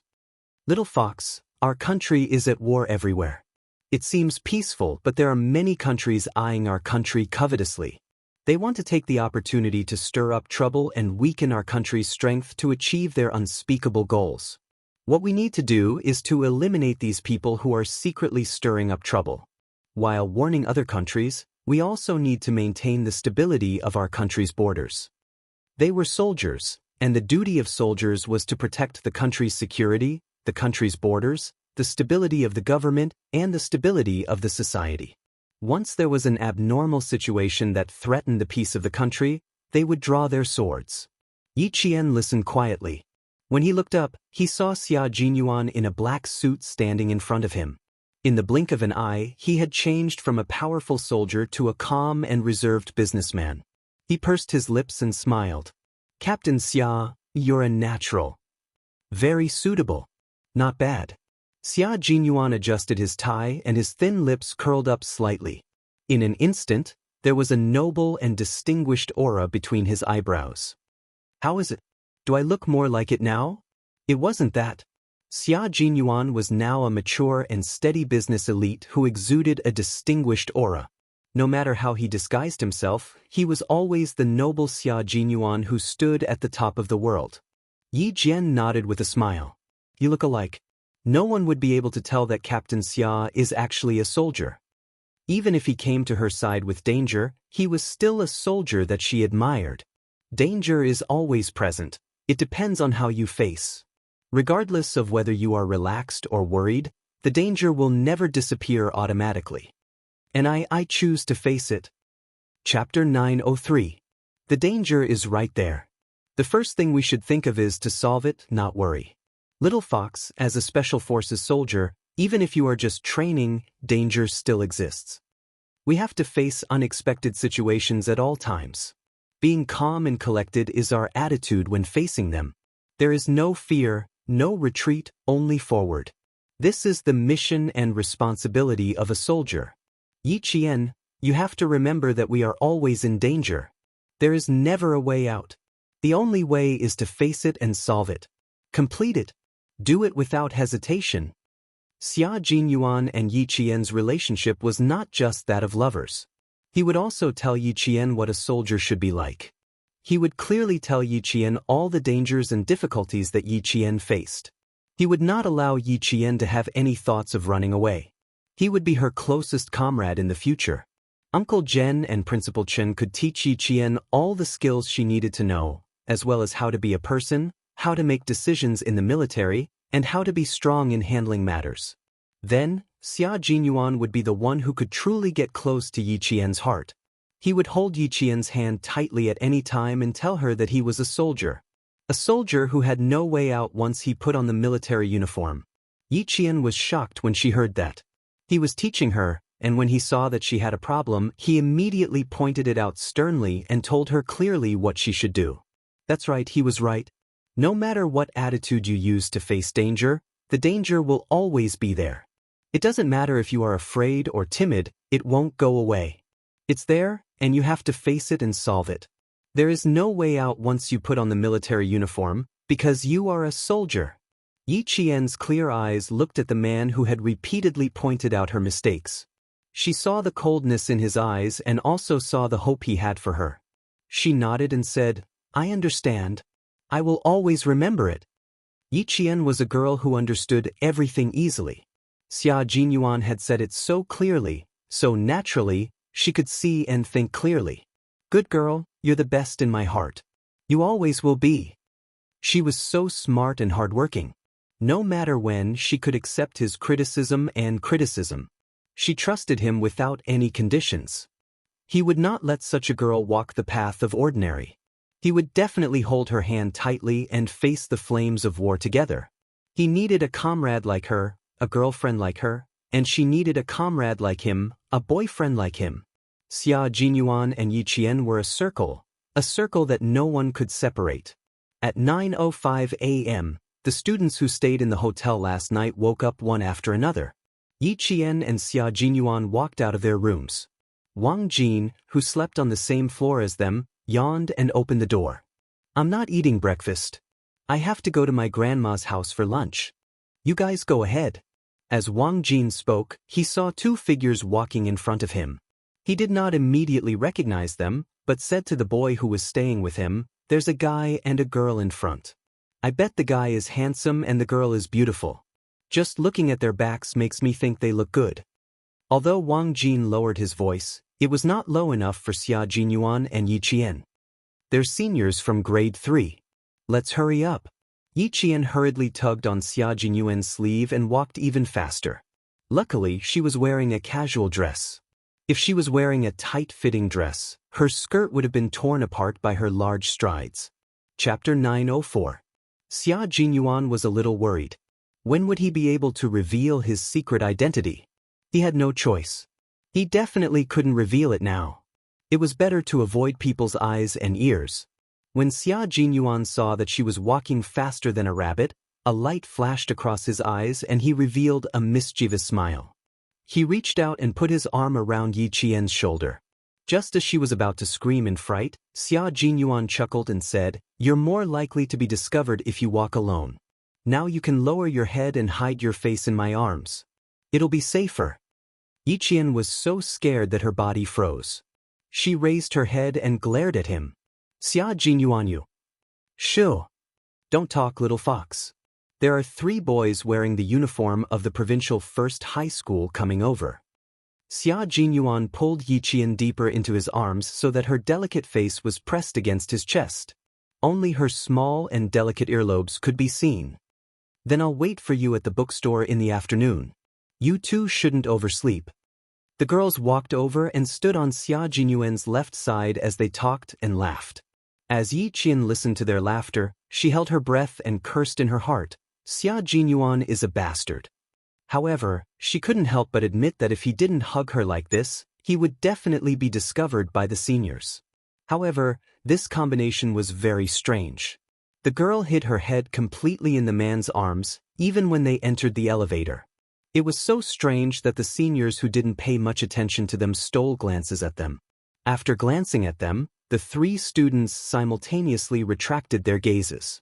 Then, the 3 of them secretly looked at each other and all of them pursed their lips and smiled embarrassedly. This guy was even more handsome than Yang Heng. However, he was a little cold, so they didn't dare to look at him for too long. In the elevator, Yi Qian's hands were tightly gripping onto Xia Jinyuan's clothes. Wang Jin, who was walking slowly upstairs, suddenly turned back after passing a row of rooms. He stared at the room number that he saw the girl and the guy walk out of. Wasn't this Yi Qian's room? That man and woman had walked out of Yi Qian's room. Holy shit! Was that woman's back view Yi Qian? Who was that man? It couldn't be Yang Heng.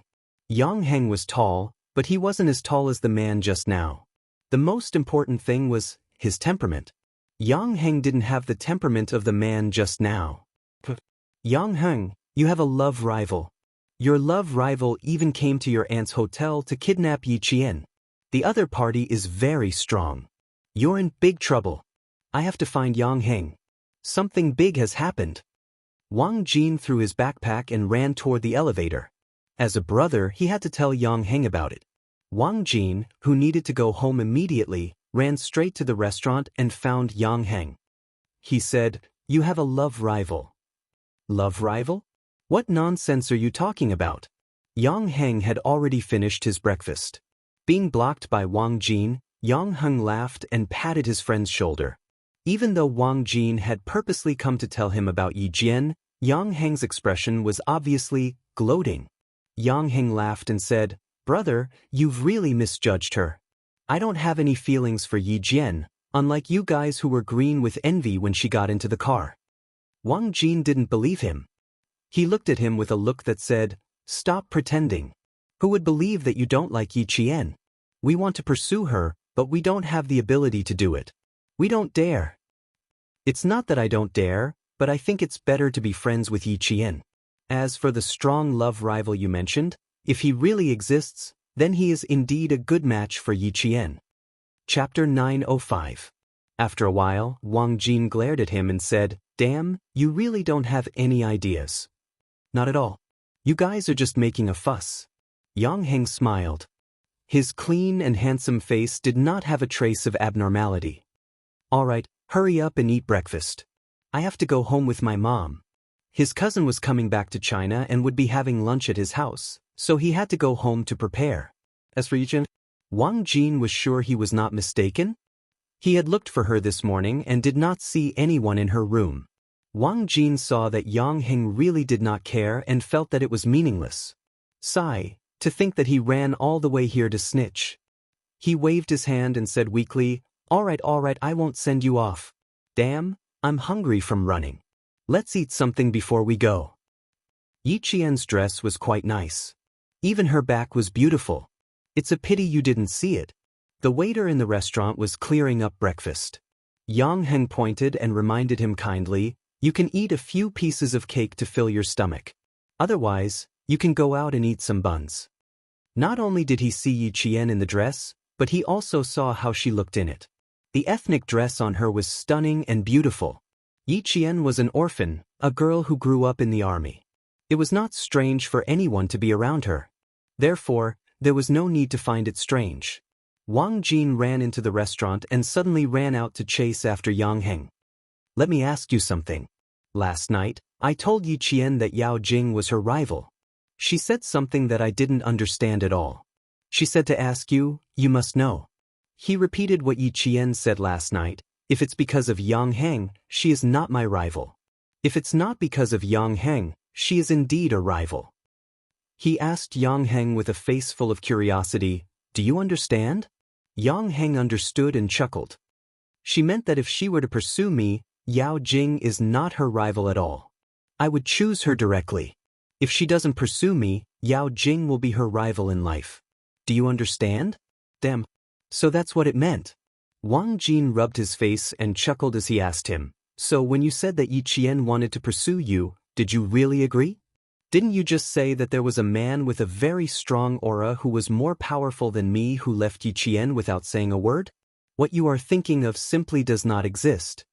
Yang Heng patted his classmate's head, who was always slow to react. He carried his backpack and gave Wang Jin a look that said, be smart. Then he left handsomely. Heng Heng over here.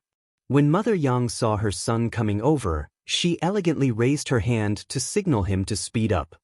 Your aunt has already picked up Anchi. We have to go home quickly. Also, have you spoken to Xiao Yi? Invite her over for dinner tonight. Yesterday, she had said that she would invite her home for lunch this afternoon. Now that she had to change the time, she had to go and inform her. Yang Heng opened the car door and smiled. Mom, I have something to do on Saturday. Let's talk about it next time. You child, I clearly said that I would invite her for lunch last night. Now that your cousin went back on her words, you still. Mother Yang said as she bent over to get into the car. Her expression was so serious that Yang Heng felt helpless. Mom, Yi Qian has her own things to do. She already said that it's fine. Why are you still thinking about it? Mother Yang heard her son's helplessness. She raised her hand and patted his head. What do you know? Mom and Dad asked you to invite Yi Qian home for lunch because they have something to do. Chapter 906. Thinking about what happened last night, Mother Yang's face turned a bit cold. Your Uncle Yao's family left last night with resentment. Also, you heard the words that little girl Jingle shouted afterwards. I still get angry when I think about it. Jing is so stubborn. Little Yi is alone and has no elders to support her. This child's character is so pure that it makes people feel sorry for her. I'm thinking of acknowledging her as my goddaughter and finding you a younger sister. Yang Heng was stunned. Goddaughter? Find me a younger sister? Mom, why were you so agitated last night? Didn't my dad comfort you last night? Goddaughter? You have to get Yi Qian's approval first. Yang Heng couldn't help but laugh. His mother was really funny sometimes. What era was this? Goddaughter? How did she think of that? Mother Yang laughed and scolded. You child, your dad also thinks that my idea is good. But are you not happy? Fine, if you're not happy, I won't mention it. It's not that I'm not happy. Having a younger sister like her is quite impressive. Yang Heng didn't know whether to laugh or cry. He thought about it seriously. It was not bad. Being a friend was not as good as being a sister. Why don't I ask on Monday? I still have to get Yi Qian's approval. When Uncle Yao and his family know about it, they will restrain themselves. The mother and son were seriously considering it in the car. A black car drove out of the underground garage and headed towards the suburbs. We don't have a lot of goods. They are all light weapons. I don't think you can take the cannons with you. We have enough pistols and bullets. In the car, Ho Zi didn't avoid the topic just because Yi Qian was there. Family Xia even brought the little girl along. To be honest, he was thinking that he wasn't afraid that someone would find trouble with the little girl. After thinking about it, he felt that he was worrying too much. Young Master Xia wasn't worried and the little girl didn't look scared at all. It was obvious that they weren't afraid of trouble at all. Since they were both bold and fearless, what else did he have to worry about? He could avoid the topic. Xia Jinyuan trusted Ho Zi's arrangements.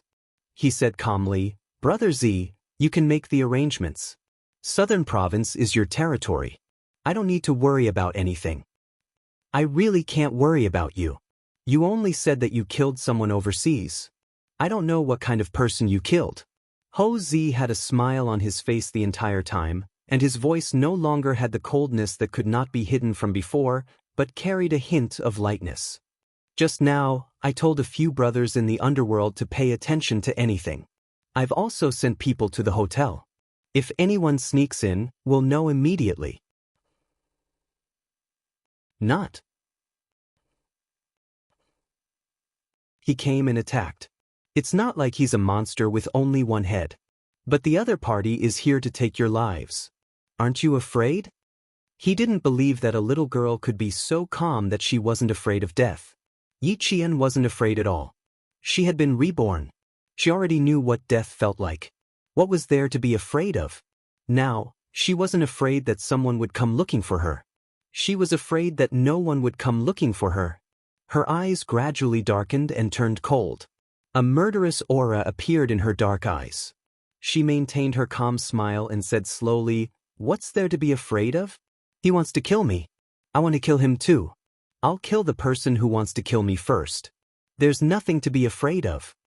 Chapter 907. His words were so domineering and confident. Even Ho Zi, who was in the underworld, was stunned by his words. Good boy. He was able to say such responsible and confident words at such a young age. It was true that one should not question a hero's background, and one should not bully the young. After a while, Ho Zi couldn't help but applaud. "Old Six, you're very lucky to be able to say such words. Zigu supports your decision. Even if you're young, you have to act in advance. Kill the person who wants to kill me in advance." That was what he thought back then, and that was how he got to where he was today. You're not afraid of anyone, but you're afraid of yourself. You're the one who destroyed your own hope and lost your own life. It was a bit far from the Venus Hotel to the place where the goods were hidden. It took more than 2 hours to drive. The place where the goods were hidden was a scenic area developed by Ho Zi, the Dalong Mountain Scenic Area. This was a scenic area developed by Ho Zi and the government in cooperation. It was filled with the latest foreign resources and had everything you wanted to do. There was also a very large golf course and a shooting range.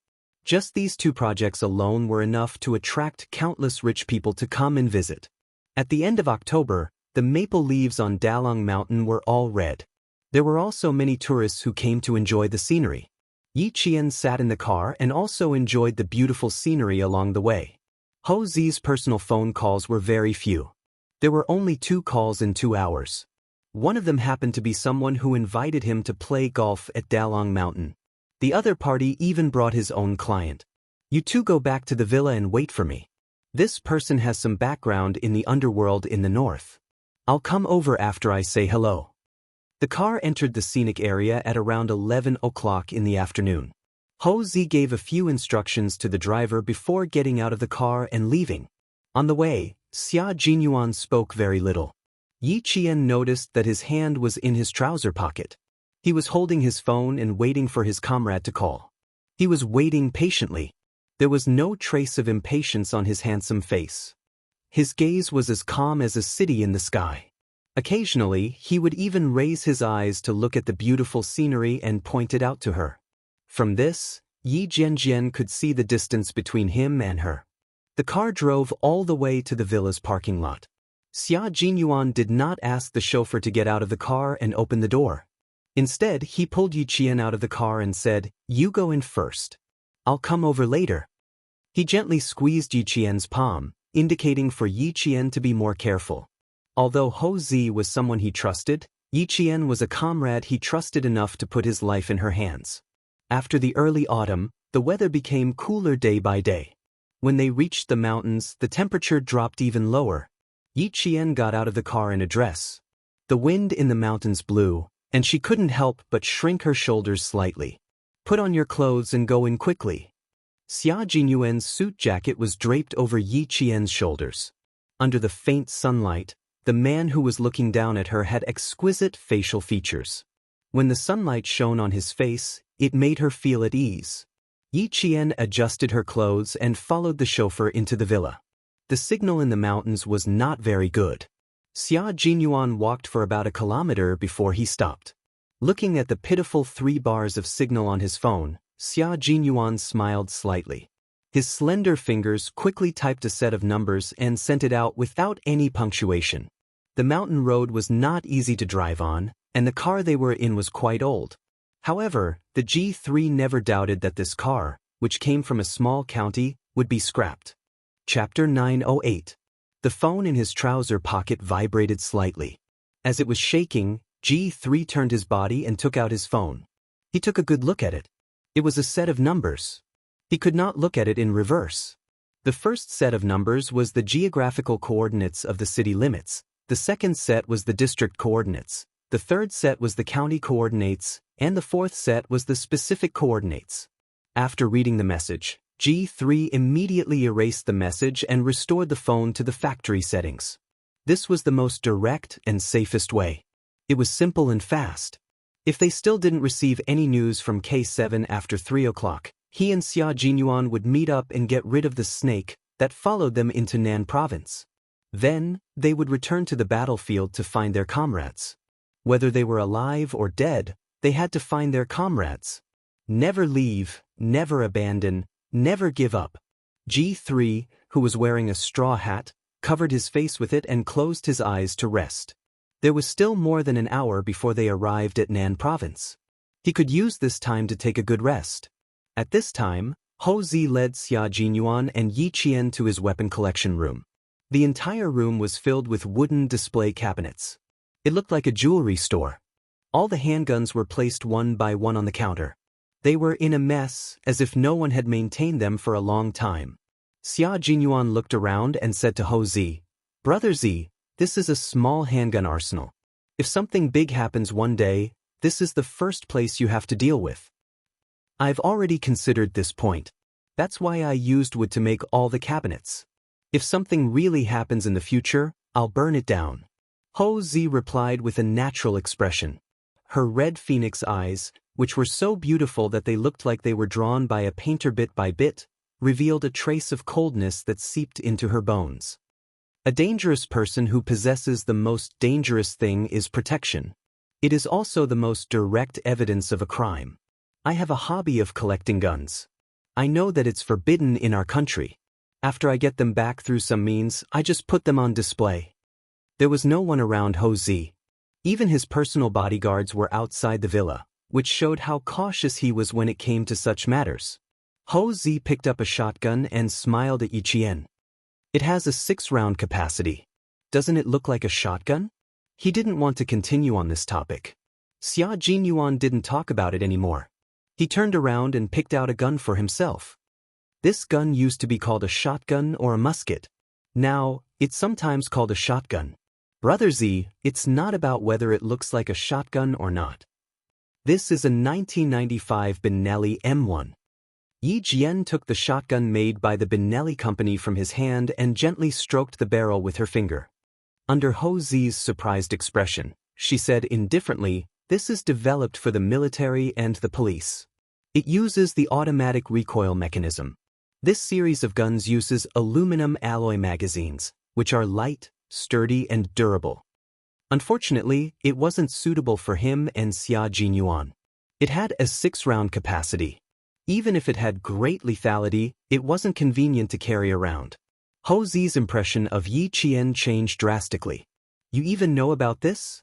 Yi Qian, are you really just a high school student? Are you really not hiding your age? Are you sure you're a student?"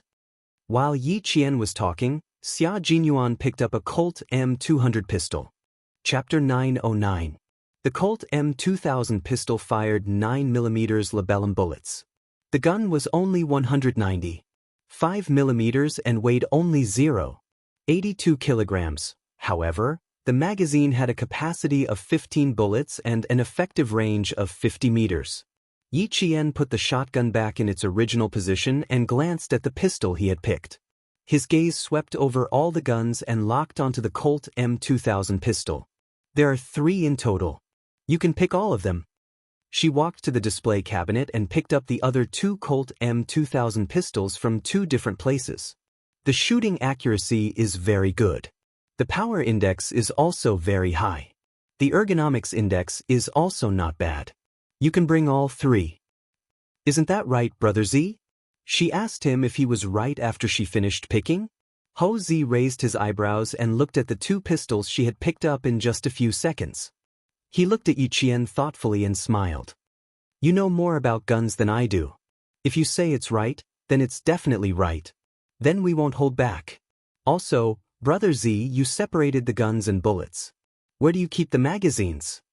Yi Qian waved the 2 Colt M2000 pistols in his hands. There was a faint sharpness on his beautiful face. When he held the pistols, even his aura changed from when he was carrying a backpack. When he saw Yi Qian holding the pistols, Ho Zi, the boss of the underworld, couldn't help but think to himself, what kind of girl did Xia Jinyuan find? Why is she so strange that it makes me feel a little guilty?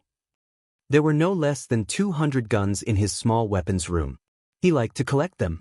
After he collected them, he would play with them for a while and then put them aside. After a long time, he didn't even know where the pistols were kept. He also couldn't remember if he kept one or a few of the same type of guns. But this girl just glanced at them and picked up the 2 Colt M2000 pistols as if she knew where they were and could take them out with just a stretch of her hand. When Yi Wei said that she had a good memory, he was also very surprised. However, it was far from being surprised to the point where he felt guilty. There were only 2 people who had made Ho Zi feel guilty. The first one was the person who had single-handedly raised him to where he was today and was now enjoying his retirement on a small island in the Atlantic Ocean. The second one was Xia Jinyuan's girlfriend. Pull out the magazines from the lower compartment. They're all inside. Look for them yourselves. Ho Zi continued to observe Yi Qian. He wanted to see how good her memory was. He separated the magazine from the gun to prevent anyone from breaking into his collection room. Yi Qian tried pulling at the bottom of the wooden cabinet with both hands. After confirming it, he pulled harder. A drawer-like compartment was pulled out. Rows upon rows of magazines of various sizes were neatly placed in the drawer with a black velvet cushion.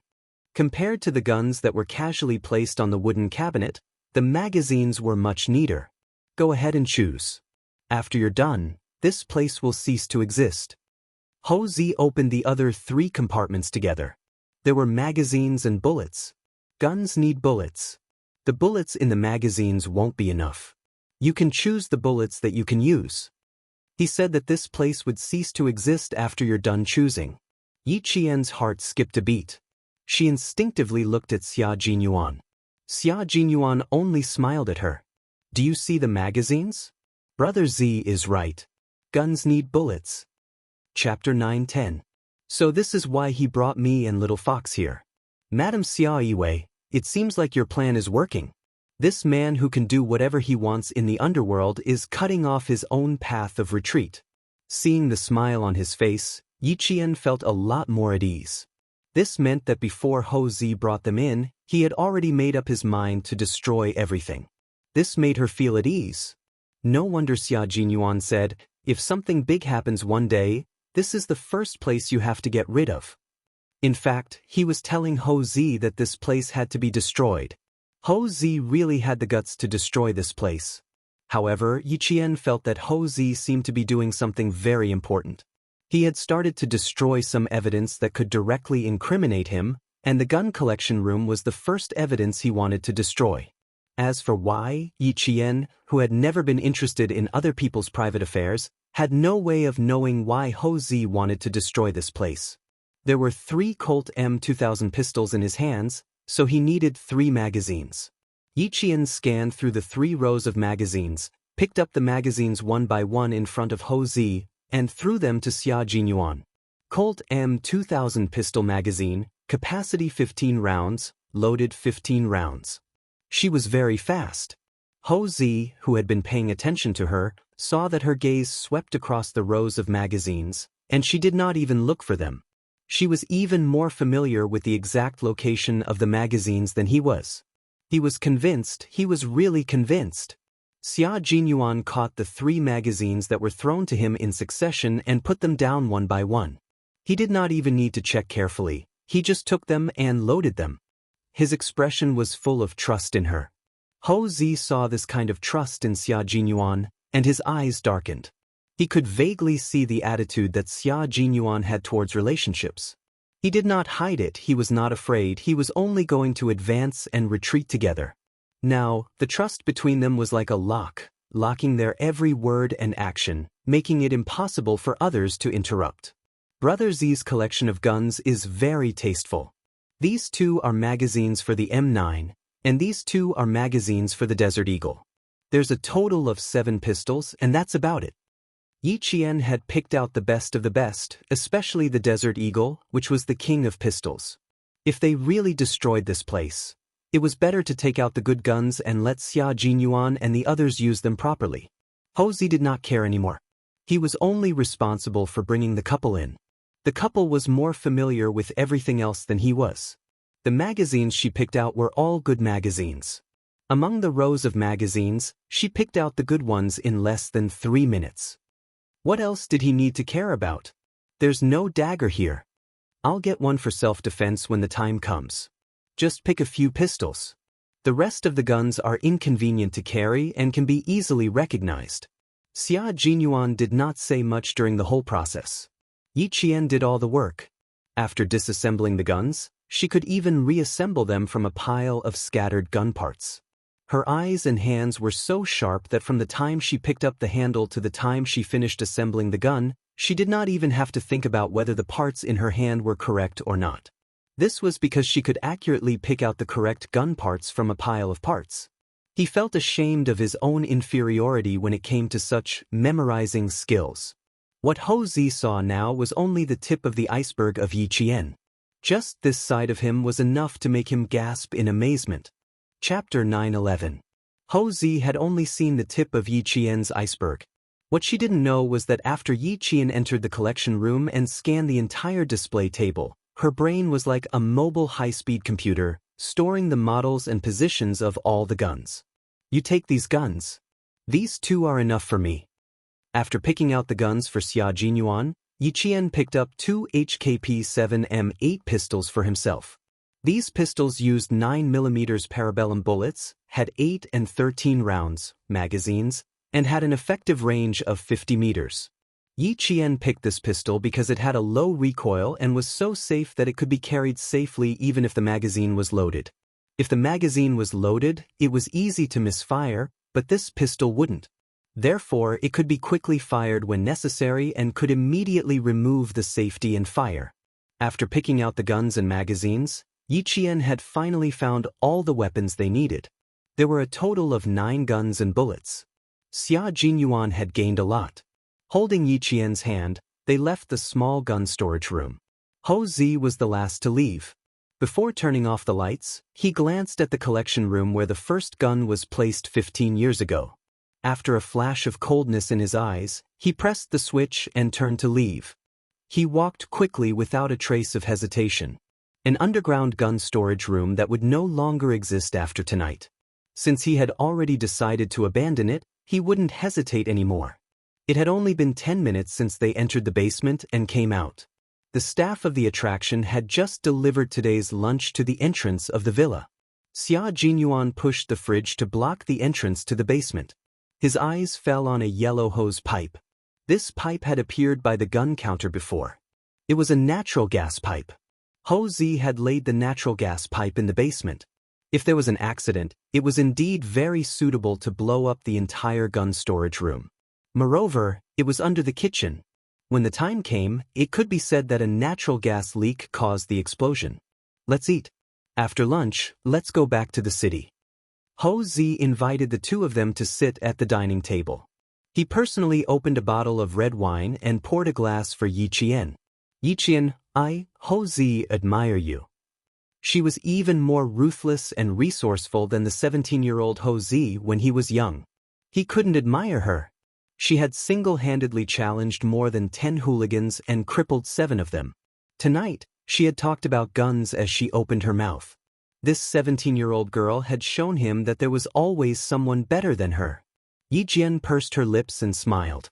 She was like a flower that was quietly blooming. There was no lethality in her smile at all. Brother Z, Miao Zhan, I'm indeed a student. I'm a second-year high school student. What I know is just from him. He glanced at Xia Jinyuan, who had started eating gracefully, and continued with a smile, I learned from him. That's all I know. Ho Zi laughed. The girl was quite wary of him. He said to Xia Jinyuan, who acted as if it had nothing to do with him, you're really lucky to have such a good girl. Come, Brother Z, I'll toast you for your unique taste. Also, to your reminder. Thank you.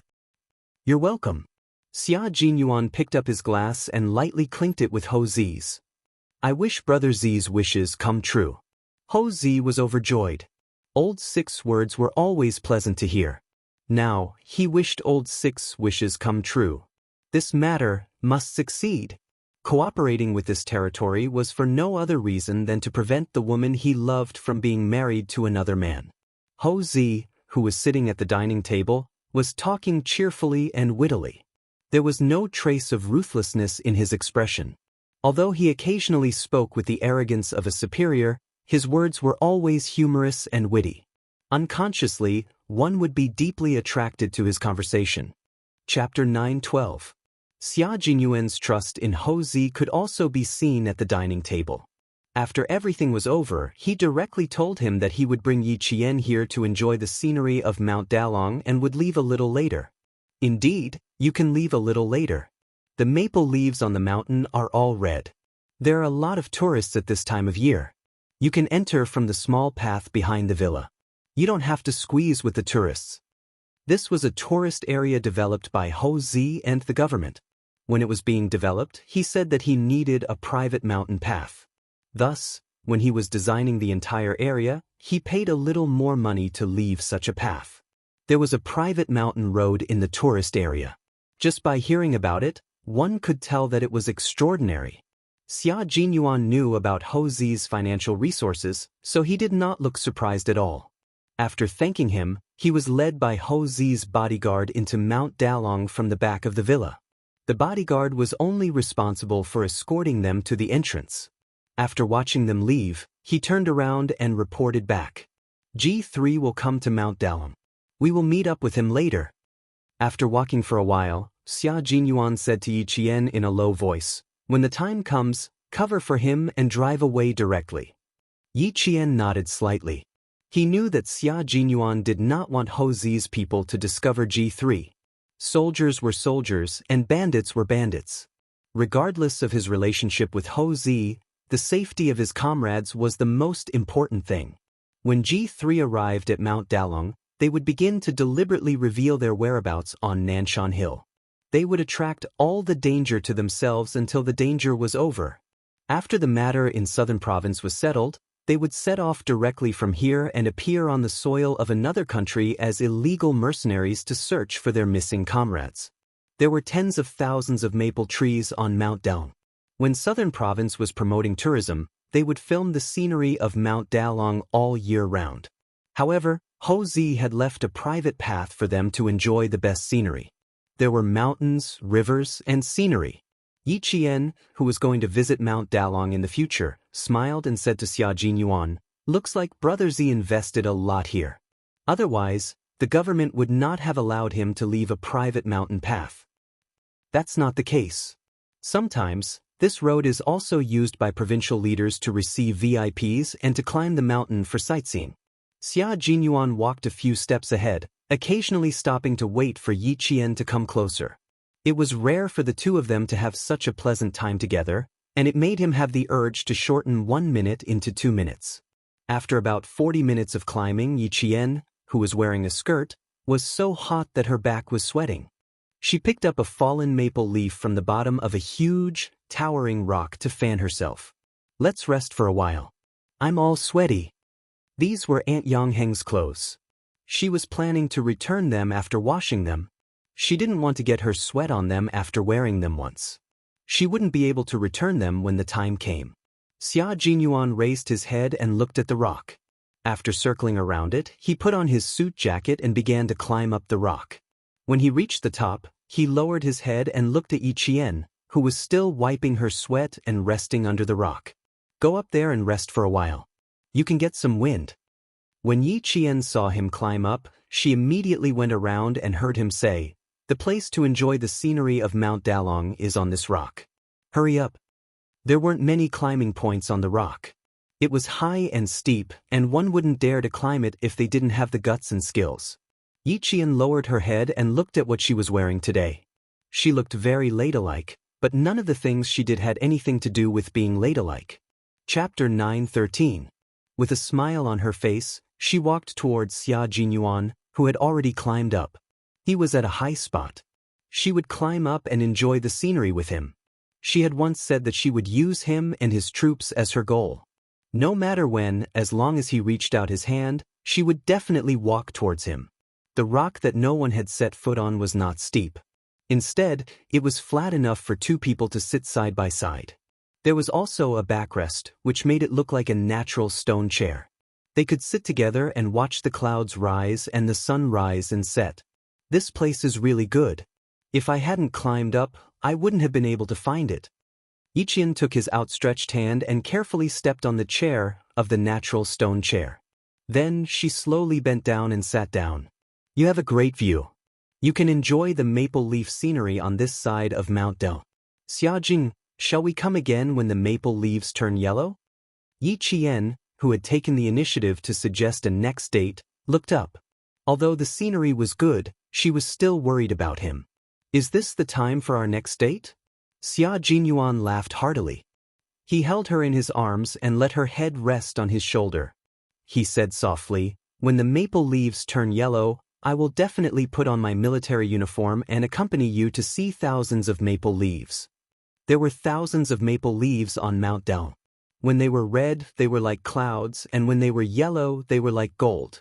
When the weather was good, people from Southern Province City would come to see them and enjoy the beautiful scenery of all 4 seasons. Yi Qian gently closed her eyes and nodded. I have always believed in you, Xia Jinyuan. I have always believed in you. I have never disappointed you either, have I? It was like that in the past, and it will be like that in the future. His suit jacket covered their knees and let her head rest on his shoulder. This was the most peaceful and beautiful time for the two of them to be together. Even the indifferent little fox beside him took the initiative to approach him. Xia Jinyuan thought to himself, if the first time doesn't work, I have to at least try a few more times. Xia Jinyuan glanced at the bottom of the rock and saw a small, square and colorful aluminum foil bag. With his good eyesight, he took a casual glance and saw the English words on the aluminum foil bag clearly. Xia Jinyuan, who had originally planned to bring Yi Qian back to the hotel next time, wanted to get up and leave immediately after seeing an imported brand aluminum foil bag in a place like this. But the little fox seemed to like this place. Xia Jinyuan sighed softly and whispered, Let me tell you something. The story of Xia Yiwei and Hou Zi. Why are you suddenly talking about them? Yi Qian immediately raised her head and looked at him with a puzzled expression. She frowned and said, Did you discover something? His gun collection? Hou Zi brought us here to look at the goods. I'm guessing that he's starting to pull back. He kept hundreds of guns in his villa. These are direct evidence of his crimes. He started to destroy these things before marrying Xia Yiwei. Since she mentioned the gun collection, he decided to start from there. Xia Yiwei likes maple leaves very much. The second time she met Hou Zi was in Xiangshan. In order to take the most beautiful maple leaf scene, she was only 17 years old at the time and forced herself to a dead end. It was Hou Zi who risked his life to save her. This should be the place where the two of them watched the maple leaves together. Most people wouldn't notice. I think the two of us will have to choose a new place next time. Xia Jinyuan smiled faintly and pointed at the bottom of the rock. And this place is where the two of them do some private things. Why don't we go somewhere else now? Chapter 9:14. Yi Qian wanted to ask how he knew this was the place where Xia Yiwei and the others were meeting, but when he saw Yi Qian pointing at the bottom of the rock, he looked down. After he finished looking, Yi Qian looked up and said seriously, "We should leave immediately. This is their bed. We're sitting on their bed."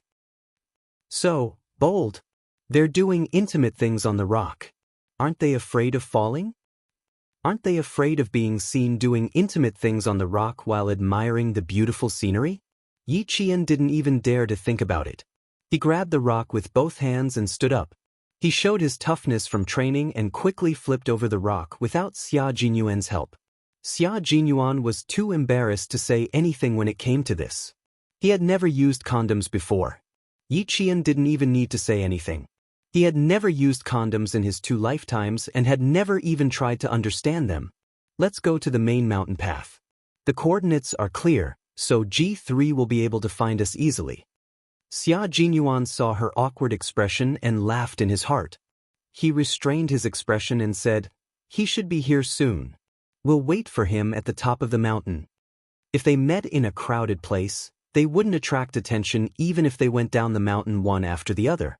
There were metal fences on both sides of the private mountain path to prevent tourists from entering.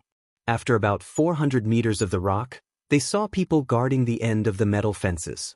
When they saw the 2 of them, they immediately opened the fences. "Hello, Brother Xia. Z said that the car you want is parked in the villa's garage. You can go down and get the car keys from the security guard." The people guarding here were all Ho Zi's own people, so one could imagine how cautious he was. Xia Jinyuan nodded and thanked him. Then he held Yi Qian's hand and walked towards the main mountain path. Ho Zi is invincible in southern province. You can see his personal ability from a small matter. I even asked you to cover for me, but he already guessed that my comrades would come to the scenic area. It's good that we're friends. If we're enemies, he's definitely a terrifying opponent. Ho Zi doesn't seem like a person who can't differentiate between good and evil. He should be a person who will kill anyone who stands in his way. I don't think he would casually make a move if you don't intentionally hinder him. Although he had only met Ho Zi twice, Yi Qian's intuition told him that Ho Zi was a very principled person in the underworld. That was indeed the case.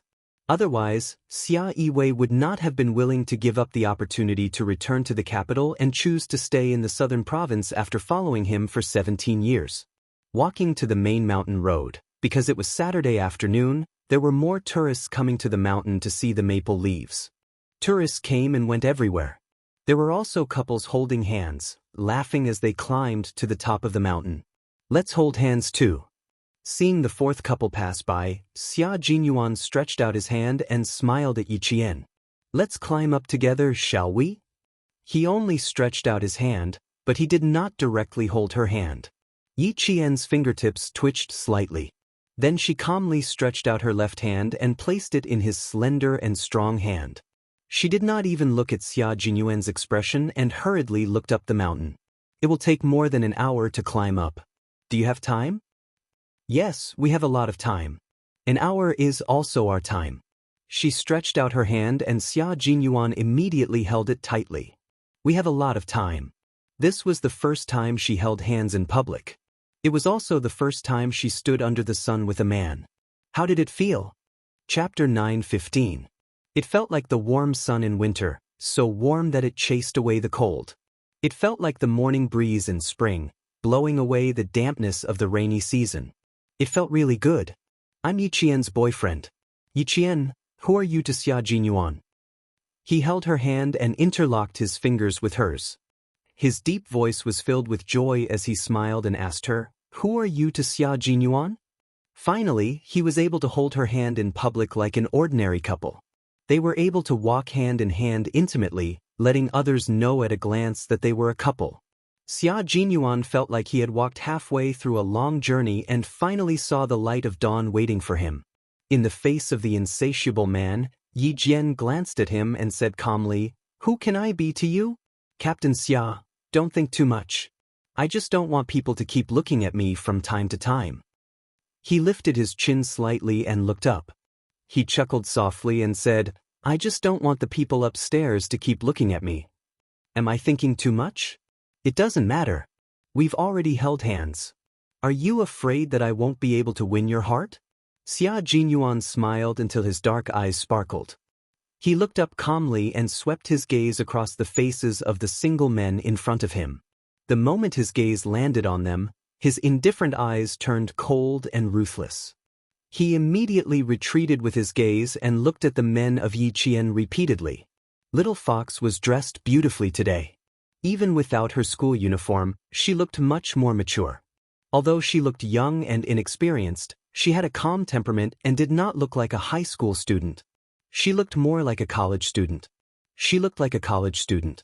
Little girl, that's why she dared to hold hands with me. Yiqian watched as he used his gaze to scare away the men who kept looking at her.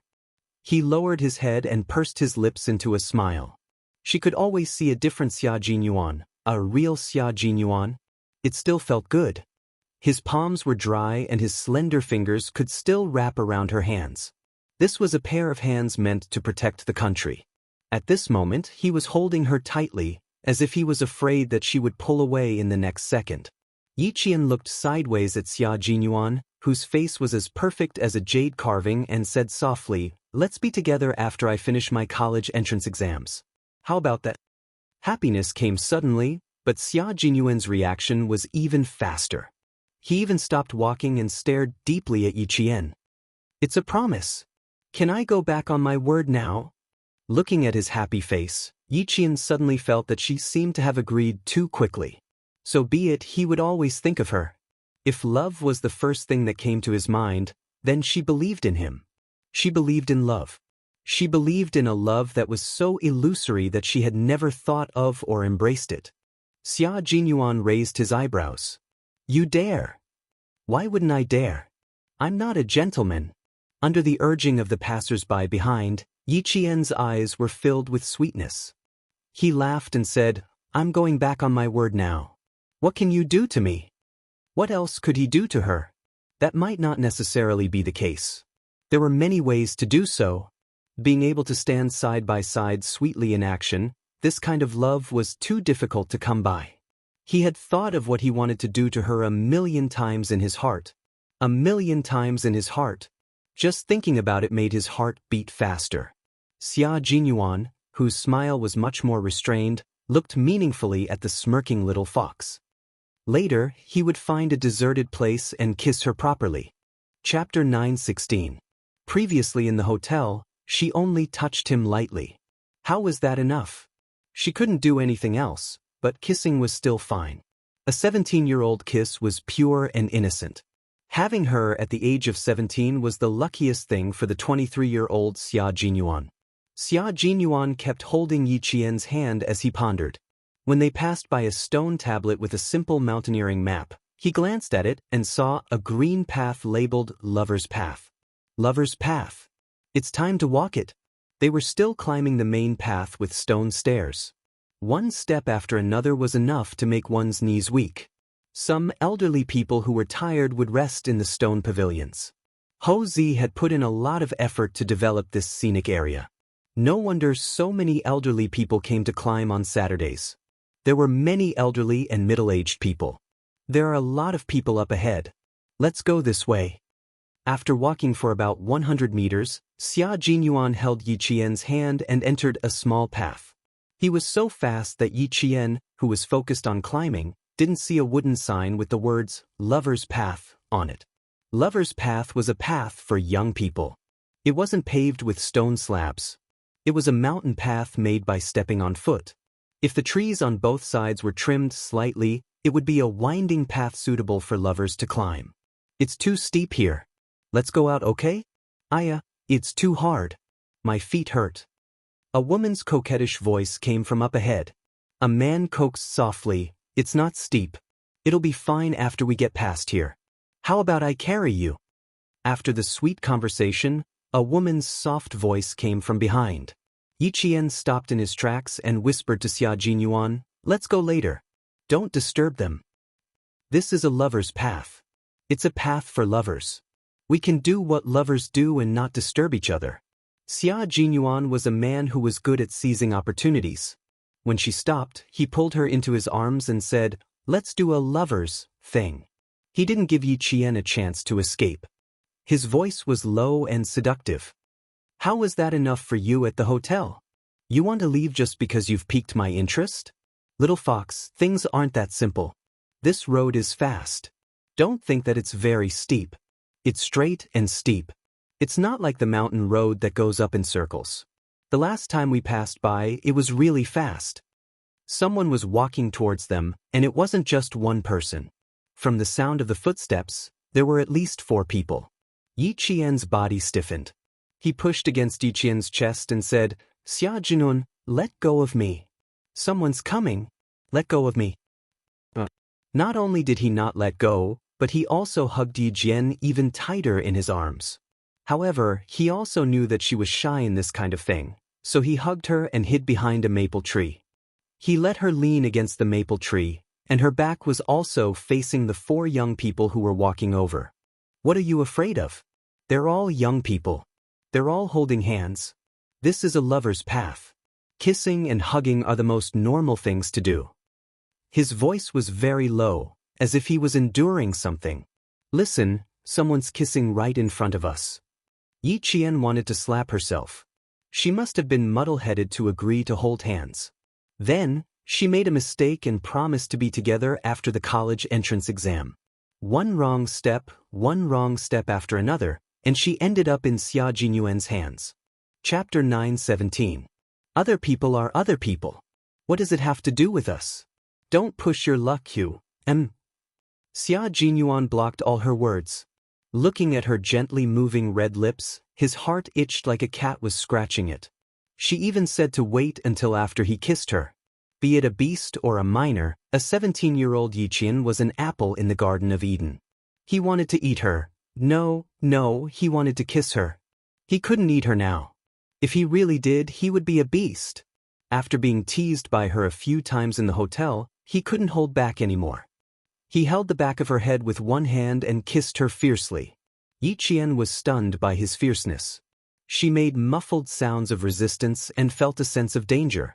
Yi Qian wouldn't let herself stay put. Her body began to struggle subconsciously, but the result of her struggling was that his arm around her slender waist tightened and the kiss deepened. Xia Jinyuan. His throat made a short, muffled sound. Yi Jian only felt that the tip of her tongue had been kissed by him until it was congested and numb. He was so strong and domineering, which made her panic all of a sudden. They kissed again. Xia Jinyuan, who was quick-witted and eager to learn, began to have a certain level of skill.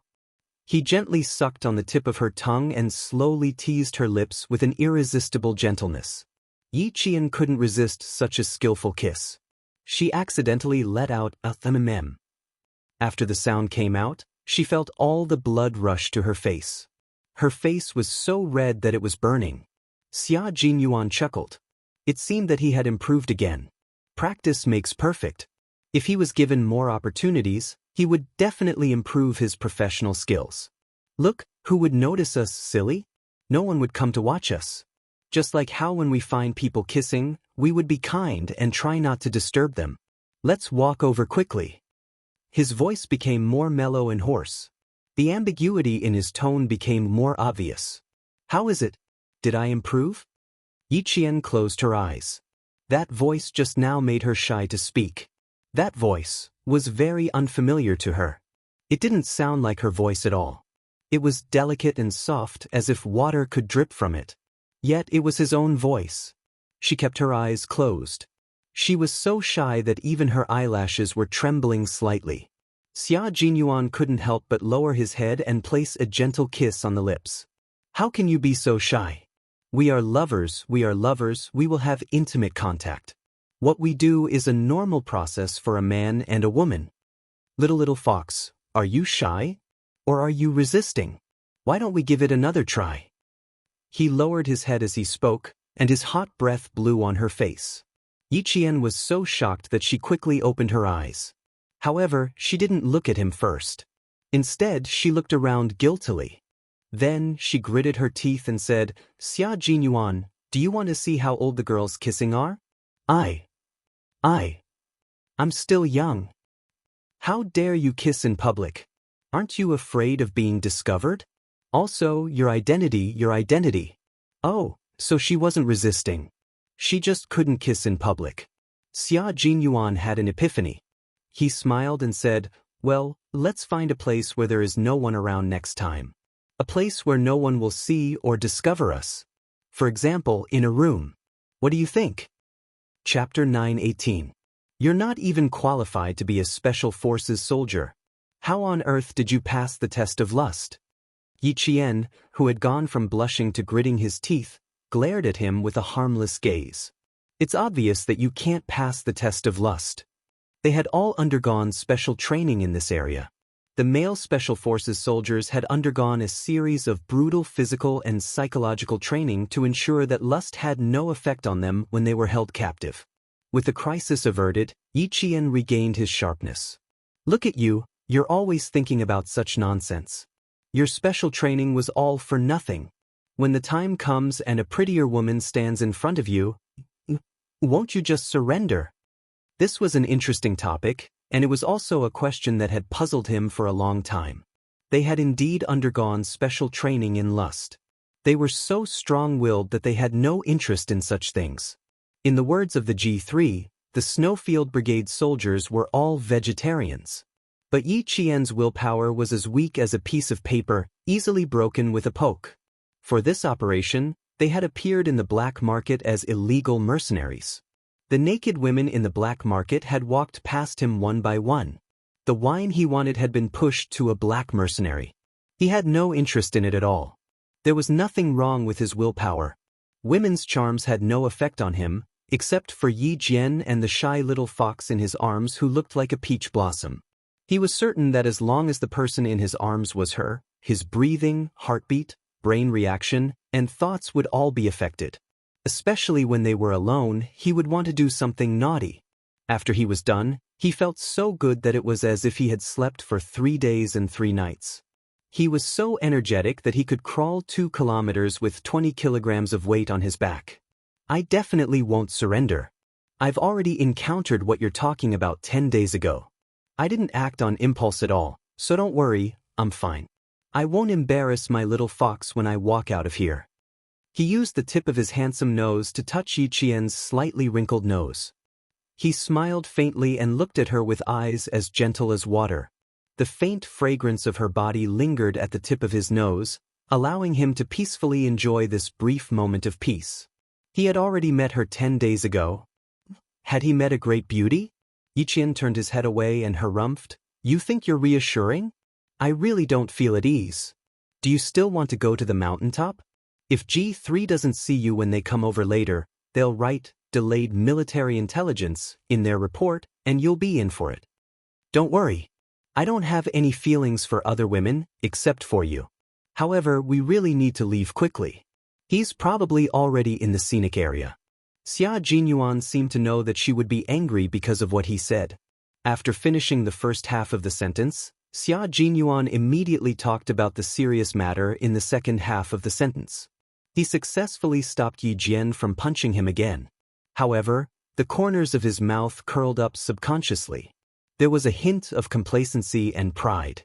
She believed him when he said he wasn't interested in other women. They kissed and opened their hearts to each other. One promised to wear the military uniform when he came back, and the other promised to be together after the college entrance examination. Although it was only a few hours of interaction, they had gained a lot. Chapter 9:19. Along the way, their hands never left each other. Both of them had good stamina and did not stop along the way. Other people would take more than 2 hours to climb to the top of the mountain, but the two of them only took 1.5 hours. When they reached the top of the mountain, Xia Jinyuan said softly, G3 is here. 8 o'clock straight ahead. Let's go over. G3 was wearing a brand new set of sportswear and was holding a pair of binoculars rented from a scenic spot. Through the binoculars, he saw Q King and Yi Qian walking over side by side. K7's message was cut off. He sent a fake message in the early hours of the morning. As the two of them walked over, G3's hoarse voice could be heard. With Yi Qian on guard, he quickly conversed with Xia Jinyuan. T6 contacted me through K7. He and V8 are already on their way. The two of them had only exchanged a few words when Yi Qian suddenly grabbed Xia Jinyuan's arm and pointed to the cable car. Xia Jinyuan, let's take the cable car. I'm a little cold and want to go down the mountain. His finger gently drew on Xia Jinyuan's arm and wrote the word Z. Ho Zi had left someone at the top of the mountain. It didn't seem like they were there to keep watch, but more like to observe. That's right, they were there to see who Xia Jinyuan would meet. Ho Zi wanted to see who Xia Jinyuan would meet. Perhaps he could guess what position the proud Xia Jinyuan, who was ranked 6th on the list of family Xia, held in the military every time Xia Yiwei mentioned him. He just wanted to take a look and didn't have any ill intentions. Who would have known that Xia Jinyuan was a Special Forces soldier, and the person he was meeting was also a Special Forces soldier? Furthermore, Yi Qian was on guard during their meeting. How could anyone have seen them? He had noticed something strange and left early on. You didn't see him? Ho Zi, who was playing golf with his friends, received a call from the top of the mountain. Hearing this, the corners of his mouth curled up slightly as he instructed, "Forget it, you guys don't have to look for her." He didn't even see anyone. The people he sent out were no match for Family Xia's 6th brother. Not to mention Family Xia's 6th brother, even the little girl beside him was very powerful. He had asked his men to walk around the mountain on a whim. Since they didn't find anything, there was no need to look for it. It did not take long for the cable car to travel from the top of the mountain to the bottom of the mountain. G3 was the first to get off and blended into the crowd of tourists. In the blink of an eye, he walked out of Yi Qian's sight. She could not help but ask Xia Jinyuan, "Did he leave?" "No, wait for us in front. You go and drive." Xia Jinyuan squeezed her hand. Like an ordinary couple, he openly held his girlfriend's hand and walked down the mountain. "Before we get rid of this snake following us, G3 will always be with us. He's in the dark while we're in the light." Yi Qian nodded gently. In the sparse crowd, she tried her best to get closer to Xia Jinyuan so that her words would not be overheard by others. "The three of us should work together to solve the problem in Nan province as soon as possible so that you guys can leave as soon as possible. Okay, no later than tomorrow night. So, little fox, from now until tomorrow morning, you'll have to stay by my side for about 48 hours.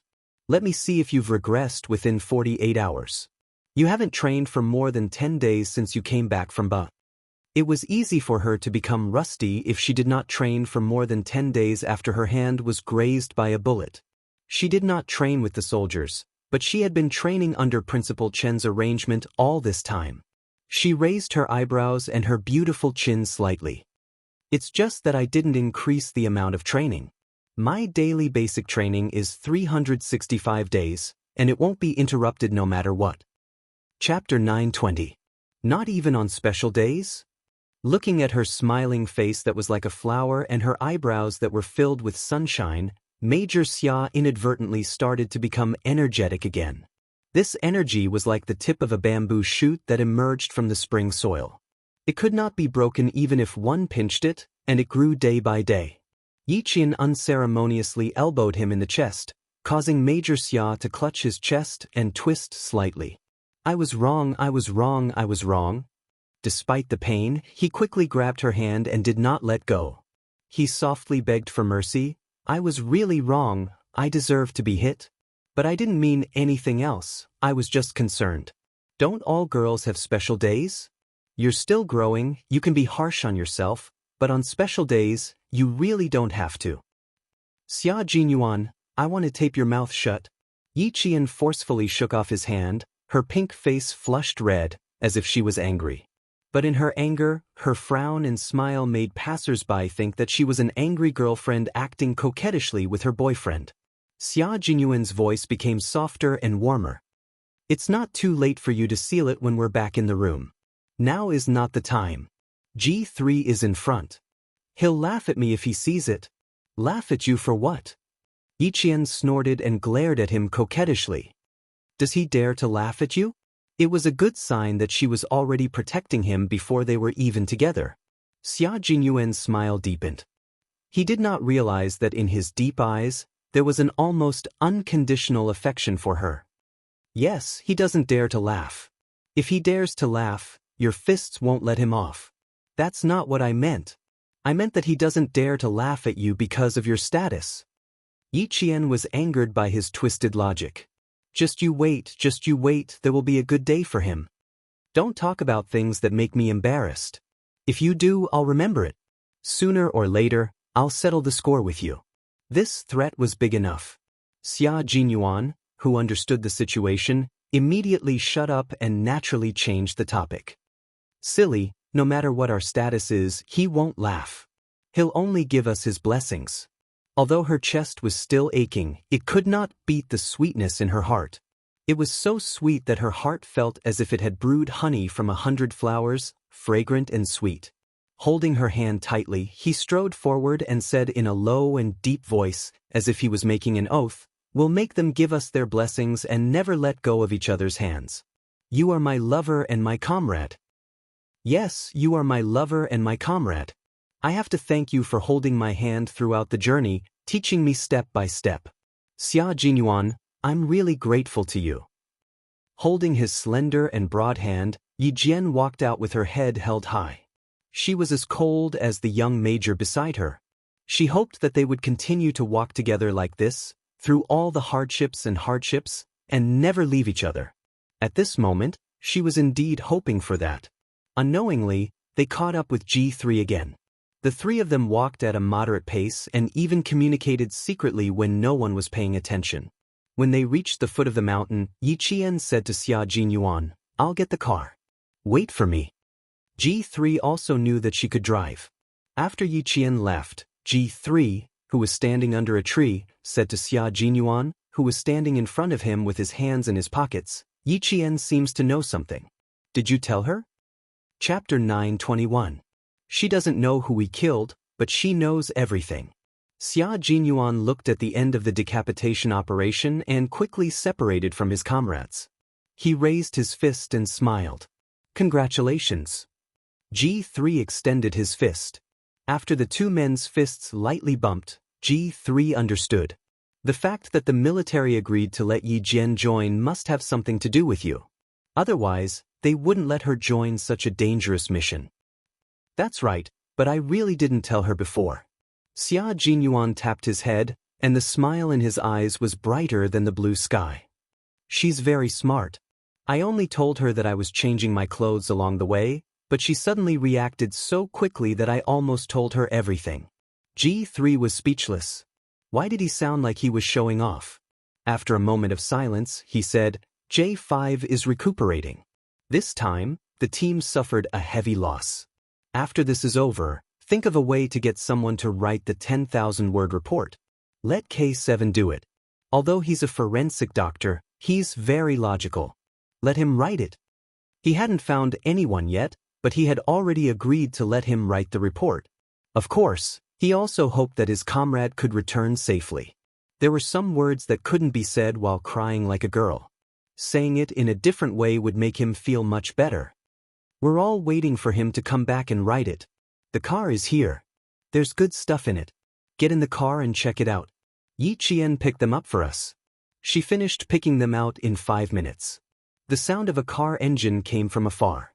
A white imported Mercedes-Benz was driven over by Yi Qian. An old man crossed the road. Xia Jinyuan saw that she stopped steadily and gave way to the old man out of courtesy. G3's gaze landed on Yi Qian, who was sitting in the car. A faint smile appeared on his face. "She's very strong and used to our life. Q King, it was the right choice to take action against a girl like her. Other girls can't accept our life, but Yi Qian can. Moreover, she will work hard to integrate herself into our lives. If I meet such a girl, even if she has a boyfriend, I will snatch her away." Xia Jinyuan chuckled softly and said, "After the matter in southern province is settled, we have to prepare some masks for our trip to the desert. Last time, I inhaled a little too much dust and sand. I can still cough out sand after 2 days back."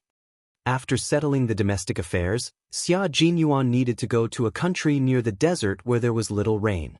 The city's plumbing was well designed, but it was a little too short, which made them feel a little uncomfortable. "If you don't find it tiring to carry me, that's totally fine." After G3 finished speaking, he saw the car drive over again. After seeing the brand of the car clearly, he couldn't help but raise his eyebrows. What kind of friend did you make? How generous. If nothing goes wrong, we'll start racing tonight. We need a good car. Xia Jinyuan didn't even let Yi Qian get out of the driver's seat. He opened the back door and bent over to get in. G3 followed behind him. Ho Zi's people only appeared at the top of the mountain. When Yi Qian took the car keys, Ho Zi's most valued assistant said, Brother Z said that he didn't mean any harm. He just wanted to take a look. If he did, how could he have so generously borrowed such a luxurious car? Please tell Brother Z that Lao Lu and I believe in him. Yi Qian's reply was so straightforward that Ho Zi, who was playing shooting with his friends, burst out laughing when he heard his assistant's message. Chapter 9:22. Interesting, this young lady is indeed interesting. Her heart is extraordinarily big, and she has the boldness to achieve great things without bothering about trifles. This young lady does not have a family background, but in terms of character, she is definitely worthy of Xia Jinyuan. After getting into the car, Yi Qian relayed the message from Ho Zi to Xia Jinyuan. It seems like Brother Z is starting to make preparations. I wonder if there are any movements in the city? Do you want to contact him? No, he will confirm if there are any movements. He will contact me after he confirms. After getting into the car, Xia Jinyuan was no longer Xia Jinyuan's boyfriend, but a soldier who fought for the country. His gaze was piercingly cold and carried a murderous intent. There are some goods in the travel bag in the back. G3, take a look. The travel bag containing the guns was placed in the back seat. G3 unzipped it and his eyes lit up. Good heavens, there are a total of 9 pistols. 2 Desert Eagles, 2 M9S, 3 Colt M2000 pistols, and 2 HKP-7 M8S.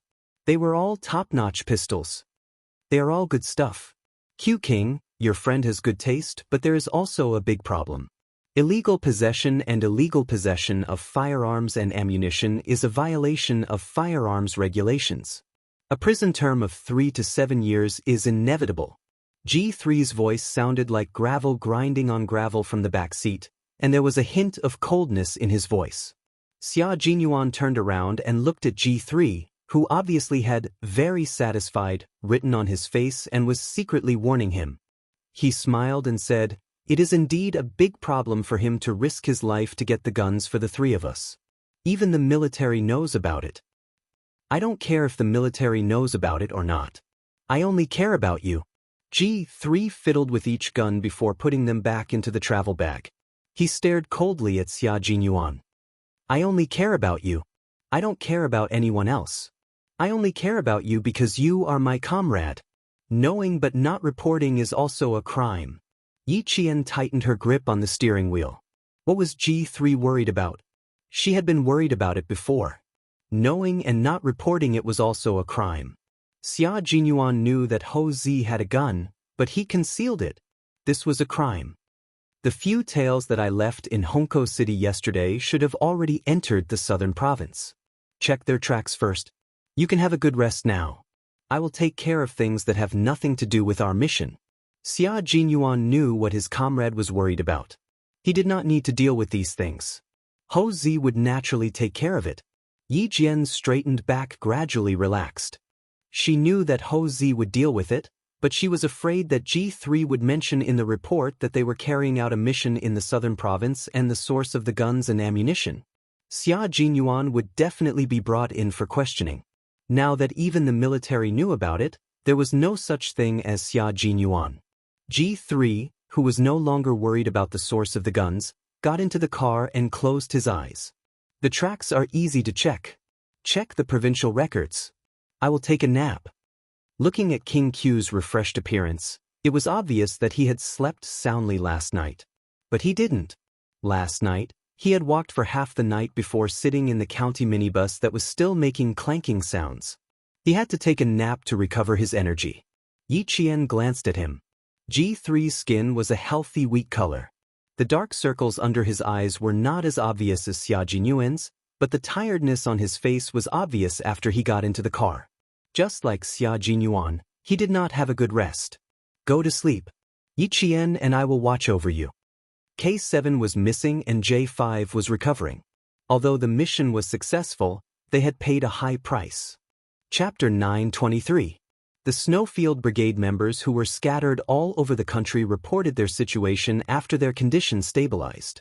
The military also received their reports and knew that there was a problem with K7's whereabouts. But the military did not take any action because they could not take any action.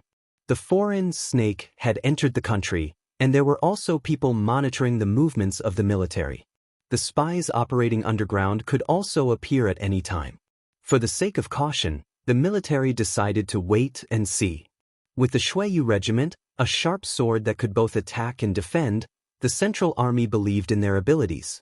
This special unit was responsible for all the special forces.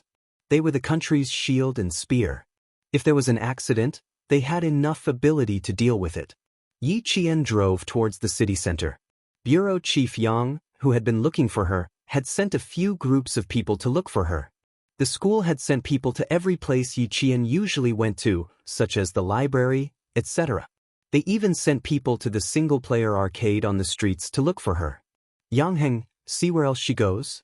Go and look for her personally. Bureau Chief Yang had already called home to look for Yi Qian. He needed her to go to the Transportation Bureau again. Yang Heng, who was helping Mother Yang prepare dinner at home, frowned. He thought for a while and said, "Dad, Yi Qian and I see each other most often in school. Our relationship is not as deep as you think.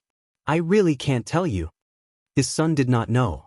Bureau Chief Yang immediately hung up the phone and called Principal Chow. He could only ask the principal if he could find Yi Qian. Yang Heng hung up the phone and looked up. He saw his aunt frowning and looking at him with a serious expression. "Aunt, what happened to you? What happened? Isn't she still not awake?" Angie, President Song's daughter, had been suffering from jet lag since she got off the plane. She couldn't take it anymore and fell asleep after lunch. "Why is your dad looking for Yi Qian? Is it a good thing or a bad thing? Yi Qian is my savior now. I have to protect her." President Song was still afraid that his brother-in-law would call to make trouble. As he spoke, he picked up the phone and was about to call back. Yang Heng quickly hung up the phone and said with a smile, "No, the Bureau is facing a problem and they need Yi Qian to help them. She has a good memory and my dad knows that. Even if they ask her for help, there won't be any trouble." The Yang family and the Song family all found out that Yi Qian had saved President Song's life. Yang Heng's grandmother patted her chest, her heart racing. She took her daughter's hand and said, "He's your lucky star. He saved you from disaster. Ting Lan, you have to thank him properly. You have to thank him properly, okay?" Old people tended to be a little superstitious. Yi Qian had snatched the steering wheel and saved CEO Song. The old man thought that he was his daughter's lucky star and their family's lucky star. "You're not lying to me, are you? Why would your father need Yi Qian's help? What could she do to help? This won't do. I have to call your father." President Song was a man of his word. He was used to being a man of his word.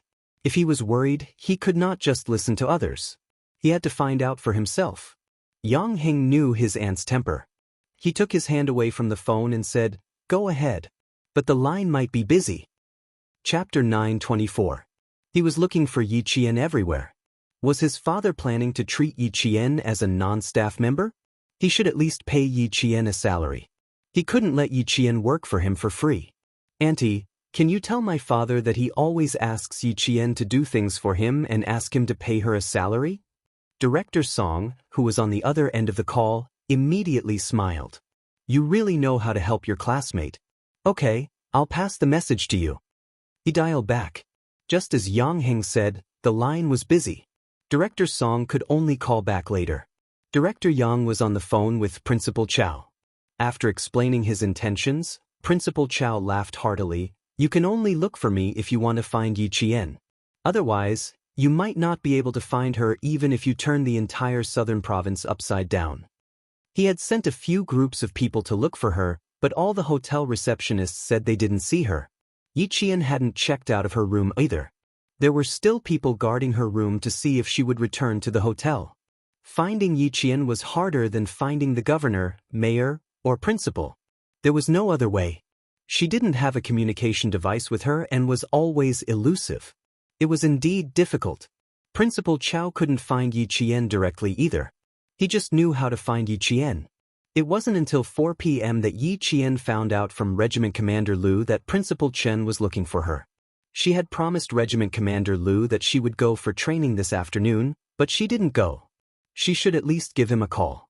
From Principal Chow to Uncle Chen to Regiment Commander Liu, Yi Qian finally called Director Yang. "Xiao Yi, can you come to the Transportation Bureau right now? There's an emergency and I need your help. A car accident isn't a simple one. I'm afraid the driver saw someone he shouldn't have seen." Director Yang was still worried that Yi Qian would have to think twice before coming over. He simply told Yi Qian the results of the investigation so that she could be prepared. Yi Qian looked at Xia Jinyuan, who was taking off his suit jacket and putting it on the coat rack. She raised her eyebrows and whispered, "How's old Guan? Did you get any confirmation from him?" He stopped breathing when he was rescued. His wife also fainted. She hasn't woken up yet. None of old Guan's friends dared to call old Guan's parents back in Hunan. They only called old Guan's 2 brothers and his eldest daughter who is still in high school. Speaking of old Guan, Director Yang's tone became heavier. "We'll deal with it when his family comes. The most important thing now is to find out if it's a man-made disaster. We didn't find the silver gray car, so we wanted you to come over and confirm it." Yi Qian would definitely not let it go if it was just a simple car accident. Now that it had become a man-made accident, Yi Qian only muttered to himself for a moment before saying, "All right, I'll come over now." "What's so urgent that you need to go out now?" Xia Jinyuan, who had taken off his coat, was about to put it back on. He had talked for more than half an hour with G3, who had just woken up after resting for 2 hours. His voice was still deep. The curtains were not drawn, and the light in the room was dim. His elegant eyebrows were tinged with coldness. "I'll go with you." It was best if they didn't separate. The snakes, lured from Hongkou City, were confirmed to have entered Nan Province yesterday morning. These snakes were not ordinary people. They were all well-trained mercenaries. They were good at reconnaissance, killing, and assassination. How could Xia Jinyuan let Yi Qian go out alone? Chapter 925. After hanging up the phone, Yi Qian didn't answer immediately. Instead, she thought for a while and said, "I suddenly feel that the car accident I encountered in the wee hours of the morning is not as simple as it seems. Those guys came to Nan Province from Hongkou City in the wee hours of the morning, and the accident happened at the entrances of 2 highways. One is the airport highway, and the other is the highway to Hongkou City." Xia Jinyuan, who had put on his black suit jacket again, had a slight movement in his dark eyes. His handsome face, which did not reveal any emotions, was not only cold in the dimly lit room, but also looked more unpredictable. "Do you suspect that the car accident last night had something to do with them? I didn't connect the two before, but Director Yang just said that the driver, old Guan, probably saw someone he shouldn't have, and that's why the accident happened.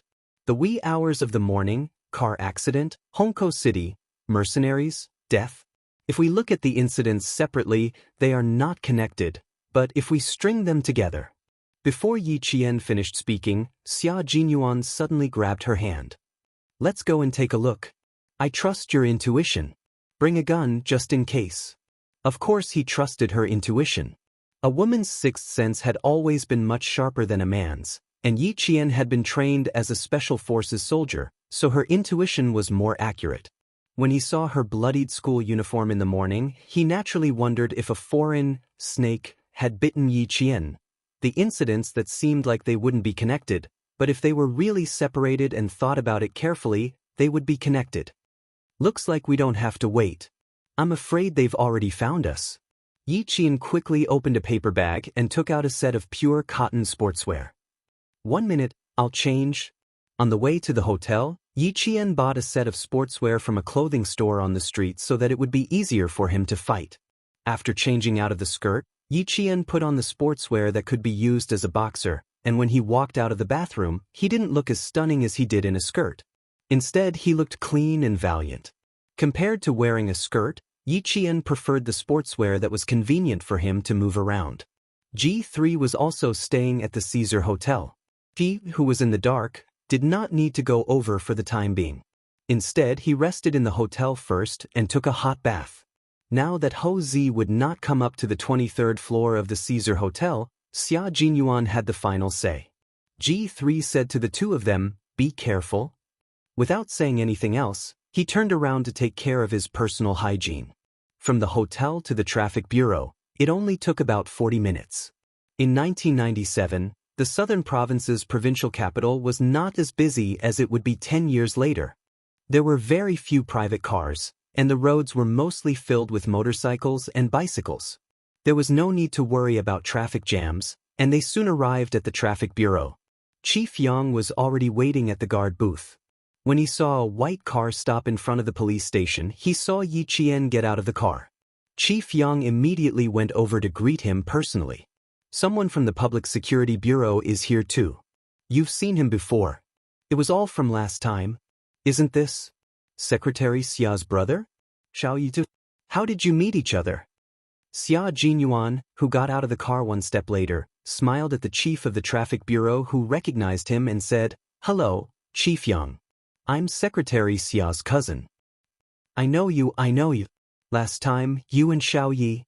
Chief Yang looked back and forth between the two of them. He slapped his forehead and laughed. That's right. Last time, Secretary Xia looked for you first, and then you brought Xiao Yi over. Look at me, I got confused. You two know each other." Chapter 926. The three of them chatted as they entered the police station. They headed in the direction of the surveillance room that Yi Qian and Xia Jinyuan had gone to last time. Yi Qian said that he saw a silver-gray car, but there was no silver-gray car on the highway or at any of the intersections where the accident happened. There were no surveillance cameras installed at the scene of the accident, so the only person who could find the car that was acting strangely last night was Yi Qian.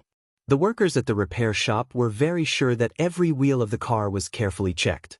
There was not a single nail in it, and the nails used in the wheels were the most common ones on the market. Even repair shops used them, so there was no way to trace where the nails came from.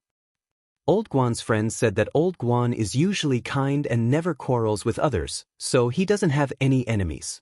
Yi Qian carefully watched the video on the surveillance camera. The officers at the police station reported their findings to Xia Jinyuan, and Yi Qian could also hear them. The video switched very quickly, starting from the moment Old Guan's car appeared in Hongkou City. This video was sent by the Hongkou City Transportation Bureau. Director Yang was not present when Yi Qian watched the video last time. Now that she saw it, her eyes were filled with surprise. This kid is watching the video at a fast-forward speed? Can he see anything? Yi Qian stared at the video and asked Xia Jinyuan, "Is there a paint that can quickly repaint the color of the car? If there are no silver-gray cars passing by on the highway or at the intersection where the accident happened, is there a possibility of repaint?" "Why do you say that?" Xia Jinyuan looked up at Yi Qian, who had been staring at the screen. The video played very quickly, and all he could see was the light flashing on her face. The cold light on the screen made her expression look hostile. Yi Qian paused the video 5 minutes after Old Guan's truck passed by the highway. A milky white car appeared on the screen. Director Yang, who had been watching Yi Qian the whole time, took a deep breath. Not only was she watching, but she was also really paying attention to it. She even remembered the time when each image appeared very clearly. That was why she could freeze the image and enter the time accurately to the second. This wasn't called having a strong memory. It was more like having a super strong memory and reaction time. Yi Qian didn't notice Bureau Chief Yang's reaction. He started to talk about what he had discovered. This car followed Old Guan's car after he had lunch. Old Guan's car got on the highway at 3:12 p.m. yesterday, and this car also got on the highway at 3:22 p.m. At 10 o'clock in the evening, Old Guan drove the car to the service area to rest for 2 hours. This car also entered the service area to rest for 2 hours. At 12 o'clock, Old Guan continued driving. At 3 o'clock in the morning, he got off the highway and entered the auto repair shop. At 3:45 o'clock, he started driving again. At 4:21 o'clock, he got into an accident. Yi Jian pointed at the 4 images and said, "This white car can be seen at all the exits and exits of the highway. However, this white car disappeared after a while. I've looked at the electronic cameras at all the intersections and this white car has disappeared." The staff at the Public Security Bureau quickly recorded what Yi Qian said and gave detailed instructions. See if there was any white car that entered the nearby auto repair shop to be painted. Then ask. No, there's no need to ask. The car didn't enter the auto repair shop to be painted. They painted it themselves. Yi Qian said with certainty, when I got out of the car to check the scene, I smelled gasoline and paint. Then a gray car appeared. Chapter 927. Spray paint the white car into a gray one, change the license plate, change the exterior, and leave without anyone noticing. Now there are 3 questions. First, who did Old Guan run into at lunch? Second, why did this car follow Old Guan's car all the way and suddenly spray paint it? Third, where is the car? Where are the people in the car? The investigation had to be handed over to the Public Security Department. The Traffic Department mainly cooperated. Fortunately, I asked you to come over. Otherwise, everyone would still be looking for clues. If you say so, the Public Security Department will be much more efficient. After walking out of the surveillance room, Director Yang sighed deeply. If it was really done by someone, this is murder. It was not as simple as murder. It was murder. Yi Jian nodded slightly and agreed, that's true. Let's ask Old Guan's friends first and see if they know who Old Guan met at lunch. Yi Qian, come here for a moment. Xia Jinyuan, who was talking to the police, was standing at the entrance of the traffic department. Yang Yin asked her to come over. I have something to do here. Director Yang, who originally wanted to ask Yi Jian if she had time to go to his house for dinner, immediately said, I'm afraid the Public Security Department wants you to help them again. After all, you're the first witness at the scene. Go now. You can contact me anytime if you need anything. Then he added, don't feel burdened. Just take it as a walk in the traffic bureau. Director Yang admired Yi Qian more and more. Acknowledging her as his goddaughter was a good idea. He would be happy to have such an outstanding daughter. Looking at Yi Jian's back as she strode towards the police, Director Yang sighed softly. It was a pity that Yi Jian's parents were no longer around. With such an excellent daughter, if they were still around, they would be very proud. When the time came and they really recognized Yi Jian as their daughter, their family would have to go to her parents' graves to pay their respects. If the underworld knew, they could be at ease.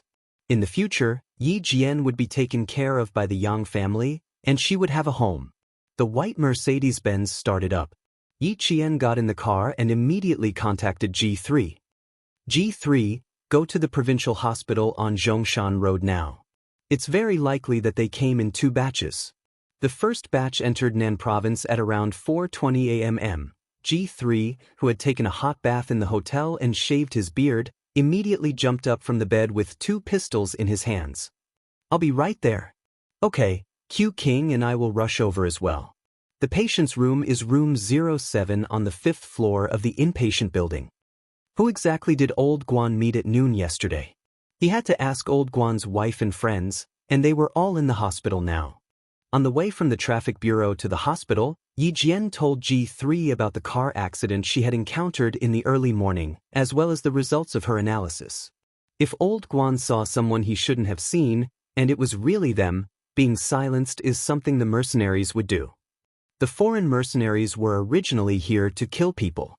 In order to hide their whereabouts and their ill intentions, they did not feel any guilt in killing civilians. It was almost 6 o'clock when they left the transportation station. The sky was still a little light. When the car was halfway to the hospital, the street lamps lit up. It was already night. Chapter 928. The mercenaries who were lured into the mountains must still be searching the mountains. They won't dare to attack the hospital so brazenly. I'll get out of the car, and you and G3 will keep watch. In the car, Yi Qian's brain was working at full speed. But we can't rule out the possibility that they left someone in the hospital waiting for us to arrive. Since they dared to do such a thing, if it were me, I wouldn't leave immediately after making sure it was safe. I'll send someone to keep watch and see if I can lure you in. While waiting for the traffic light to turn green, Xia Jinyuan turned his head and looked over. His gaze was dark and cold as an arrow. You want to say that we can't rule out the possibility that they deliberately caused a car accident to lure us out? That's right. He lowered his eyebrows. The sharpness in his handsome face was just like the Xia Jinyuan that Yi Qian first saw in the depths of the mountains. He was calm, cold, and exuded the aura of a Mei sect. He couldn't hide his coldness, he couldn't hide his sharpness. When he looked up, there was an overwhelming murderous intent. That's right, it's possible. They're mercenaries, real mercenaries, mercenaries who work for the government. We can't rule out such an arrangement. He really didn't think of this possibility, but after her reminder, the possibility of it being true was very high. The police car arrived at the hospital a few minutes before Yi Qian and his men. After Yi Qian entered the hospital with them, Xia Jinyuan got out of the car. G3 waited in the hospital for 5 minutes. Did anything happen? Stepping into the hospital, Xia Jinyuan stood in the corridor and contacted G3. He hid in the darkness and adjusted his breathing and voice to be inaudible. Yi Qian is here. G3 was downstairs in the inpatient department. Yi Qian's figure came into sight with 2 police officers. Yes, I saw him. I didn't find anything on my side. Look at Yi. Before he could finish speaking, he saw G3's eyes turn cold. There's a situation. Someone is following Yi Qian. Someone is following Yi Qian. They're quite smart. Keep an eye out for a few. I'll go into the inpatient department and block them. There was nothing unusual at the entrance of the hospital. The inpatient department only had a front door and a back door. The front door faced the main entrance of the hospital, and the back door faced the street. It was very likely that they escaped through the back door. Xia Jinyuan observed the situation outside. His long, slender legs, dressed in a suit and leather shoes, walked elegantly into the hospital. At night, the hospital seemed to be almost the same as during the day. It was noisy, but it was much better after they came out of the outpatient department. When they arrived at the inpatient department, it was quiet and they could still hear the crickets chirping. She was wearing a hospital nurse's tail. However, she had only taken a few steps when a cold light flashed in Yi Jian's dark eyes. She had already sensed that someone was following her. After the interrogation, there's nothing else to do. There's no need to go to the bureau. Are you hungry? Do you want me to pack some fast food for you? There were 2 police officers accompanying Yi Qian. The police officer on her right was about 34 or 35 years old. He was thin, but had a pair of sharp eyes. He spoke at a fast pace and had a strong sense of rhythm. He was the team leader of this operation. He was the first person they met at the traffic station. Having worked together before, they felt less unfamiliar. The team leader who spoke to Yi Qian was very polite. When he spoke, it was as if he was negotiating with her. He didn't mean what he said. This was the charm of Yi Qian's personality. In her previous life, Yi Qian suddenly woke up from her muddle-headed days. She endured the hardships life gave her and gritted her teeth to survive. She was like a tenacious cattail. No matter how tough the environment was, she would live on with determination.